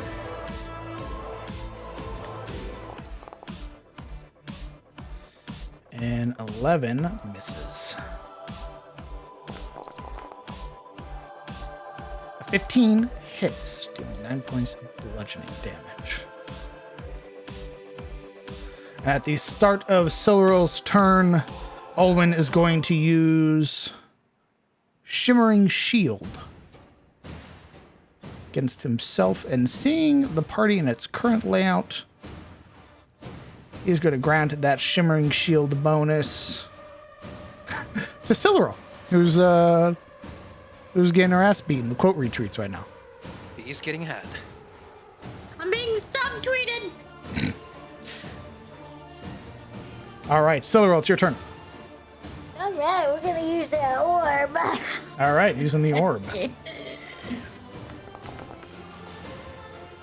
You regain 12 points. Let's go, baby. The bracers would work, by the way. Down 3. I understand that they would work in this situation. Okay. I mean, you don't know. Whatever. I can't whammy it back out, so. What are you doing, Silver? She will. Ooh. Sorry. You started your turn within the time aura. I need a wisdom saving throw.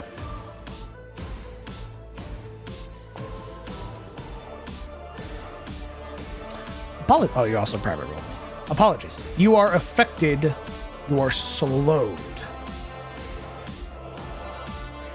What that mean? Let me just a moment. I'll tell you. The slow. You're under the effect of the slow spell. An affected creature's target speed is halved. It takes a -2 pounded to its armor class and dexterity saving throws, and it cannot use reactions. On its turn, it can either use an action, a bonus action, but not both. You can only make one melee attack or ranged attack during this turn. So you feel this lethargy that sort of washes over you. As you sort of begin to move, you find that all of your moves are sluggish. Ugh. As this entropic aura just radiates from this Onyx Guard Drake. She will swing. Okay, let's see it. Wing better better. Hey. A 9 misses. Driving it down, it gives plenty of time for the Onyx Guard Drake to avoid the swing. sort of scraping off the side of its onyx scales.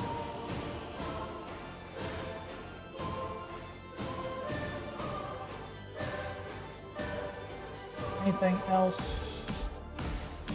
If creature attempts to cast a spell, the cast enable one action. Nope. Okay. That's your turn as you used your action. Indeed. All right. Alaric. Yeah. Uh-oh.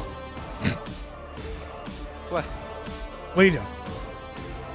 Yeah, well, okay, yeah, so in that moment where the walls closed in around Alaric, like, the voices, these abstract entities harrying him from all around him, he sort of wades in this fear. It runs through him like a fire.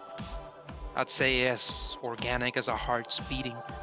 But through this arresting terror, once the Manticore essentially moves out of his vision, he revels and lashes forward.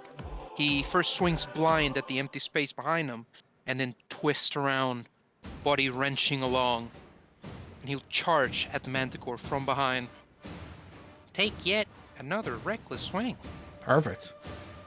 I believe she ends Right there. here. Oh, there you go. Let's see it. A 12 misses, I'm afraid.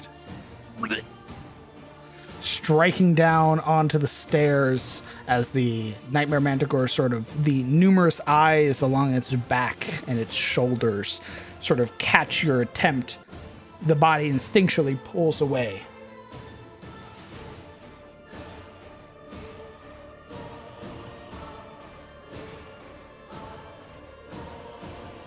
Oh, hello. Are you doing anything else on your turn? Oh, I wish I had another action. But no, that is my turn. Understood. Marana. Yep. Ooh, as you start your turn within the Onyx Guard Drake's aura. All right, Ashila.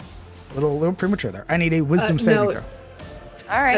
I was trying to remove one of my spell slots that didn't get taken off earlier because it maxed out. Oof. You are affected by slow. All right. Well. Going to move 5. Oop. And I'm going to try and strike at it with my rapier. Let's see. Oof. Nope. A 10 misses. Striking out's that same thing as Silura as you attempt to drive towards this creature. It's almost as if it knows your move, as if it's seen it before, and it sort of ducks its head down. And she'll fall back.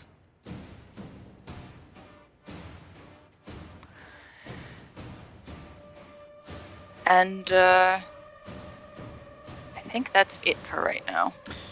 Okay. Theodis would also have to roll a wisdom saving throw. I will do so. Yes. Wisdom saving throw. He succeeds. He is not slowed. Okay. Either way, charges that way.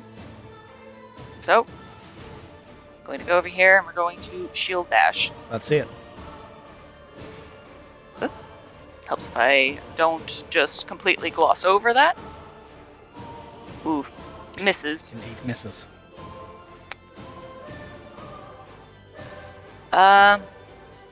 We'll try and swing at it with the divine spear. Let's see it.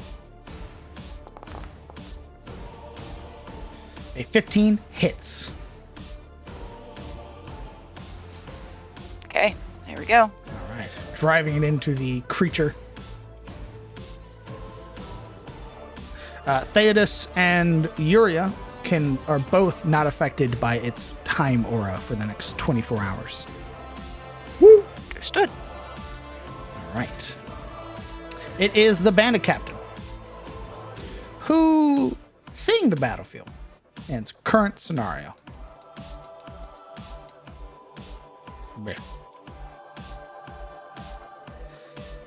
Hey, how's it going?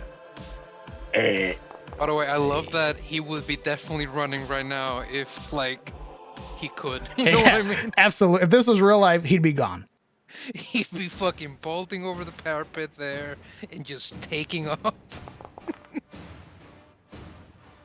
I do not like this guy. Yeah. A 15 misses. I don't think he likes you very much. Mm-mm. Yeah, dwarf. You fucking dwarf. Less of you to cut. Kelly. Okay. Oh god, the bandit's just trucking along, isn't he? He is. He's been alive for a while. Let's try to fix that. Let's see it.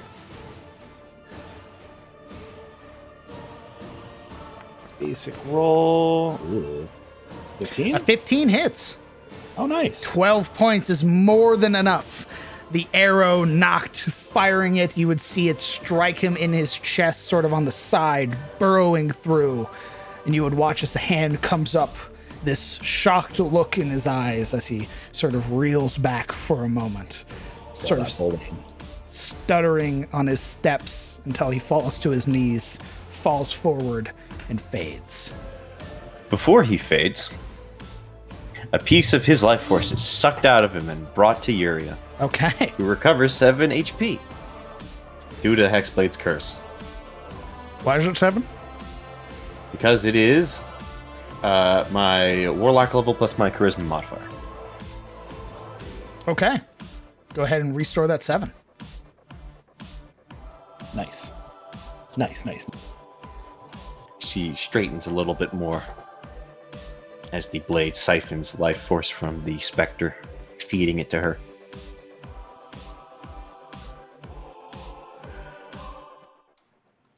All right. Anything else, Kellen?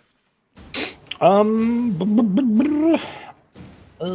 boy, that is a good question. I think I'll move here, and we'll call that good.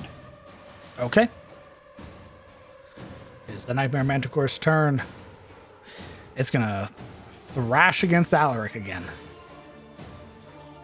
Oh god. Yeah, another crit. Why not? Just, just pass it over. That misses. Thank God. That hits. It does. Just tearing into you, screaming and howling as it does, and just you can see it's fixated on you, much like it was in real life. Alaric tries to match it in ferocity, howling back, this grinding rasp of a scream hellish as he's essentially sliced into, bearing his chest to it, inviting it. Fantastic. All right. Ashilde. All right, I am going to.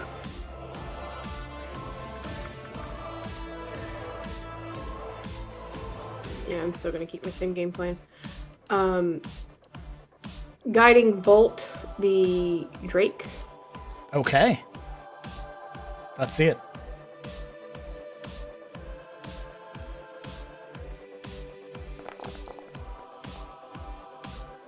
That hits. And it is marked.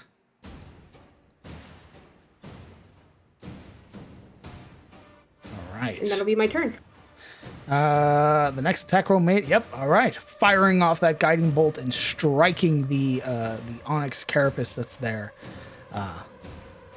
It sort of howls out with pain, although realizing that it is surrounded or sort of cornered the way that it is, it's going to make its 2 attacks, 1 bite, and 1 phasing tail. The bite is going to be against Theodos. Ooh! Theodos may make a attack of opportunity if he wishes. Absolutely. Which weapon will I be using? Shield bash Shield or bash. spear? Nice. That hits. 5 Bonk. points. And then the phasing tail against Siluril. Which hits. 4 points. Yuria! Feeling better after the death of the captain. Bonus action, we are shifting our hex to the Chateau Manticore. Those wisps of eldritch power tapering off the space where the captain was, hovering around the Manticore, waiting to expose it. And then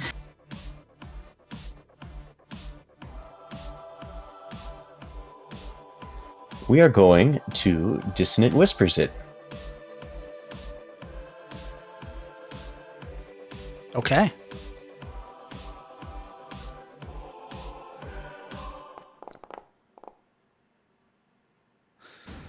Da-ba-da-ba-da-ba-da. Wisdom saving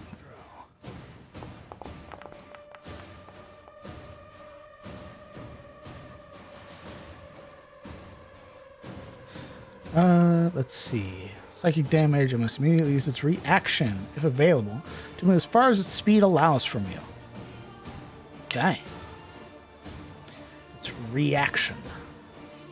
It's going to attempt to fly, provoking attack of opportunity from Ashilde, Alaric, and Olwen. Absolutely. Actually, yes, Olwen. Go ahead and make your attacks of opportunity. Recklessly.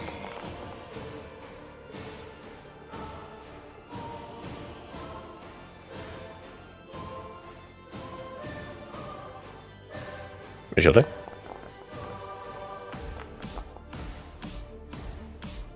Oh wow. Perfect. As this creature is sort of unfurling its wings and sort of taking this big open gesture to begin pulling itself forward, it is caught in its back, sort of dislocating its hips with the hammer swing. And as it does, its flank is exposed to both the horn stab and the slash from the hand axe, causing the Nightmare Manticore to thrash about, screaming in pain, its final death knell as it too fades.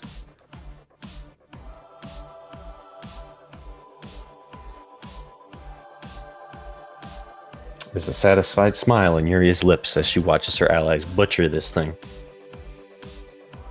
Glad I could attend the hunt this time.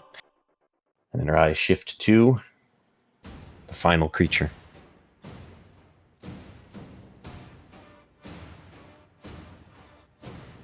And she will move. Over here. Okay. Olwen bamfing into place. At the end of your turn is going to use some legendary actions.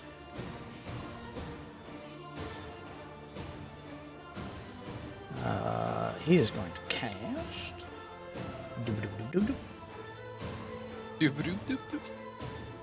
Nope, he's going to keep up. He's going to basically recast Shimmering Field. Again on Siluril, as she is very much in harm's way.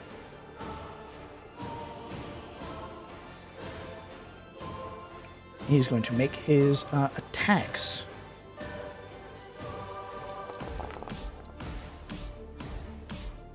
That'll hit.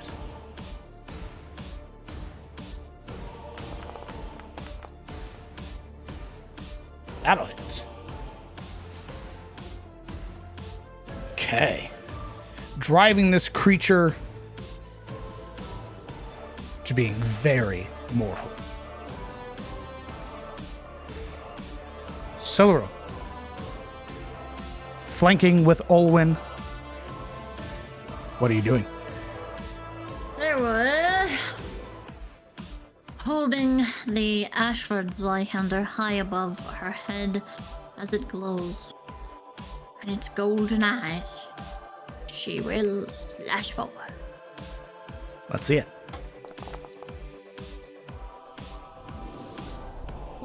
A psionic strike.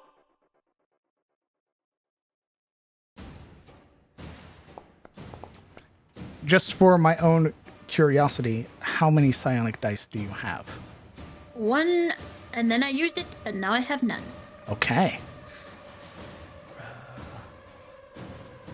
As I used my psionic recharge, I have no more to gain.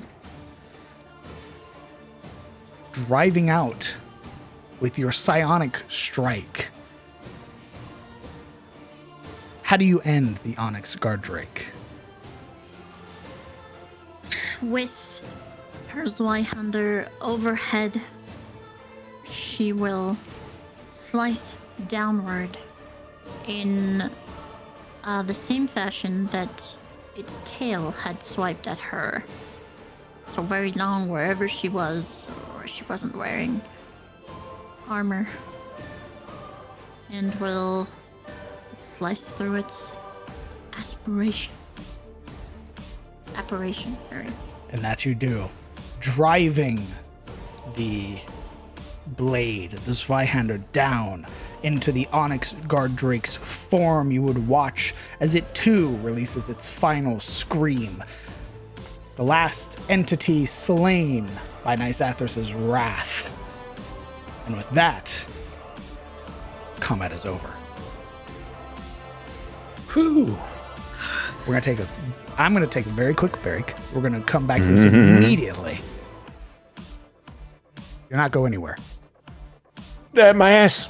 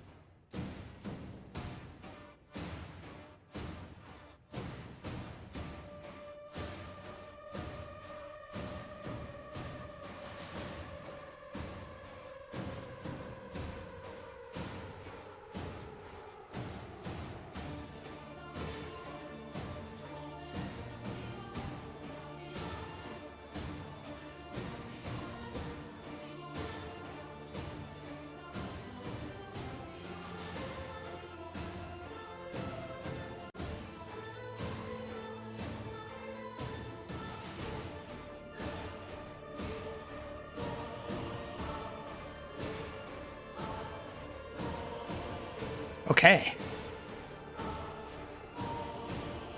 As the final creature is slain, the light emitted from Nisathras' wrath begins to sputter, fading until it is barely visible.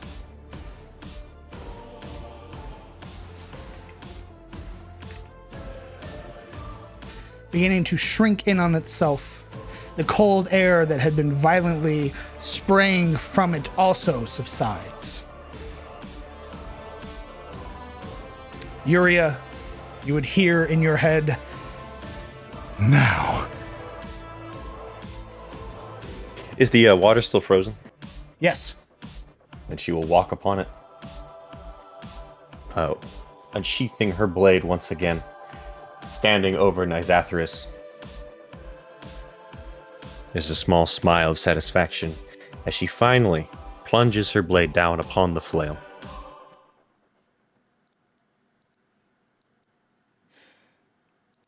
Striking down the tip of Galgalad. High or low, Yuria? Hi. Hell yeah. Plunging the tip of Galgalad through as if it wasn't even made of metal. You find no resistance as Galgalad buries itself. A final, desperate scream from Nisathras, fading almost instantly as you would watch the blade glow, emitting that vibrant teal light, otherworldly as motes begin to emerge from it. and you would watch as the metal of Nysarthus's flail begins to erode, as if entropy has begun to take over. You watch as the teeth decay into nothing. Wrenching the blade free, the flail shatters into pieces. And a stillness falls over the glade.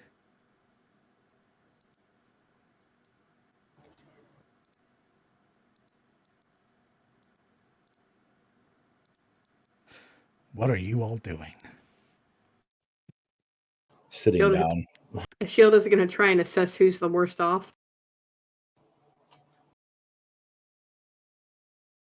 I would say that at a glance, now that his rage is fading and his fur is receding and Alaric is returning from the lion, he looks entirely butchered through, where the claws of the manticore cut through him, where its teeth dug into him, membrane and raw meat showing. It's terrible, but he's standing firm, verdict laid on its head by his feet, and he's looming, looking at Siluril, waiting for anything, any signs that she's different. Shield is going to take a step over to Alaric and hit him with a level 2 cure. Okay. Just tell me whatever the max of that is and spend the spell slot. Suppose I'll use the moat that Olwen gave me too. Let it sort of mix in with the healing. Okay. Max on that is going to be 19. Plus 19.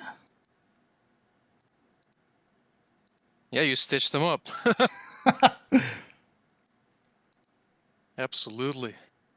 Left behind in the wake of his injuries is this searing, steam-like heat that sizzles off of the fading of each wound. She'll look up, give a curt nod, and then walk her way over to Siluril and hit her with a level 1 cure. Thank you, is what he says. So that would be 11 on hers. Thank you. Does the slow fade? Yes. Okay.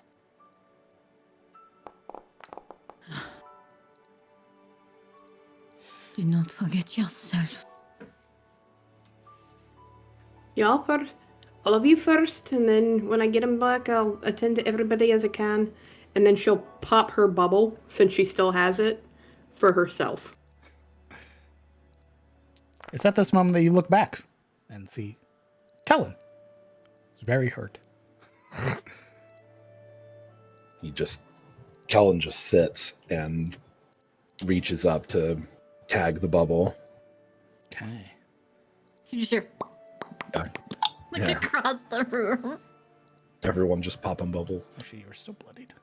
Popping bubbles in the room.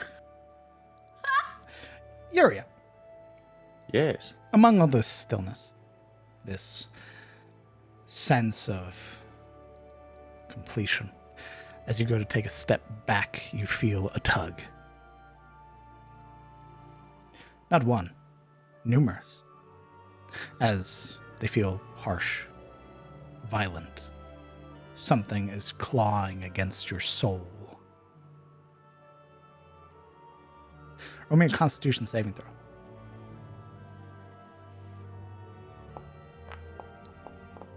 Oh, Raggy. You fall to your knees, hands clutching your chest, as within you are two noises, prominent and loud, one a draconic scream, the other otherworldly. Your head rings with the sounds, as Goggalad fights against Nysarthus, whatever remains of his shattered soul.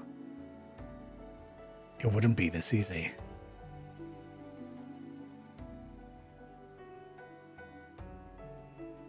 Ruh-roh. Yuria at first sort of has a pleased look, like as if a predator that has just recently caught prey, enraptured by the glowing blade until that sensation hits, and realizing the meal is not going to go down so easily, her face pales and she begins to shake, unable to rise. She sort of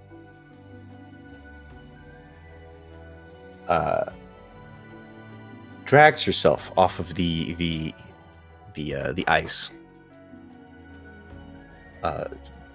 forced to remain on her knees until almost like the ice itself had some unknown weight to it. She slumps, her back against the marble, lying there with Gogglad firmly in hand, staring up at the sky, breathing heavy. Yeah.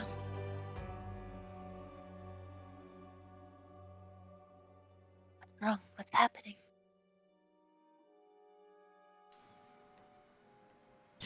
She doesn't seem able to respond at first, simply focusing on breathing, trying to withstand the roiling battle within her.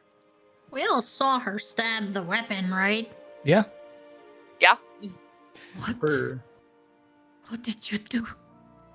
It's at this point that you would hear Olwen. She did as I asked.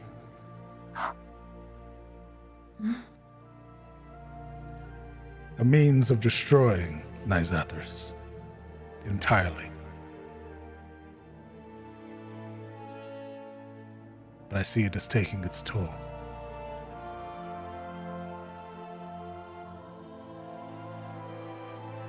Even so, there is this almost manic smile that sort of stretches across her face as she pulls off her own helmet, an empty, wheezing, rasping laughter.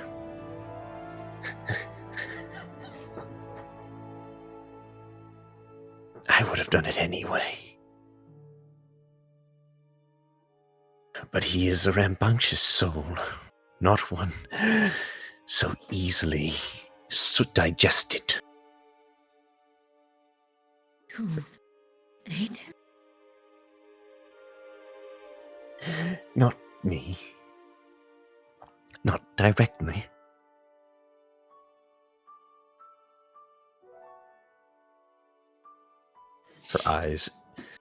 Her eyes lingering on Silril, then sort of shift over in the direction of the blade that she clutches in her hand. This being one of the few times that even in so much direct light, Gogglad is emitting that teal blade.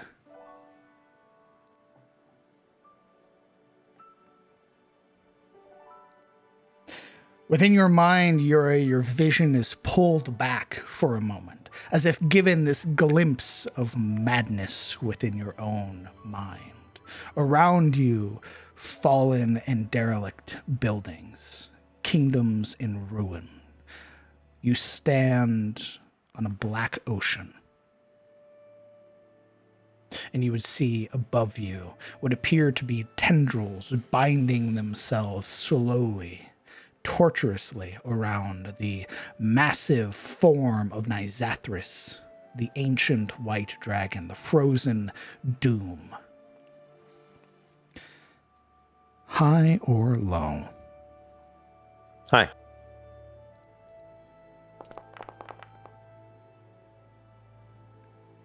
You would watch as Nizathris begins to almost wrench himself free, his talons, his claws raking against the tendrils, his frozen breath emitting from his maw and freezing portions of this unseeable entity.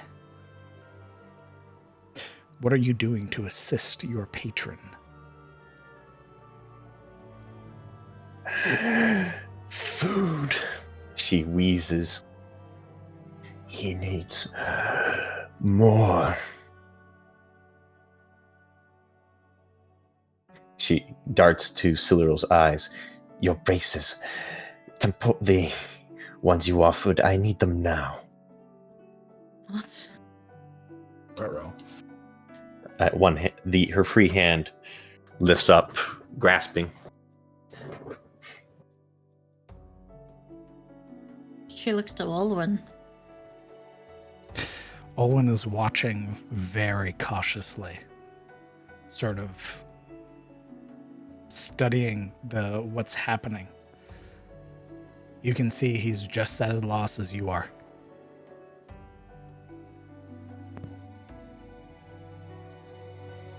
Do you want Nyzathris to return? Give me a magic item. Not something from the facility.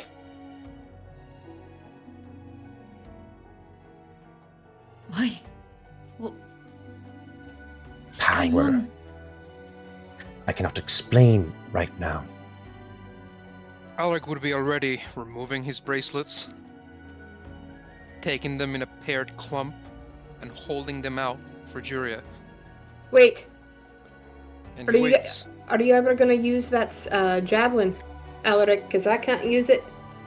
Alric no longer waits. He hands over the bracelets. Just, Alright. just so I'm understanding, you're sacrificing your vigorous bracelets Yes. to hell. Okay. Go ahead and delete them from your character sheet, please. Yuria snatches them and rather than taking them, sort of just lets them drop on the floor and brings her other arm over to stab into the bracelets. And you do. Plunging the blade through the bracelets, you would watch as the energies within them shatter outwards and then pull into the teal blade. And again, that glimpse of madness within your own mind as Nyzathris was mere inches away from freeing himself. Again, tendrils now once more emerge, wrapping tightly around his abdomen, his midsection, coiling around his wings. You hear the sickly snap of bones as portions of Nyzathris are being broken and turned and twisted against his own form. No longer are they desperate, rage-filled screams. They are harrowing yells of desperation. And you would watch as finally Nyzathris' back broken and pulled into the shadows.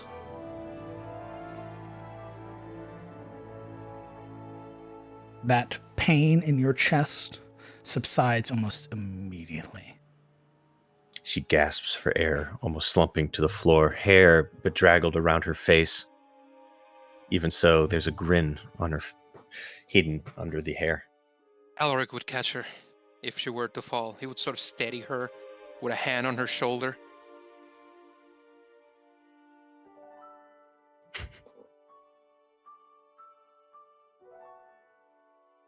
She looks up, and you Is can it see wide eyes, the white in her eyes, and that wide grin. Snapped in half, spine folded. Nyzathris will never return. Okay, yeah, with the imagery, Alaric sort of wafts a hand around dismissively. You could have just said yes. She sort of catches herself, realizing perhaps the scene she's creating. She sighs, brushes her fingers through her hair, and rises to her own 2 feet, straightening the cloak, the armor, sort of trying to present that noble calm once again. She slowly sheaths the gogglad. There was What happened? considerable risk in what you just did.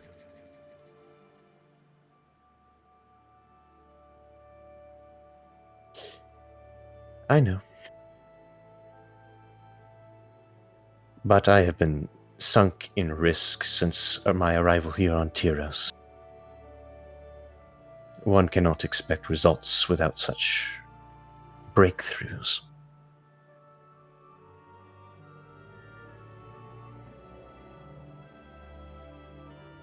Olwen, you knew what would happen.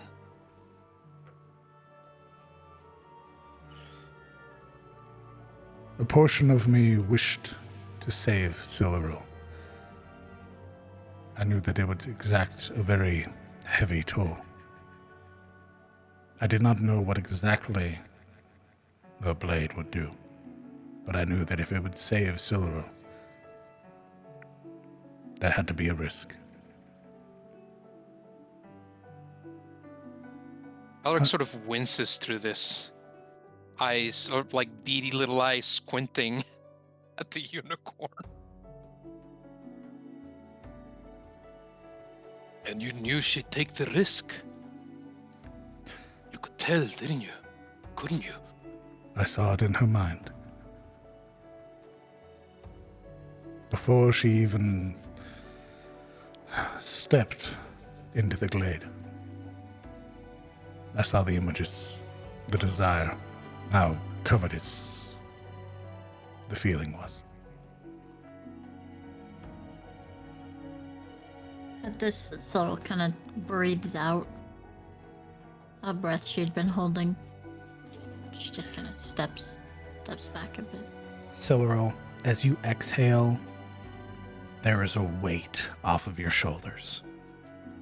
This first breath, and there is no clawing, grasping hand holding you anymore. You exhale, and it feels plentiful. You feel your own. You are no longer cursed. And the glow in your eyes that had once been blue turned gold fades as the colors begin to return to your tattoos.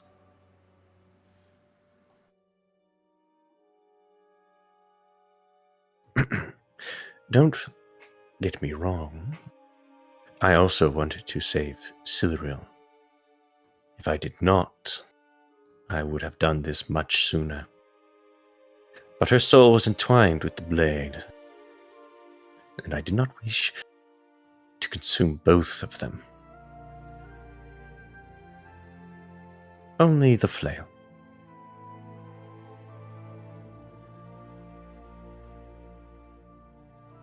It is also how I saved Siluril from Hain's grimoire, after all.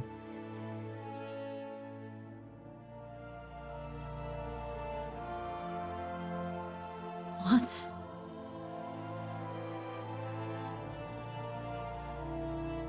You don't remember? No, I guess you won't. You weren't breathing at the time.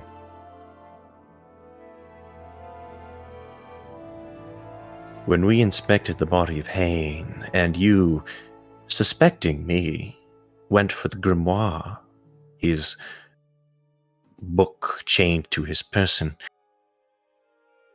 when you held it, you froze, unable to breathe, holding your breath until you practically turned blue. If I had not struck the grimoire with Gorgoland, you probably would have suffocated.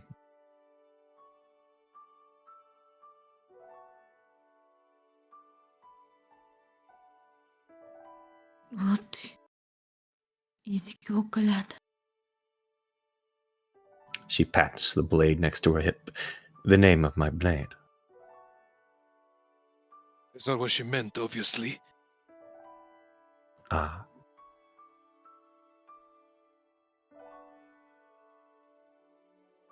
You see, she licks her lips, considering her next words.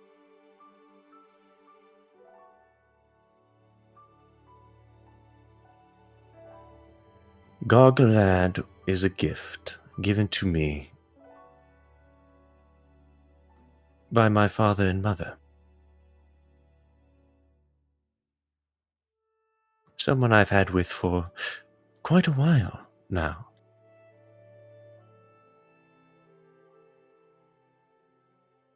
An old friend. Or perhaps a patron. Indeed, he has been rather quiet up until I arrived at Tyros. Here in this realm littered with magical artifacts, it is much more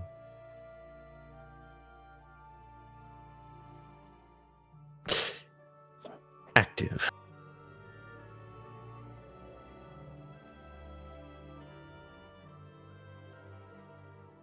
What?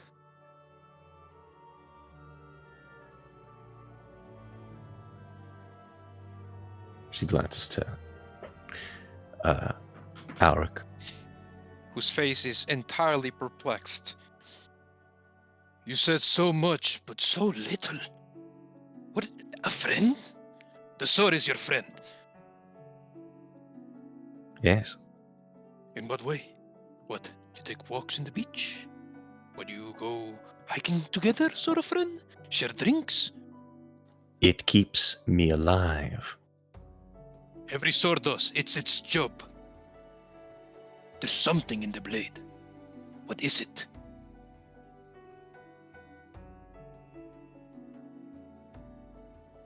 She pauses.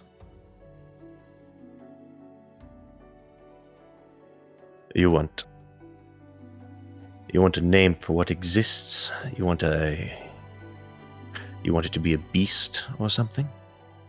In truth, I cannot give you exactly what it is. So you don't know what it is. Not exactly. What do you suppose that it is then?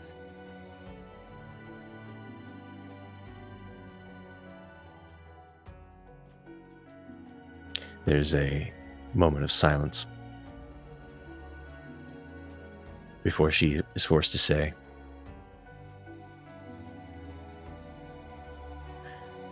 I don't know. Right? Well, Olwen, what do you think is in Yuria's sword that eats other swords, weapons? There are many entities who litter the realm. They are neutral in their heart, and their intentions are their own. I'm afraid I know not what this creature is, nor its name. But I can assure you that if I had sensed evil from her blade, I would not have allowed what had happened to happen.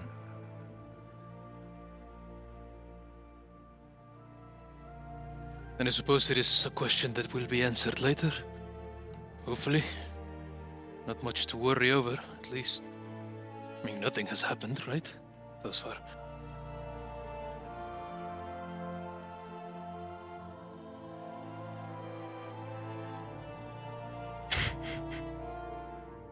Yuria doesn't answer that question.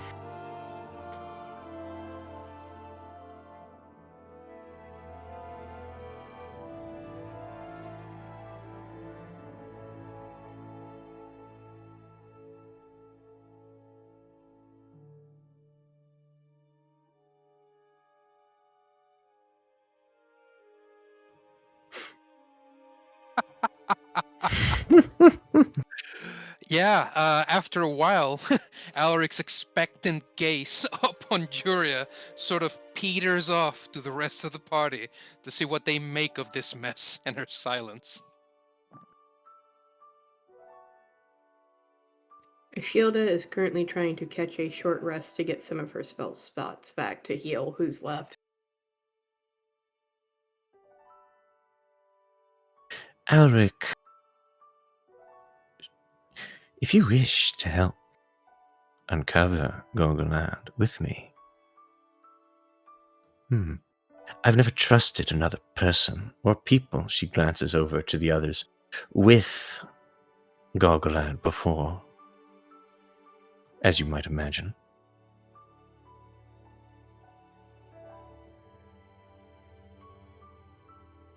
In the future, if you have questions, we might be able to pursue the answers together. For now, though, let us reflect on the positive. Nisathris is dead. Siluril is once more herself. And we all returned, after all. Isn't that something? Not asking that we grab you by the scruff and throw you in a ditch. Just want to know, I'm tired of all these mysteries. For once, I want to know the answer to things. Before it rears its head. Exactly.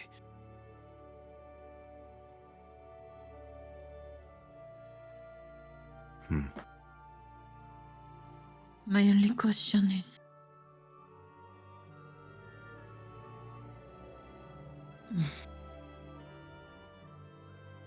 were you only aiming to assist me for this goal? She looks to Sitlero. This goal solely? No. No, like I said, if I had wished solely for the flail, I would have taken it when you were drugged out of your mind. Yes, but you had shot the Aya from the west here. And they are the ones that we are helping each other. Just Sir. only get close to me for this. Cultivation and power. If I did, I would not have given so much information about myself. No. I consider you all family at this point. The only family I have in Tyros, my only friends and allies. I do think of you all highly. How can I not, after all you've done for me?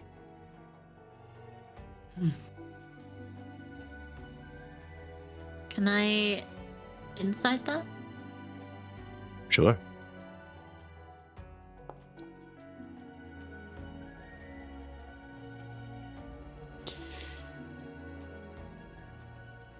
As with everything, it is sometimes difficult to discern when Yuria is telling the truth and lying. But you can see this is sort of the sort of tension in her eyes and the slight strain in her voice, though she tries to keep it subdued, that desire for you to believe and like her. There is, and when silence falls, she is watching you intently, trying to read you, how you feel.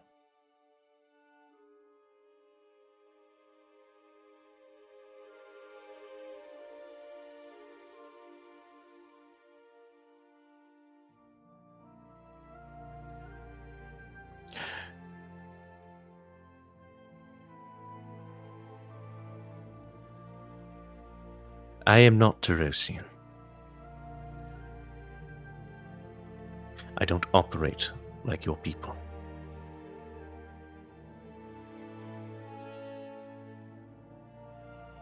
But I do care about you. Probably more than I've cared about anyone outside of my own family.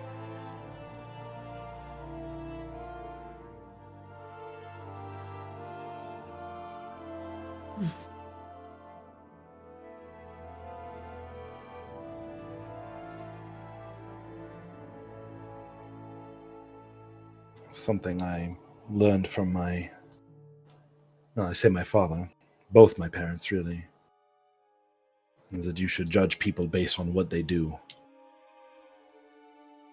Then how do you judge me, Ranger? You help. I judge that you're here to help. You might be reluctant, but you still do it. If you complain is one thing, but at the end you still put your best out there. So continue to complain if you wish, but I see somebody who is willing to do the right thing, even if it isn't necessarily what they wish, and that's pretty good.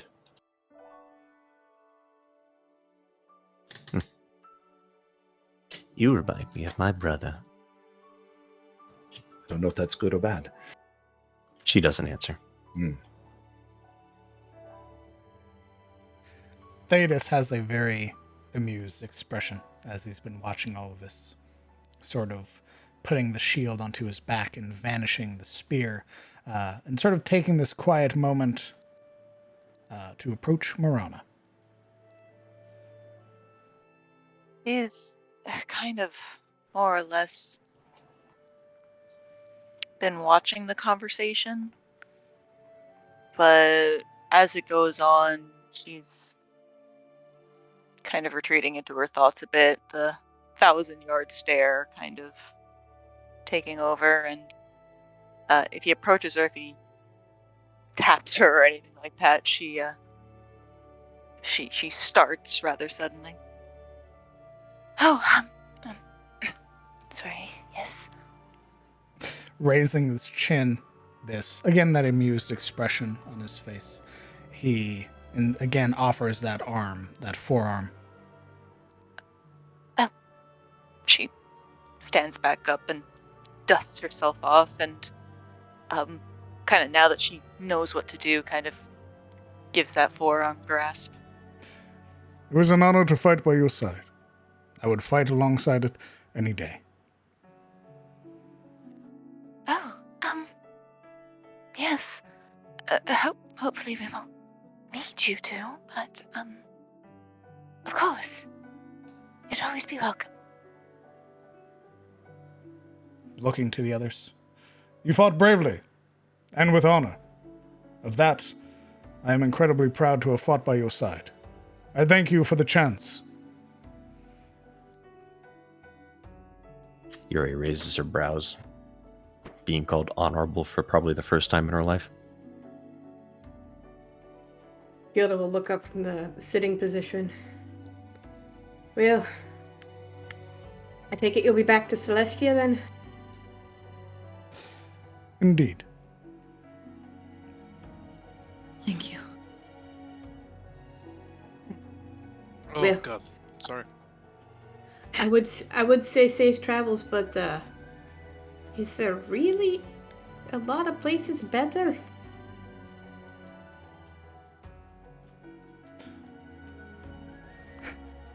What were you saying, Celery? Who was it that started talking? Literally. She just said thank you. I was going to say something. Now they're all quiet. Alaric? Once you make it home, tell them that you fought like a pack of wolves. It was an honor, friend. There's this sort of wide grin. You see he is untouched. He suffered no damage during this fight. Not The- a single one. The wears the sort of frost, and though there should be blood, doesn't wear any of that on his person. Gives this sort of hearty thump of his fist against his chest. Yuri is only watching him. Probably for different reasons than everyone else. Looking to the party as a whole. Should I ever find myself around you again, I hope that we may fight honorably and with glory. Until next time. You would watch as a beam of light sort of strikes him, and as he turns his attention upwards, he's gone.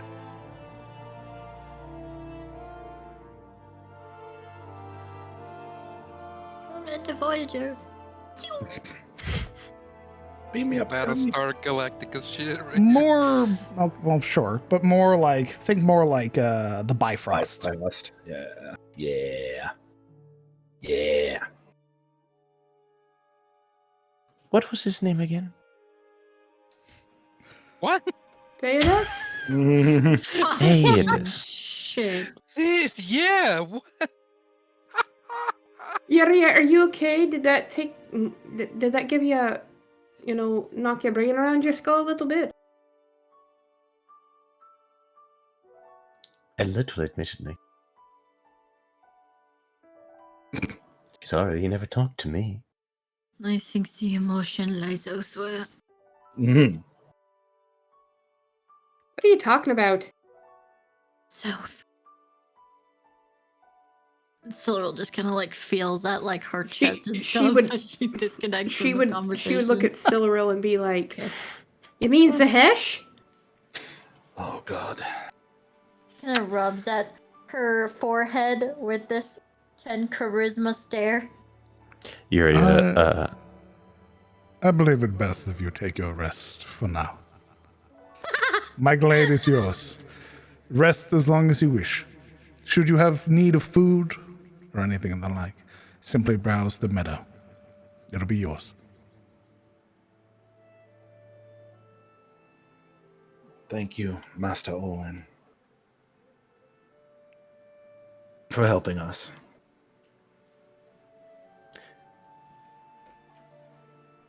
Yuria turns to Alric. It wasn't fair of me to take your tools for my own gains. Here, you may needed this more than I. She begins to unclasp her cloak.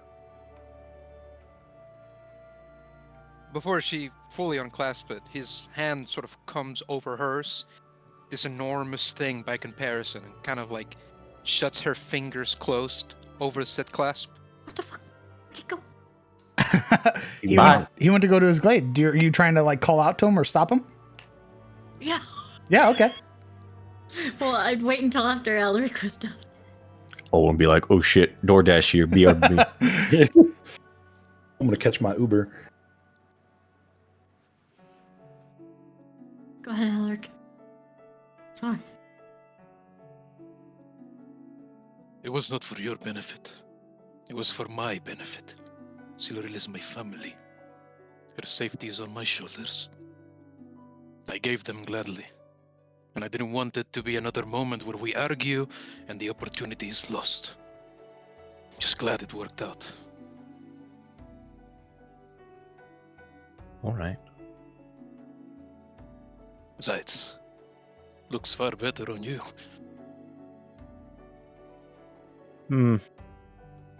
I won't argue with that. Still, you do have a habit of getting beaten to a pulp. It's alright. I've been learning hard for quite a while.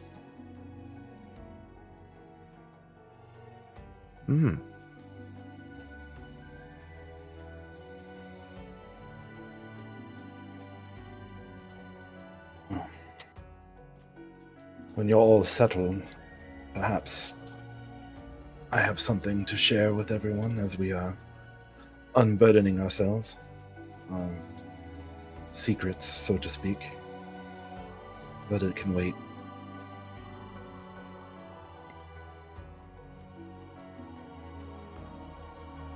Sitting here, understanding the tenets of Ioun more and more with this group, I want you to think about the whole secrets thing and how many times it's almost torn you all apart. I can count quite a few times.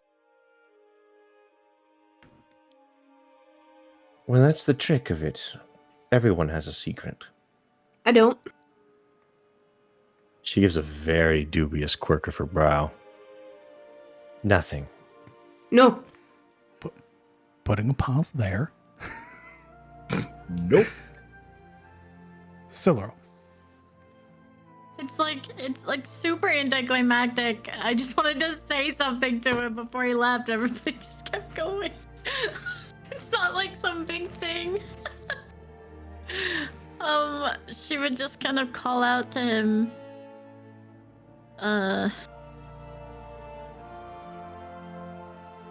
Ulwin.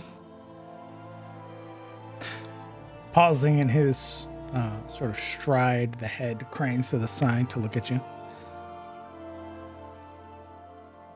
You're supposed to be resting.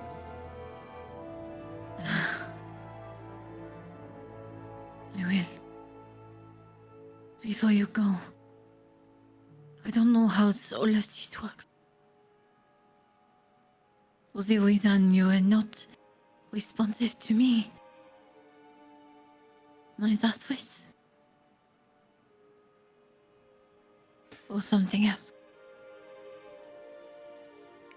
Nice Atheris.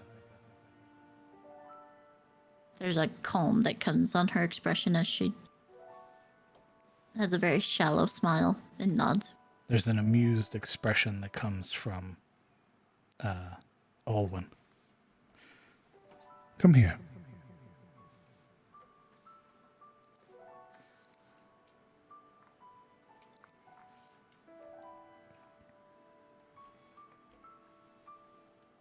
Show me your blade. Ruh-roh. Mm-hmm. My Ashford blade. The very same. She would present her Ashford Zweihander.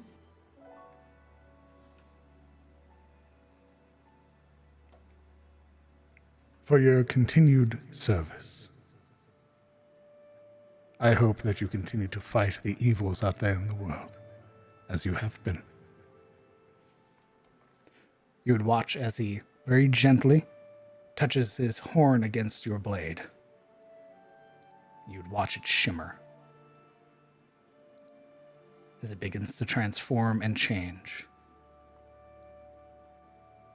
Not much, but enough that it's noticeable. As your Ashford Zweihander becomes the light-touched Zweihander.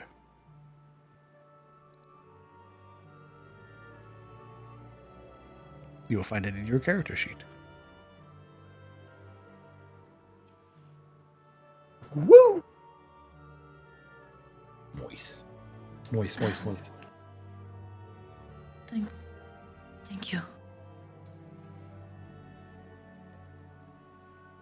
Do not thank me. If I did not feel that you were worthy of it, I would not give it.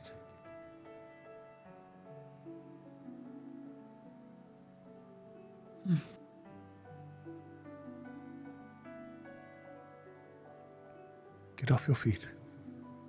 Take some time to catch your breath and rest. After all, you owe one of them many thanks.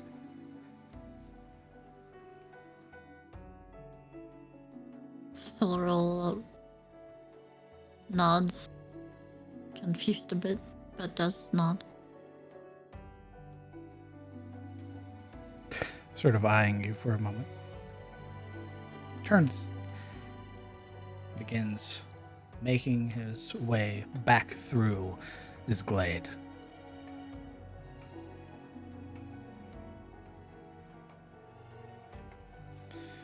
In the same vein, Yuria. Goggalad is no longer Goggalad. Because you didn't die. You've gotten Goggalad's wrath. You will have to attune to it. But you will find your new Goggalad on your character sheet. As well, for you, Silverl, you will have to attune to your blade.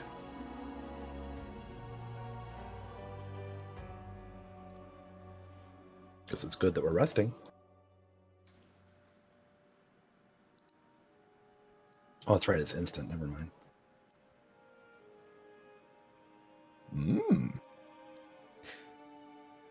You find yourselves alone in Olwen's home.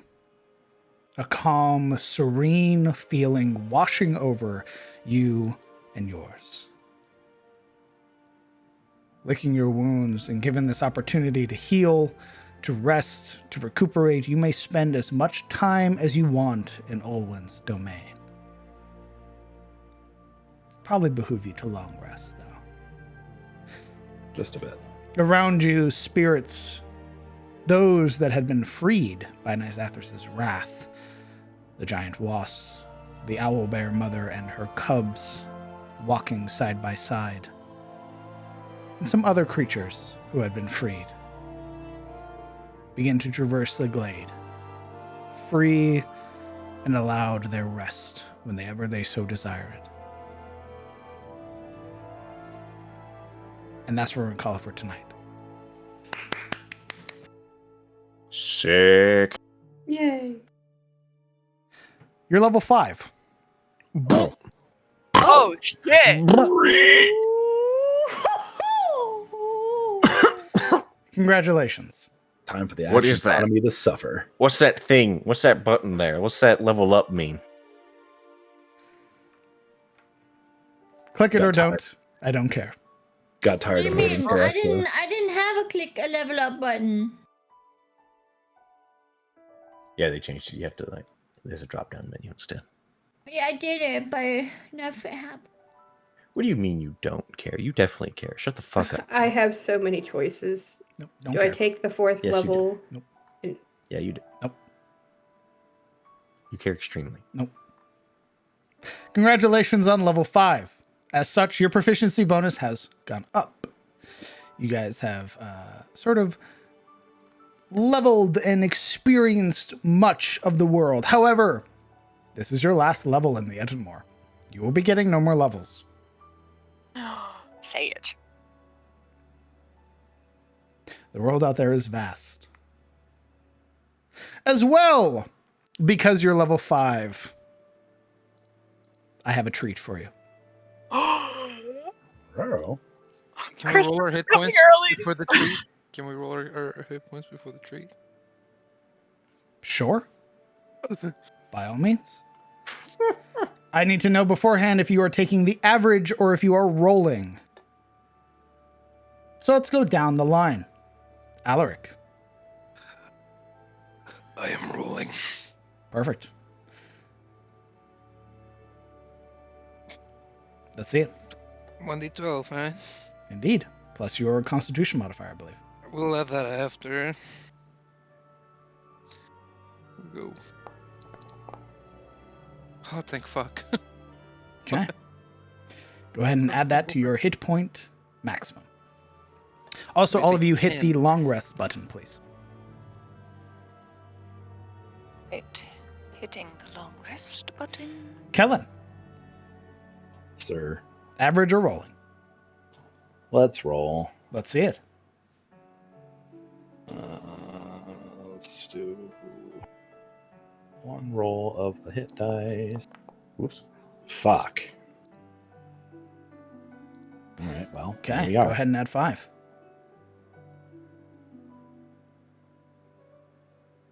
My bad. Doofus. Okay. Marana. Ooh, I don't know. I don't know if I want to gamba. Or just take the average of 7. Let me see how much do I currently have.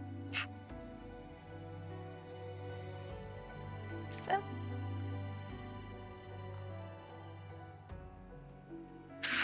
Ooh.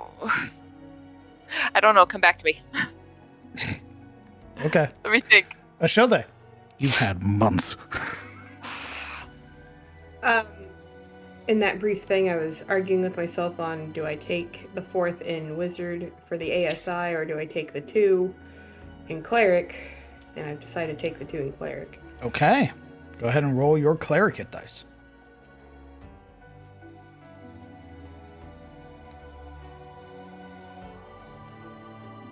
I think I'm going to take the average. Okay. Perfect. Silro. Yeah. Rolling or average? I wanna roll. Why Okay. not? D10 plus your con modifier. Let's go. 7. Where's Yuria. my con modifier?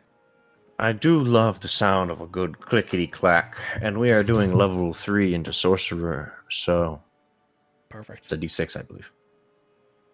Sorcerer's D6? Yeah. Understood. Yeah. Your con modifier was already added to that roll, Silro. Oh, shit. Nice. Average or dice, Yuria? Dice. Let's see it.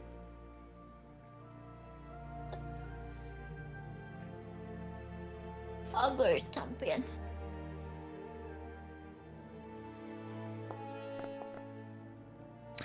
Hey. Girthy. Hey. Fantastic.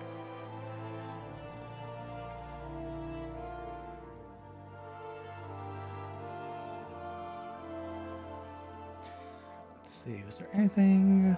Nope. I can figure that out later. I have the week. So,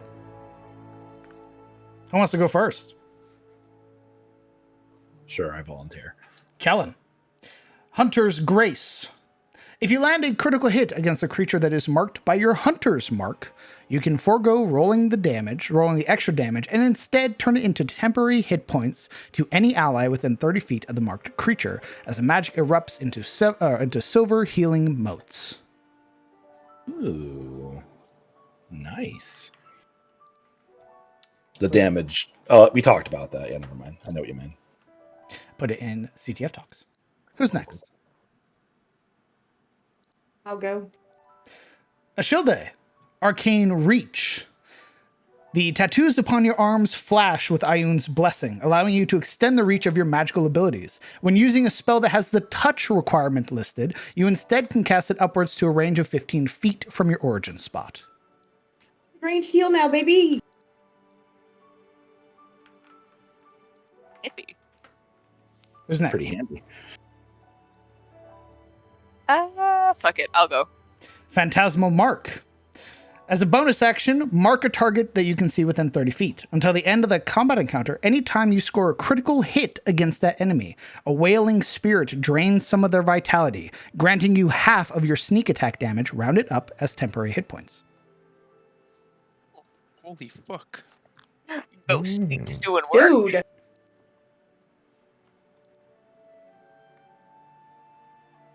Who's next? Me. Alaric, Ruinous Rend. Your bestial rage does crippling damage to an enemy you've hit with a critical strike. The enemy suffers a grievous wound, becoming afflicted with bleeding, equal to your rage damage, which lasts for 5 rounds. If you crit again, the damage adds to the total bleed and the timer resets. Crit fish bed.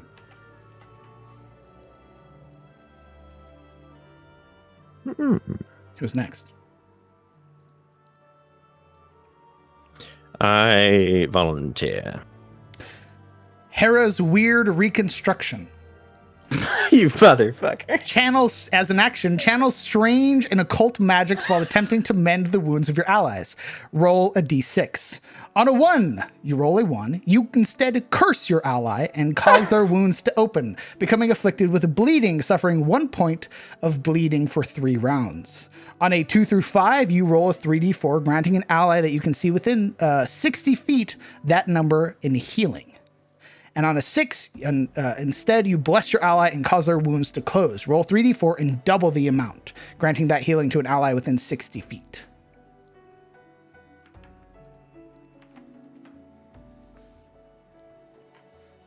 And finally, Sword's Rescue for Siluro. Psionically shift into a space of an ally within 50 feet, or 15 feet. That ally simultaneously shifts into your space, granting them a bonus to their armor class equal to your proficiency bonus until the start of your next turn. Your space and your ally's space must be, they must be the same size, you and your ally.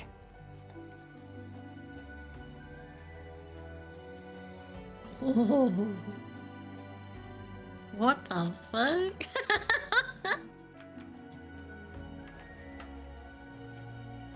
Congratulations on reaching level 5.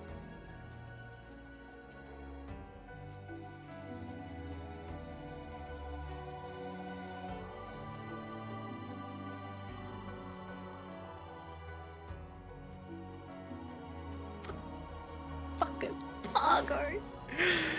Let's go!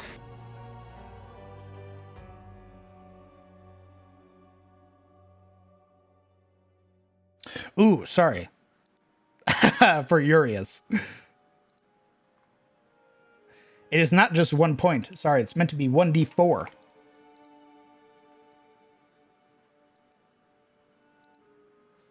Yikes.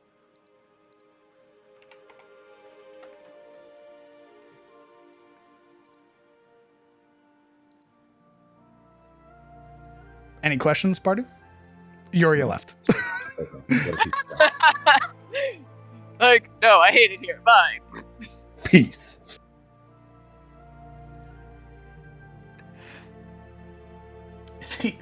he coming back? I don't know.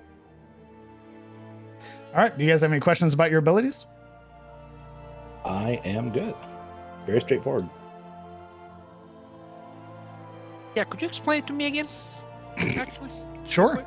Anytime you crit, you will basically leave a grievous wound against a creature. That wound deals your rage damage worth of bleeding to an enemy.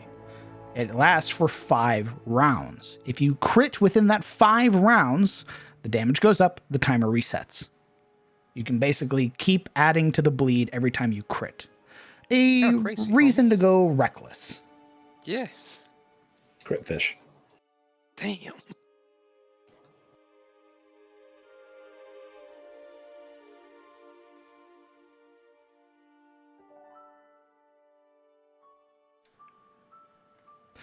Anybody else? Nah, that's fucking good. Ghosty's gonna do work. And my Okay. sneak attack goes up. It'll tell you as well what your thing does. So if it's an effect, it means it's all the time. If it's an action, a bonus action, or reaction. So for Siluro, she has to spend a side die to use hers. For Yuria, it's an action. For Marana, it is a bonus action to mark.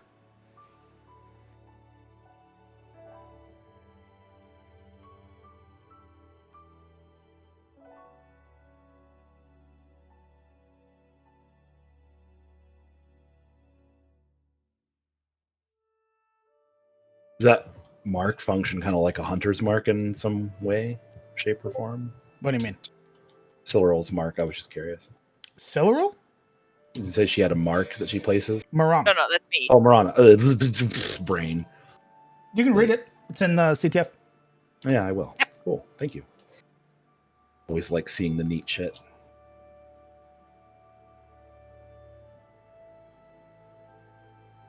We can see each other's new stuff. It is being an Olwen's domain, having defeated so many powerful spirits at once, and fighting together as a party. That has earned you level 5 and your unique ability. I think we did not so shitty that time. I will say, if I find that your ability is lacking or in need of a nerf, I will do so. Just as a heads up. Oh, he returns. Subject to change. My internet. Subject internet to went- change, yes.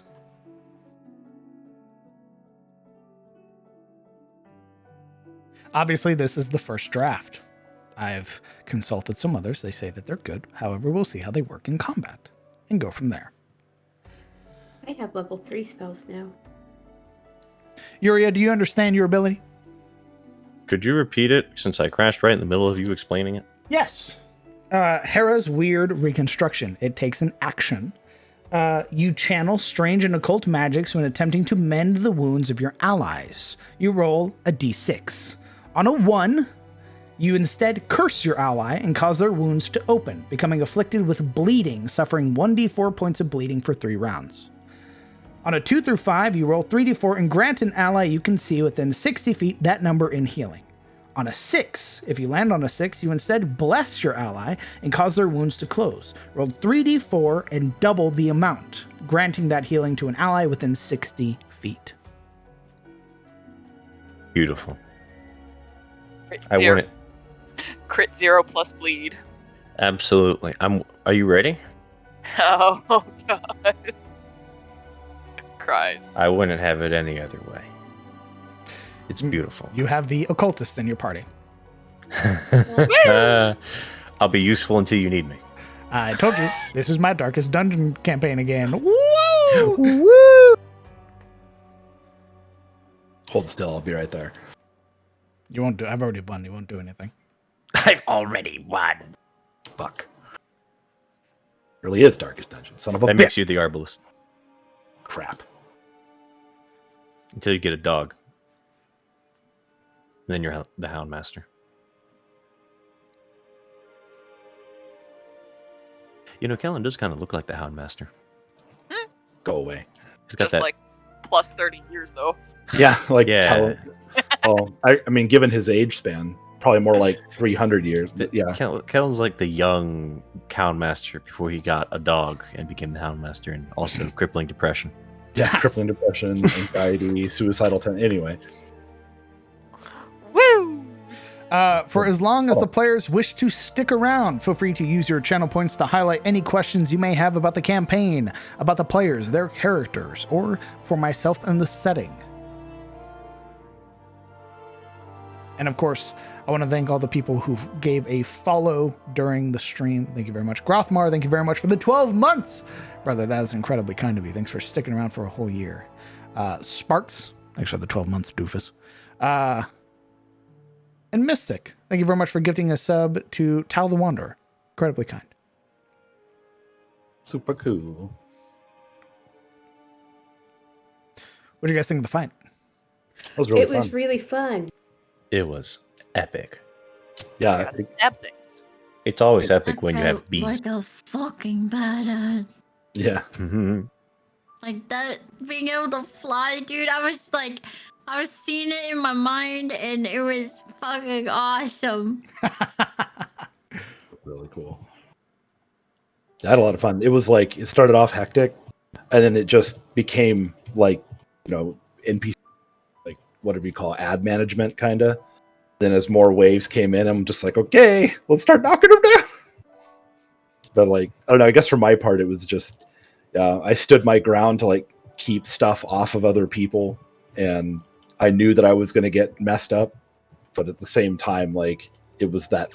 I guess it was that decision where you're like, yeah, I sit here, yeah, I'm going to get beat up, but I'm taking out the things that'll hurt people that need more help or need to get not flanked or crowded.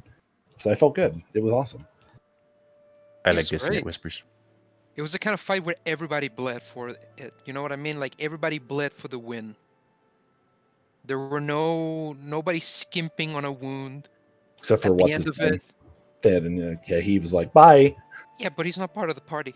Yeah, I got it. Thanks, hides. Oh yeah, Marana didn't really get tagged, did she? I took 3 whole damage. Ooh boy. Yeah, Sort but of at least she like- wasn't hiding, right? She was there the whole time. Oh yeah, things just either missed me or I moved out of their range after Hey. they died. She's a rogue, so she's fine until she isn't, and then she's. Yes. Sort of what you expect of your rogue, to not like to come out Yeah. of the fight unscathed, right? They're not supposed to take damage. If they're Okay. taking What? damage, something Yeah. wrong has to happen. I'm the glass cannon, thank you. Yeah.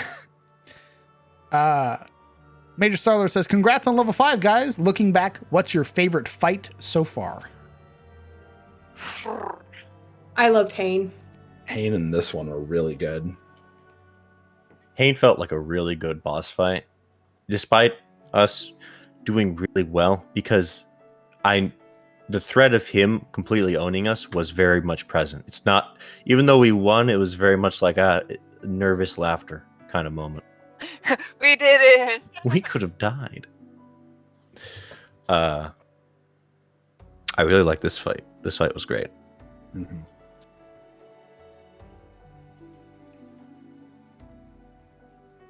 Yeah, I like this one too. Allard, Yeah. what's your favorite fight? What's my favorite fight? Hmm? Hane's fight. Are you kidding me? The fight was awesome, dude. Are you what? We were supposed to get destroyed. Everything was against us, and what happened was we got a fucking like X gonna give it to you moment where we just crowded in on Hane and just started anime swinging him around, making him fly places, making him shit his pants on his back, screaming. It was great. It was great.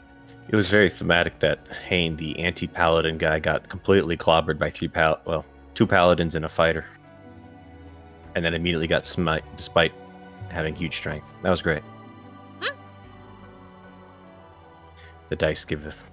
That taketh away. Just joined the stream. Never been here before. Give me a quick rundown of the campaign and the setting, please. Okay.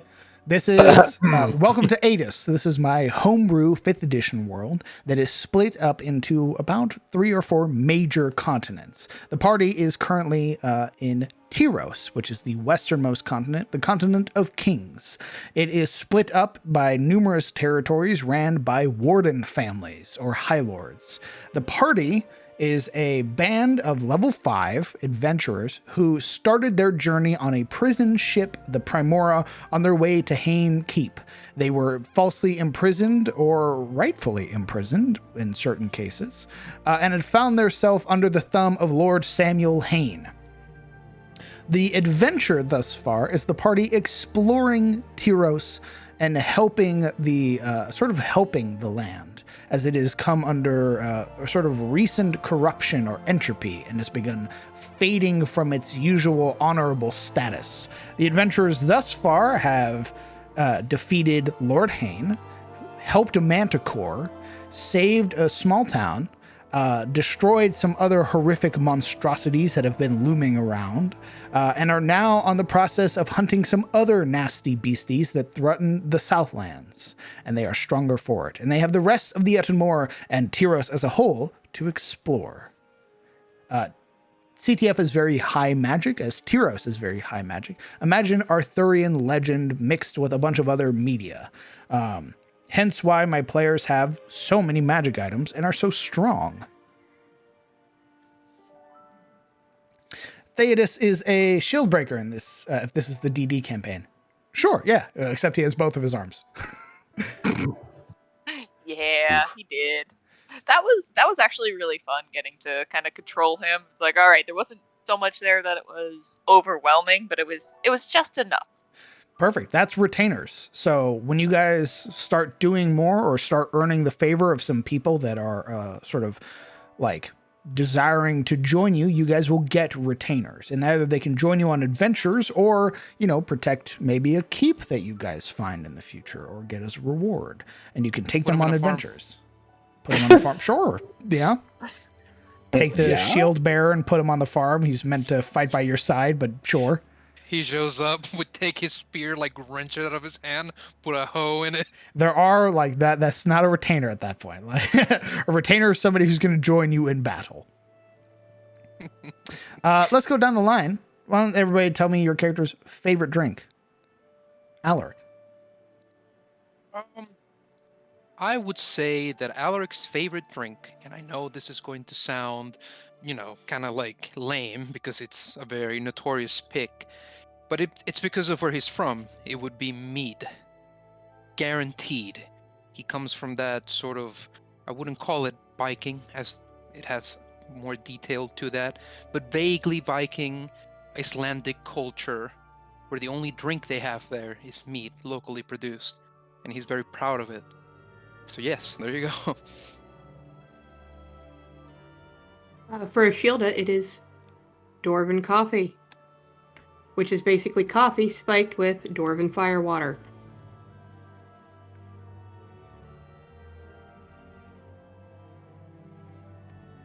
Blood. Berry. No. Yeah.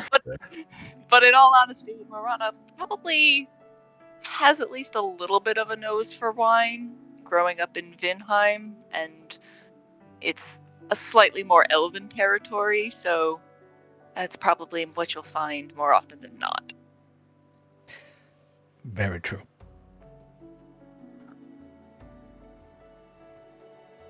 Blake's not here, so no one's going to say milk.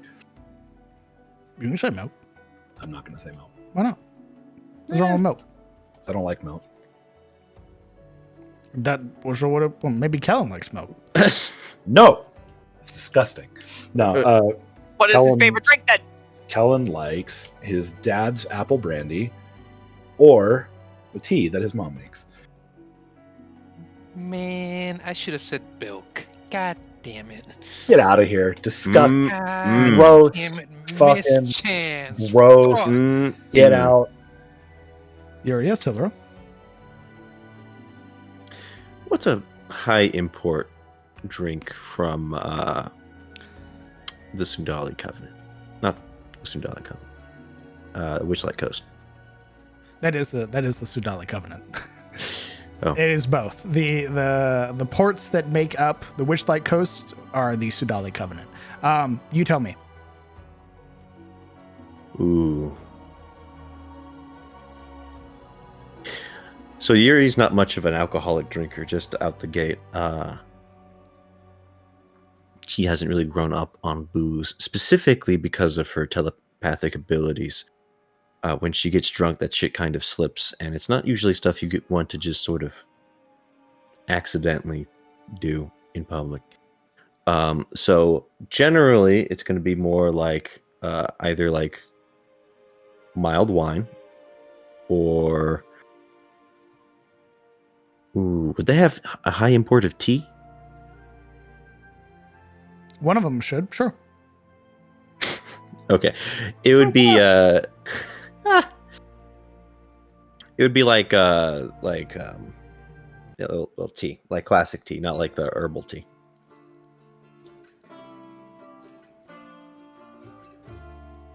Siluro. Are we talking alcoholic or regular?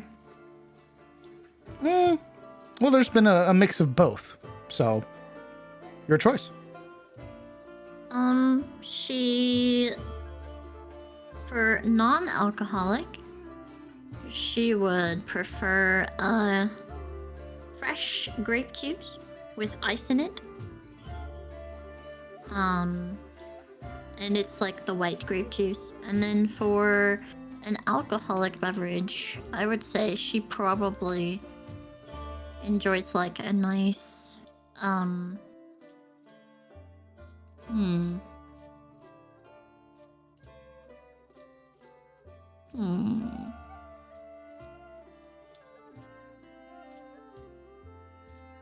Either champagne or something like that, like a nice sweet wine. Very good. She loves grape juice. She loves fruit. Fruit is like her guilty pleasure. It's the thing that like she would be like tempted with her sword training. Like, you do this and you'll get fruit. Like the ripest, best, tasting fruit dishes that you could want. She's a sucker for like fruity baked goods. Like tarts and stuff. Very cute. There was some unexpected Yuria and Siluro wholesomeness this session, and I'm here for it. I mean, they've been growing closer. Siluro values loyalty very highly, so that's why she asked those questions at the end. Yeah, Yuria comes from a place where the culture is very communal. So even though she's pretty disregarding of everyone else, the people in her group, she will mostly stay loyal to.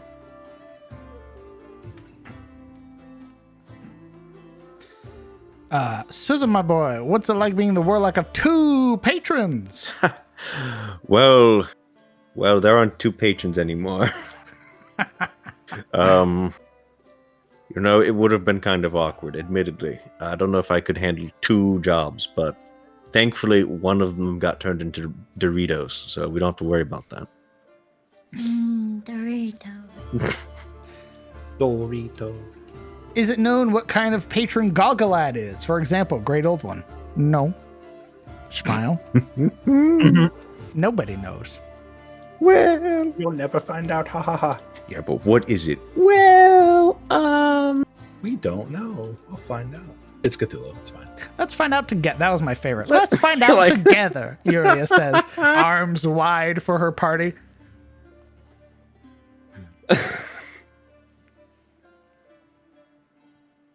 Yeah, I enjoyed that bit.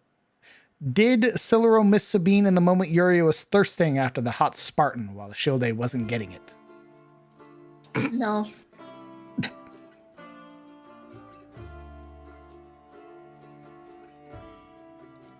No, Siluro's really mad at Sabine for making that choice.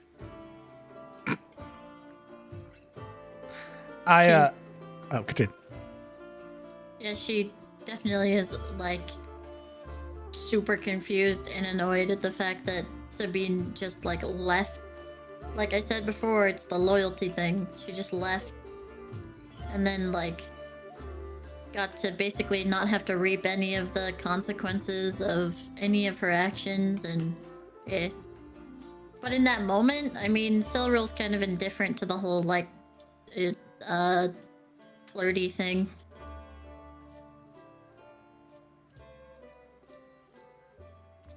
Yuri is still kind of young, so. And I mean, she's mostly been looking at peasants all day. So when a greased up golden boy shows up, you know, a literal pool boy. It's great. I was going to describe him. I don't think I described his. I think I just described his armor, right? That he was elven. That he was elven. I wasn't going to describe him as like an Adonis, and then I was like, meh, they get the picture. That's right. I immediately thought of like leathers, the leather thongs from 300. I'm like, yep, that makes sense. Fresh Like, out I of the know pool. this has awakened something in me. Flips hair. I have come to protect you Like, oh my god, that's so and cute. clean your pool. Fold your laundry. Wait, what? He is, though he serves Palor, he does sort of live amongst the Aranar, which is, you know, sort of goes to show you that there is this sort of Valhalla-like afterlife.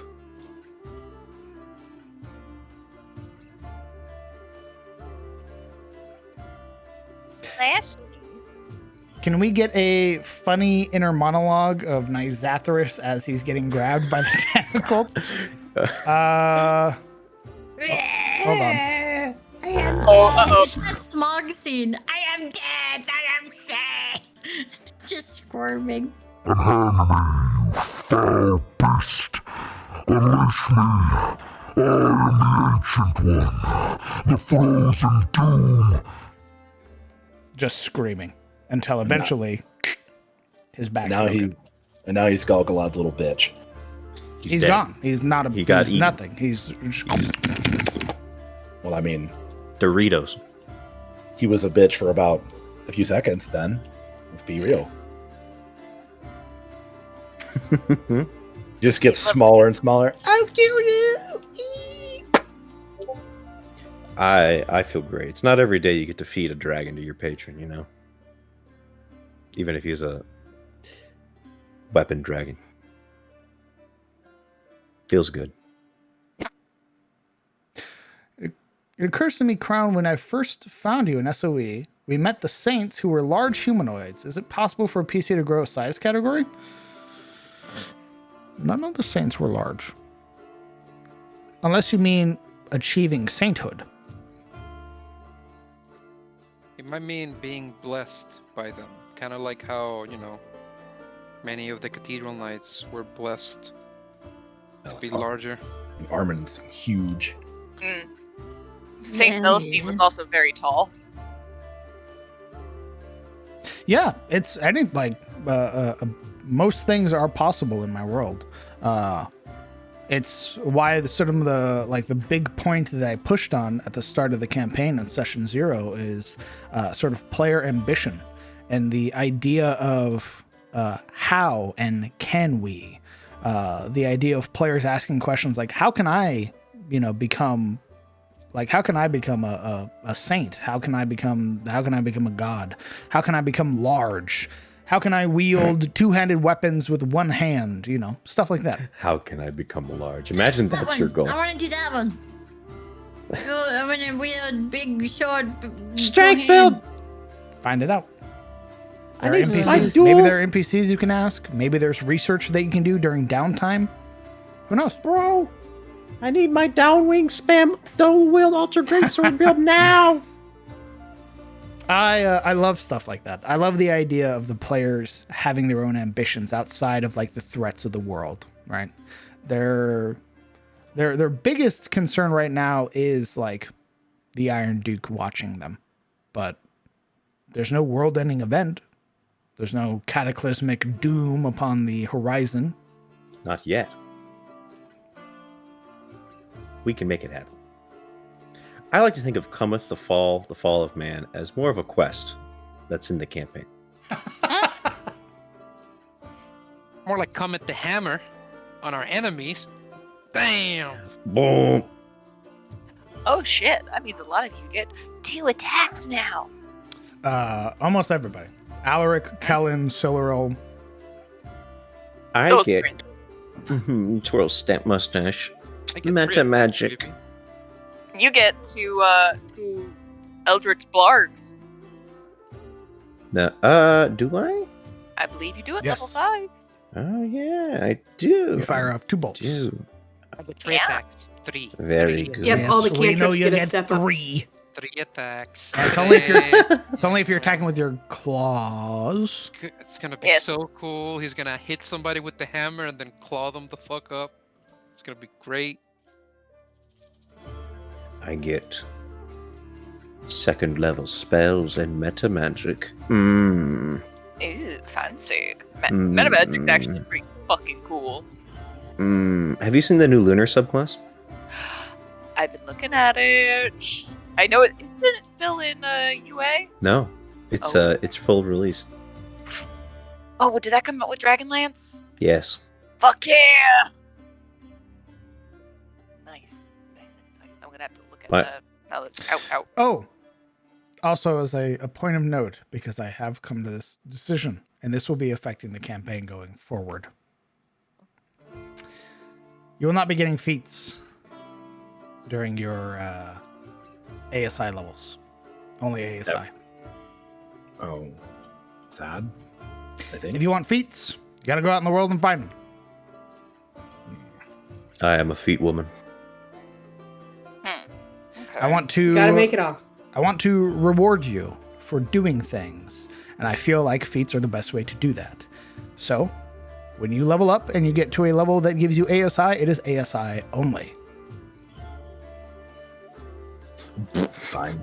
DM, what sort of atrocities do I have to commit to earn the shadow touched feet?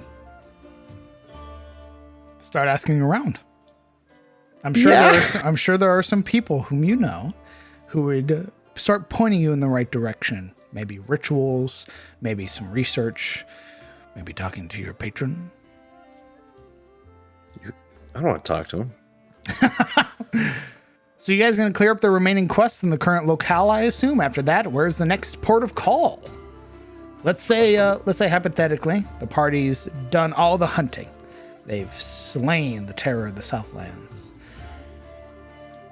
Where to next? I think we get a map of the area so we know where the fuck we're going. I imagine we want to go to Rosewood. Aren't we crossing the ferry? Thought that was like. Well, that's like that's on the way to Rosewood, Derek. So. Yeah. I mean, if we don't want to fuck over Elion, we're gonna have to reestablish their trade. You know, so caravans and Find the missing caravans first, yeah, and and see the ferry, which will probably lead us to Rosewood.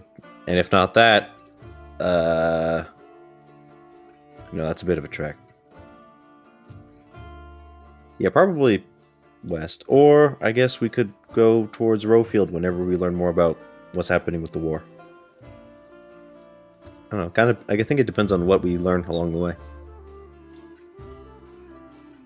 Yeah, the situation with Rowfield is worsening. Trying to cross that border might be tricky to say the least. Especially with Siluril. Yeah. Smile. This pertains to the spellcasters. What spells are you picking up? Ooh. That's a good question. As I have third level slots, I do not have the capability in either of my classes to cast third level spells. Well, as an aberrant mind sorcerer, on third level I get detect thoughts, which I already have, so I'll be probably switching that out with until I change my mind. I don't know, Mind Spike. probably, because it's real good. It thematic. Hmm. Keeping it thematic. Oh yeah, I'm trying to get so. That's what I really like about Aberrant Mind. There's a lot of psionic-based spells, so I'm pretty much focusing on just picking all the psionic stuff that I can get my hands on Nice. Oh, cool. until my head gets huge. By level 5, I get Uncanny Dodge. I could have taken even less damage this fight. Yes. For everyone, what is your most memorable class you've played? My favorite.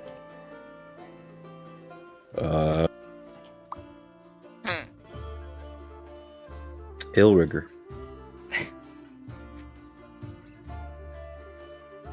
I think before it became official, Artificer. The UA version. That was fun. This dumbass let me play it. Don't make me regret that decision. Don't call me a dumbass. This dumbass let me play it. Hey, back Rude. then. What's an encounter? How do you balance encounters? I don't need to. It's not being a dumbass. It's ignorance. Okay, Jesus. I've Okay, grown. Just can't catch a break, man. I've learned. You have. I'm just giving you shit. Tasha's Mind Whip's also a real good one. I'll probably take that. Shilde, That's an Silver, interesting one. Alaric, what's your guys' most memorable class you've played?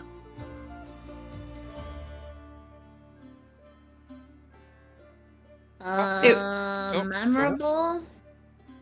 Yeah.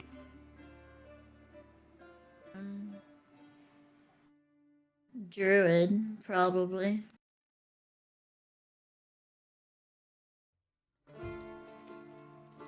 I got to play a swashbuckler rogue at level to 20, and it was glorious. One of the, I wouldn't say it's most memorable, but class I didn't get to play. We started at level 10, and the campaign only lasted like 6 sessions, but it was I forget what class it was specifically. But I had like melee, like a ring, like a chakra made of ice, and it was really sick. I could summon it with my bracers. It was really cool.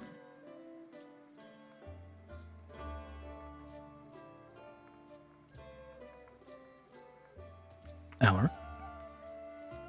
Hi. I played a monk. Was my first character. I loved him. He was a Way of the Long Death monk, and he was unkillable. He'd just run around, use Hour of Reaping, face off against many foes, punch them. He was also a size larger than average. But this incredibly lanky dude with spindly arms, very much like Ibrahim in a sense, but he was like solid, right?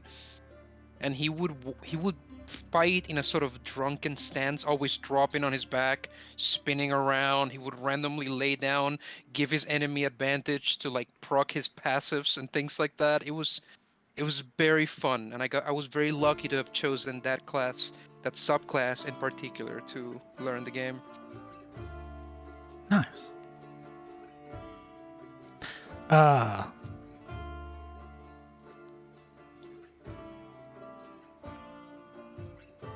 Level 20 Paladin. Vengeance. Very fun. Very good. Dang, this is a large party. That's right, Sealed. Welcome. I generally run for 6 players. I ran for less in the past, and generally it's a good time. But 6 is usually my cap. Eggstein, is this the Q&A part of the session? Yes, it is. Welcome and hello. If you have any questions pertaining to the campaign, the players, the setting, anything like that, feel free to ask them during this portion using your channel points. If you don't have any, it's all right. I know you're new here. So no problems. As well, I see that you joined the Discord. So if at any point you would like to ask more questions, we have both a lore discussion channel and a D&D questions channel. So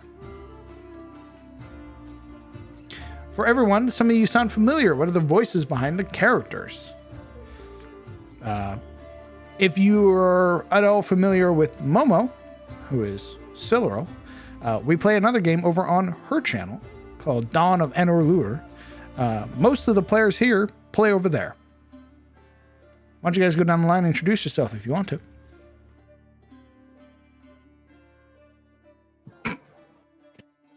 Which one? You don't have to. I am Sirik. I play Ibrahim in Karen in The Secrets of Eris, now Dawn of Anarlure. And I also play Alaric.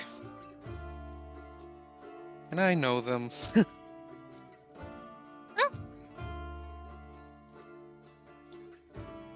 I mean, I played Talanos over on the game on Sunday. So I was the gunslinger half-elf. I'm trying to think. I don't really have much of an online presence in that. I'm in Momo's Discord occasionally under Dova Badger, so that's me.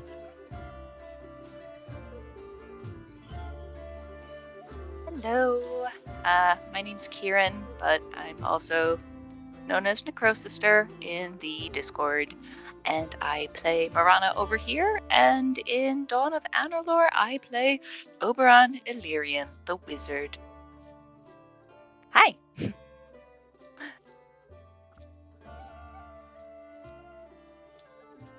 Oh, my turn.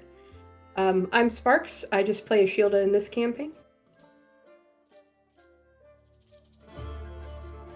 I'm Momo, and I'm nothing but a potato. I play Evelyn. And Silveril. I'm like a sponge that's wrung out many times. That's what I am. What's happening right now? Desiccated rag of a woman.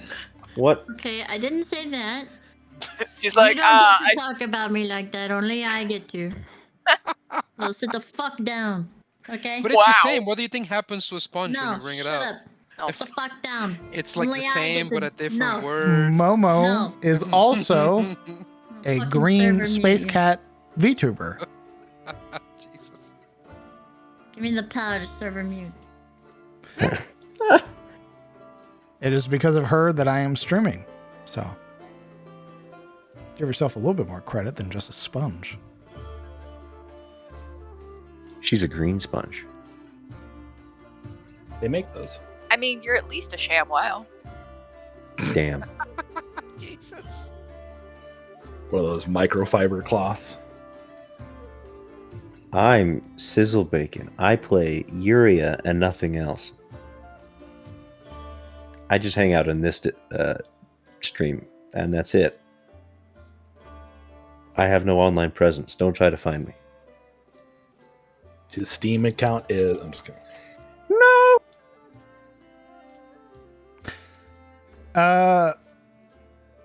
Kellen, what spells are you learning? I don't know. Ranger spells are weird, man. It's hard to kind of like quantify what's going to be super useful or not. Good berry too. Good berry. I don't think they make that. No, they don't. Looking at like Wouldn't second that be level. better berry? Yeah, just awesome berry. I mean, there's a few that could be kind of good. Pass Without Trace might be useful since we've got less stealthy people in the group. Silence is always handy. I'm gonna let you know. Pass Without a Trace would be really good for this party. Yeah, that's kind of what I'm leaning towards. I saw that and I was like, because I was going to go for Dark Vision originally when I leveled. Now that I have the bow, I don't need to do that, which is awesome. So Pass Without Trace might be the best. Oh, fuck. Thank you for reminding me. Yeah. Without your bow, you still have dark vision. Oh, what happened? You're level 5. Oh. So is it like... Your bloodline kicked in, baby. Is it the same? What? Is it still 60 feet? Yeah. Okay. Just asking. Wait. Greedy little bitch. Grayscale, no color kind of thing. Correct. Now that we're level 5, do we have access to concordance? You'll have to find out. Can always try. So we're level 5 now. Death is really possible now. So what's everyone's backup character? Dude, it was possible before. What are you talking about? 5 is when all the fun stuff starts showing up. When the action economy is in shambles. It's when you start meeting other things that have more than just multi-attack. Well, we've already My been dealing backup with it. characters are reincarnated, Kobold from the world of Vanillure. Just come back in time to warn the world of the oncoming doom. That's amazing. But unfortunately, they forgot it. It's fantastic that you're in Vanillure because Oh, I'm not there anymore. you think you don't exist. Oh, I do. Backup character idea. I kind of have one that I sort of discussed with the DM. That was based off of a race of large critters, large folk, big dudes, big ladies. You'd be playing the equivalent of an Ogier. Yeah, from Wheel of Time, basically. Originally, I think I was gonna do like a barbarian thing, but we already have a barbarian, so I'm, it's kind of up in the air depending on kind of how I feel about it.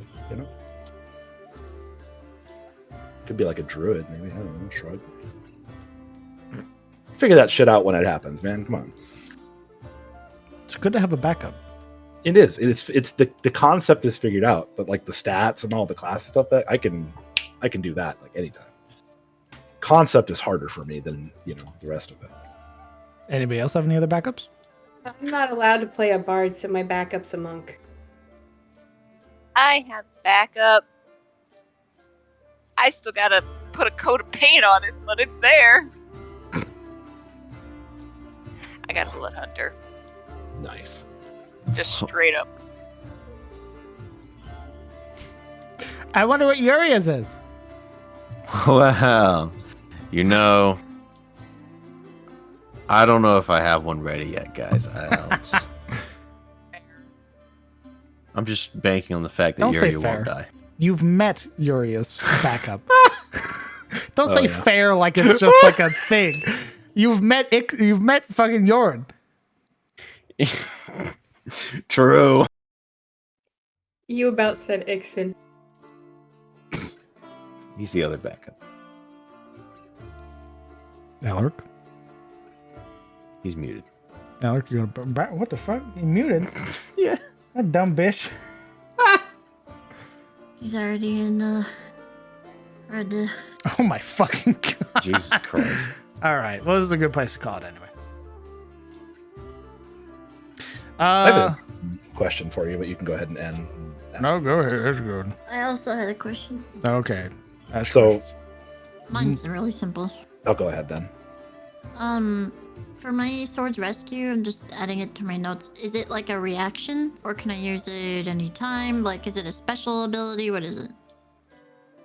It is any time, as long as you're willing to spend a psionic die, Okay, cool. and you are within range, obviously. Do I have a certain number of times I can do the weird reconstruction? It's an action, so anytime you have an action. Very well. So no, like, number of times equal to your proficiency bonus. Nope. I'm about to bleed a whole lot of friends. It's basically you are giving up your action to potentially heal or bleed. I'm gonna cast it on an enemy and hope that it bleeds. Doesn't work on enemies. No! Unless you get mind controlled. That would be really funny if I get mind controlled and then I end up bleeding the person that mind controlled me. Kellen, what's the question? I'm helping. So you know how in Dawn of Vanillure, like Evelyn, medium-sized individual turns into a large bear. What happens if you're a large individual and you turn into a bear? Well, you turn into that form, so it just would be a large bear. You just go from Unless- large to large. Unless you had like a special race that was like it's a part of your like soul that you're that big or something, then you're. Ogie are big as fuck. Or if you have like an item that makes you bigger and you transform, then it would make your transformation bigger too. Because that's how I can keep my strength belt is druids can choose to transform their items into them. For a half giant, which is what you would be, you would for certain monsters, you'd be upscaled. Like for like your combat forms. For like your normal forms, you would shrink down. Sure. Because Like if you're combat forms, specifically. I guess generally is your what- combat forms would be scaled up. You just turn into a gargantuan bear, like, holy Well, fuck! if the creature is already your size, then you're fine. Like, there's no scaling. But like, most bears at least are like huge, so they're already like two size categories higher than medium. But you would upscale things like a wolf, or something else that you found would be upscaled. You turn into like a dire bear or some crap. And who knows, maybe if you level up, find cool shit out in the world, maybe all your forms are affected that way. Pretty wild.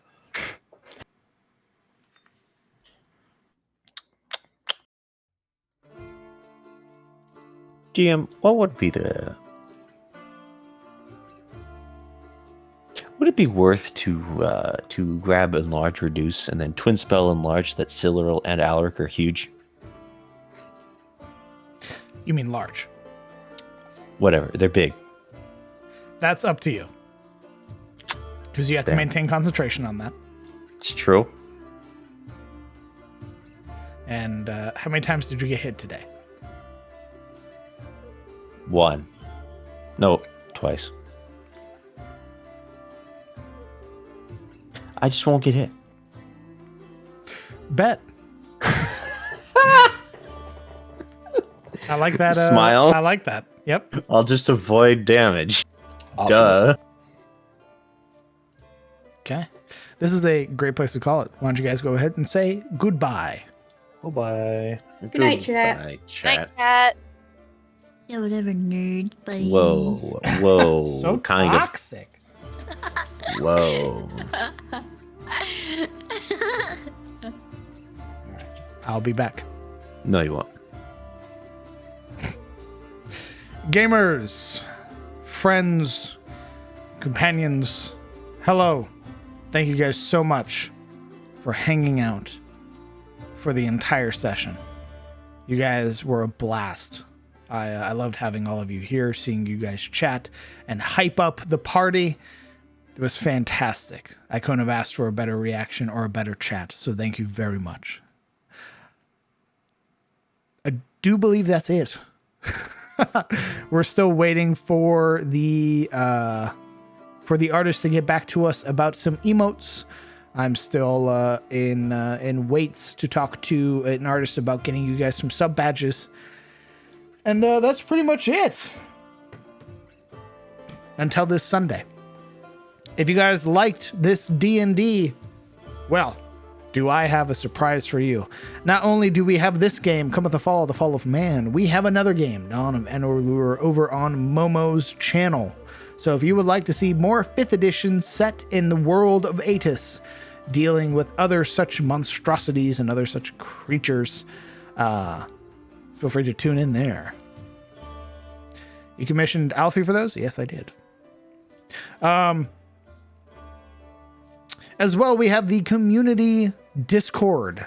Now is the perfect time to join and meet all of the other lovely people who are currently talking in our lore discussion channel and are asking questions in our D&D questions tab, and overall just having a great time. If you're interested in Dungeons & Dragons, that's the place to join, as we have a bunch of DMs and players who are experienced with D&D who are more than happy and very willing to talk about the subject, as well as other TTRPGs. So if you'd like to cut your teeth on some D&D, there's the place to do it.